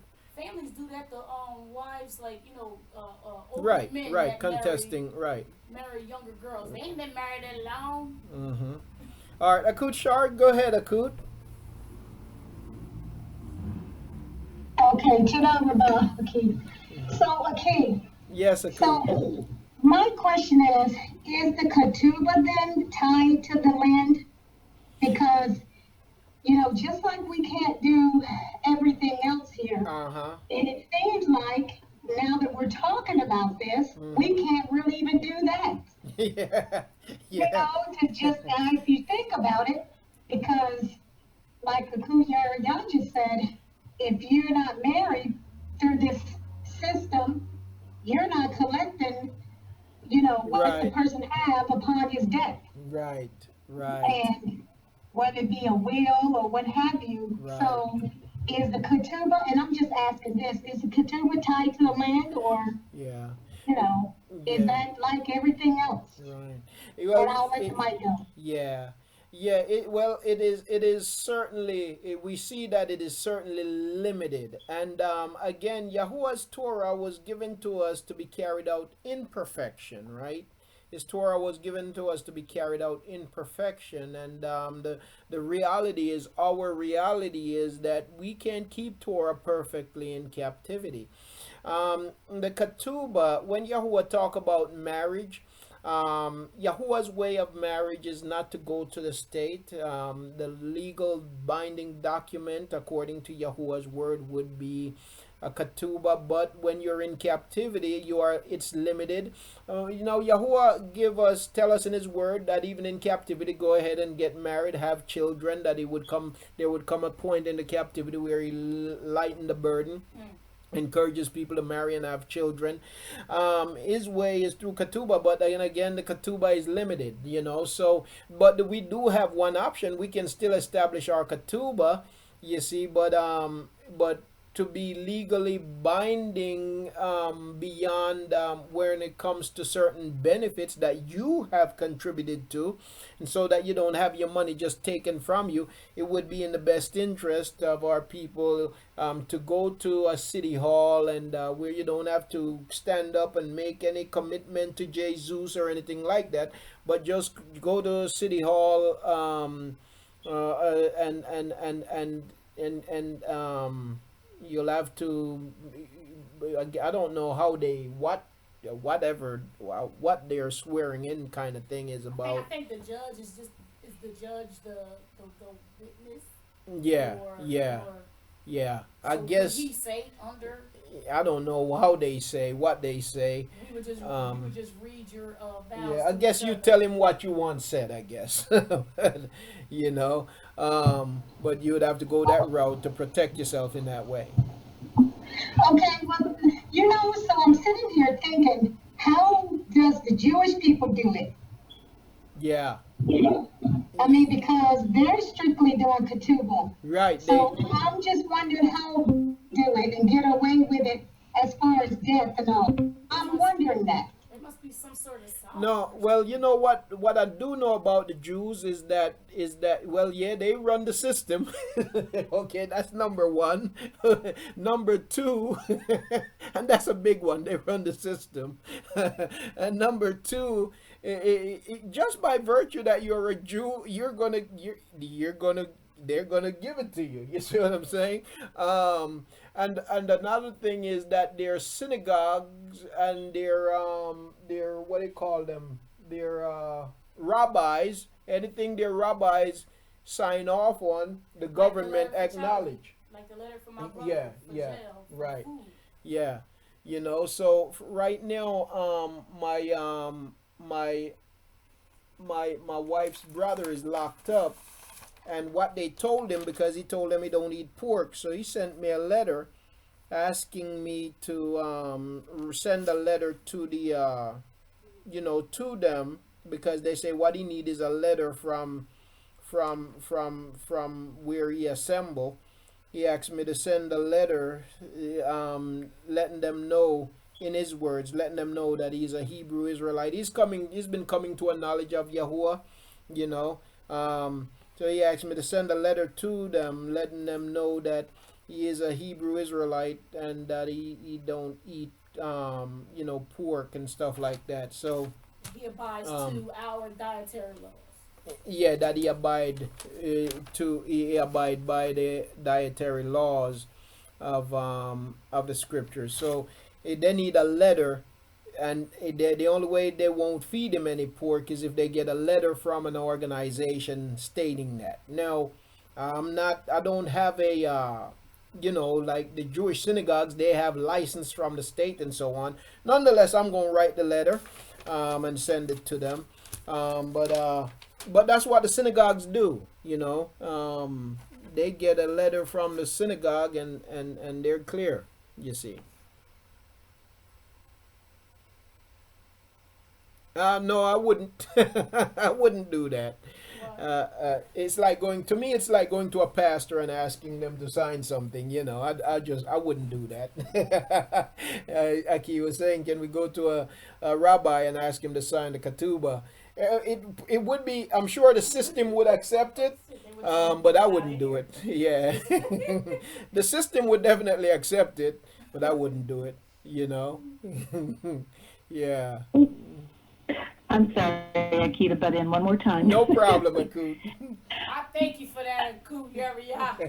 I was going down in the book of Last. It's okay. But I do want to just say that even according to socialsecurity.gov, even the Jews have to have a marriage license. They said the ketubah, and if I could read it, I'll read what they said about it, because you have to read their stuff. It says,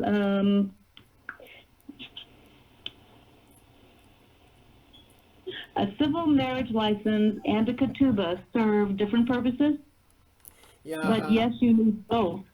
The civil marriage license registers your marriage as legally valid and binding in the eyes of the state and federal law. Participation in your spouse's health care plan, distribution of benefits, filing of taxes, survivorship, and other matters are still contingent on you having this document.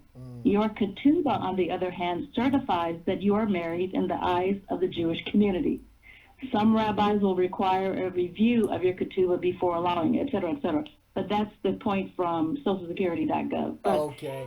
That's just I wanted to interject that. Okay, there it is. To that rabbi. No problem, it is. Yes. So they need their they still have to have the marriage license. So at the end of the day, at the end of this here question, next time you just nod and say yes, honey. Got to get my digs in.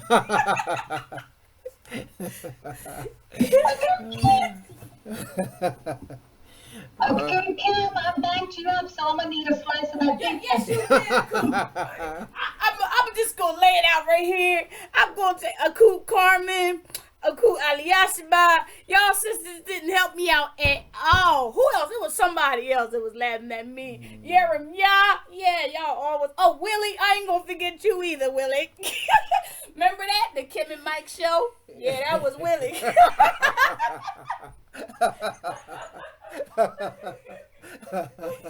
I still love y'all, though. I still love you. I love y'all. We'll still open this room tomorrow. Yes. Still love y'all. Oh, boy. Yeah, so. Yeah, Key. Yes, go ahead, Key.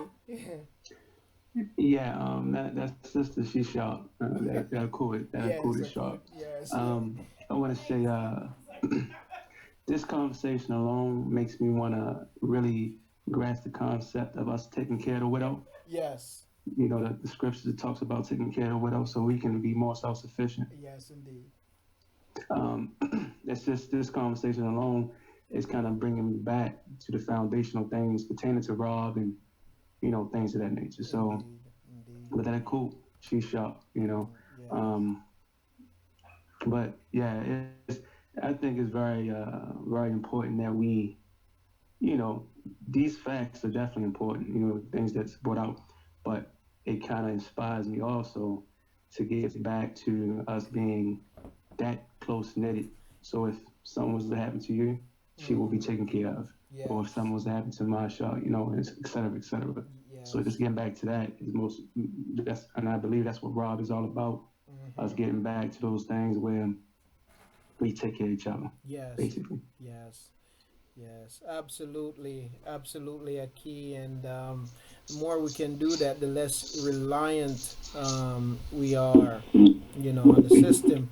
And just looking at YouTube, Key Jim Akucheri says, talking about the traps everywhere, you know, when trying to live set apart, the landmines, the challenges. And as our Kud also mentioned, you know, that was when I was reading, and that was my concern and thought there, as because I don't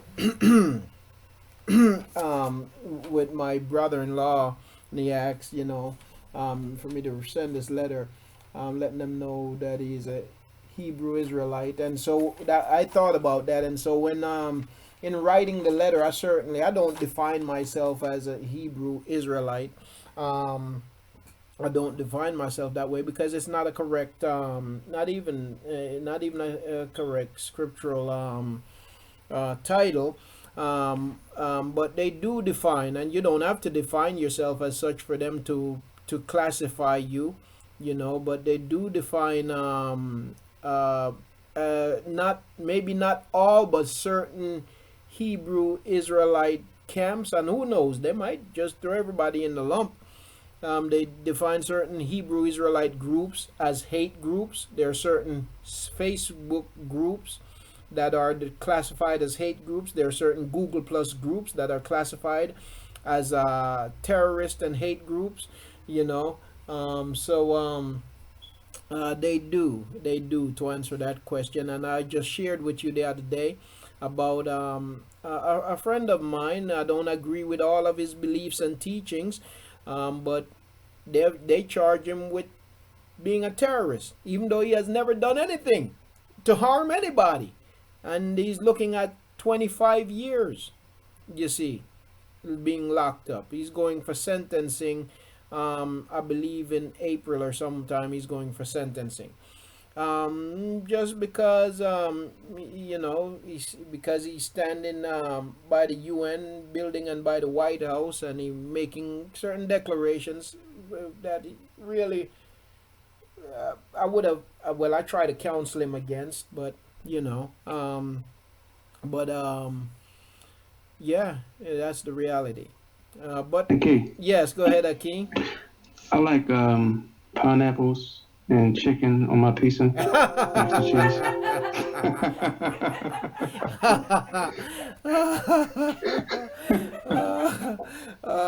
just might try. Yeah, you know what, Aki? I think she's gonna be waiting for a while. Shalom. Shalom. Too funny. Okay, I'm sorry. This is the last time I'm going to butt in. No problem. No problem, Akut. But I like chicken and pineapple too. So, I just wanted to say, praise Yahuah. I am not sharp. I'm not sharper than anybody else here in the room. And just that Yahuah just kind of had me go through some of that. And so it was an experience. But, you know, there are a whole lot of y'all that are sharper than I am, but praise Yahuah for the information that he brought forth. I give him the esteem. Come on. Praise Yahuah. To that Rabba Akud. To that. That was, Thank you for that song earlier. yeah. That was very, very helpful. It really was very helpful. And so to that. To that.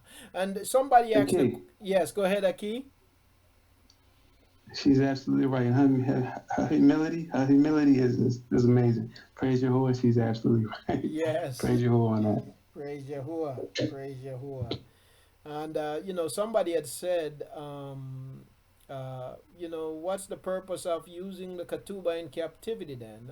And truthfully, yeah, because it's not not as binding as it's intended to be, again, because we're not in our own place, you see. So what's the purpose of using it? Just for tradition, you know?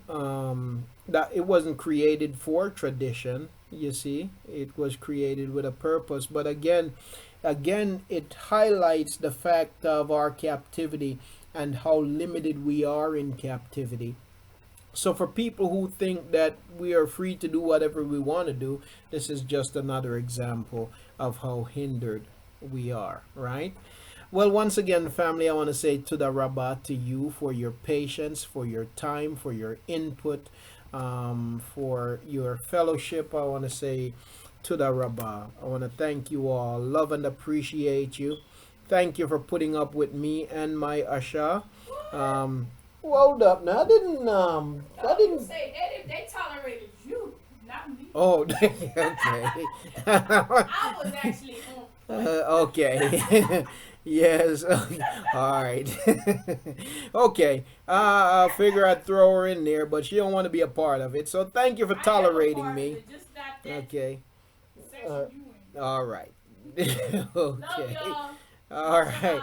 Yes, we love and appreciate you, Mashbaka. May Yahuah just continue to barak us and strengthen us. Aki, Yaram Yahu, Akud Yolanda, love y'all. Yes. Great to see you, my Aki. Wonderful to see you.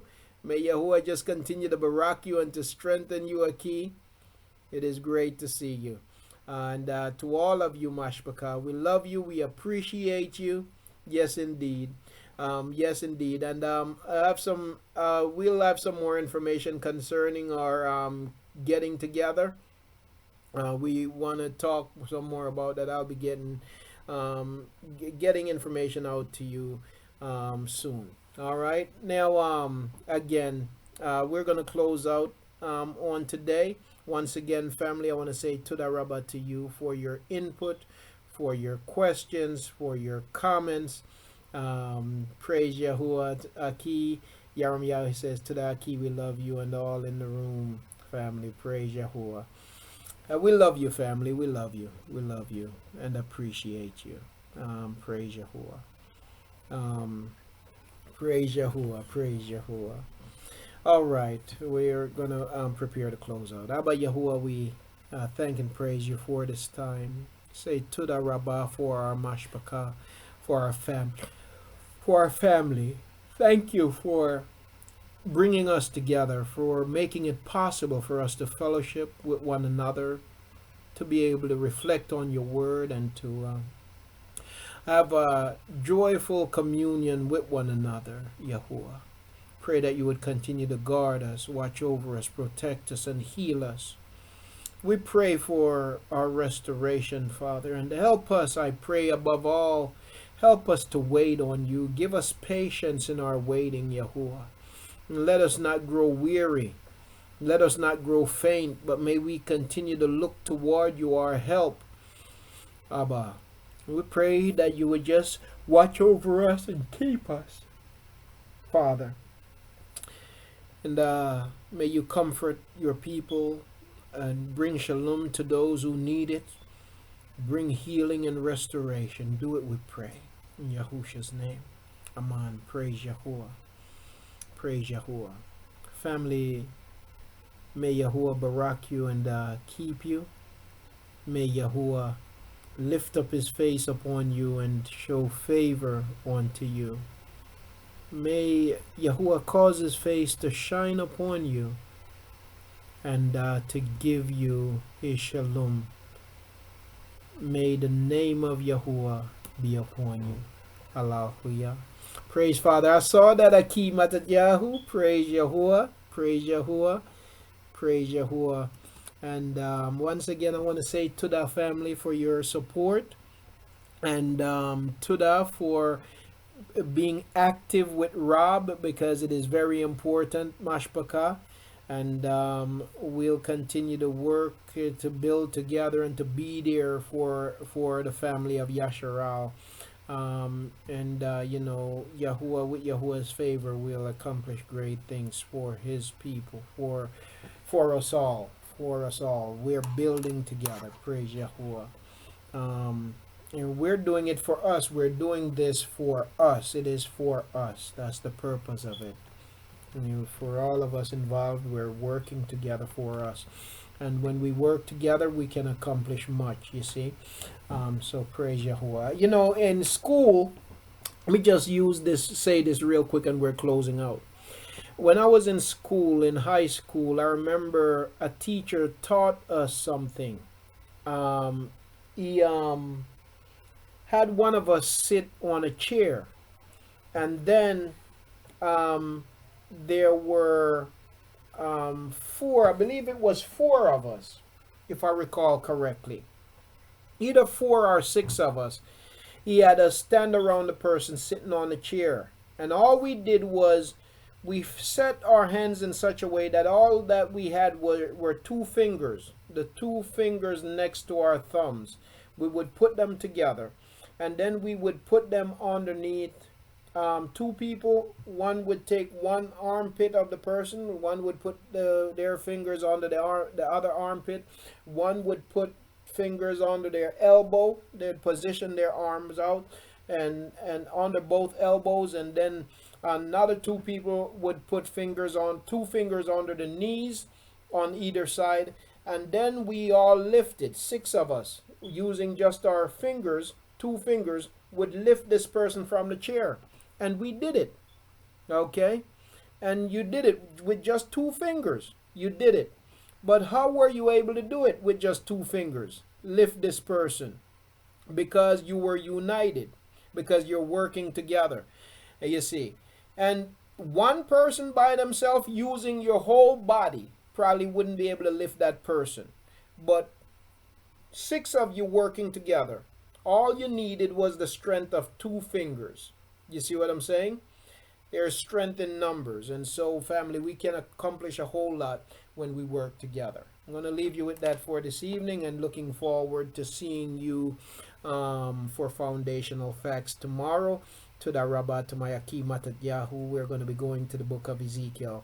I believe it is. I'm going to check the email again, Aki, but I believe it's Ezekiel 30, 37 and 38 that you had mentioned. So we'll be looking at that tomorrow evening, Yahuah willing.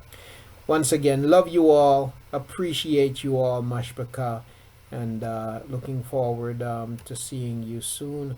I'm going to say Leila Tub to you. Love your family on YouTube, Leila Tub, and may Yahuah keep you all safe. Praise Yahuah until I see you again in a few hours. All right, so shalom, family. Shalom.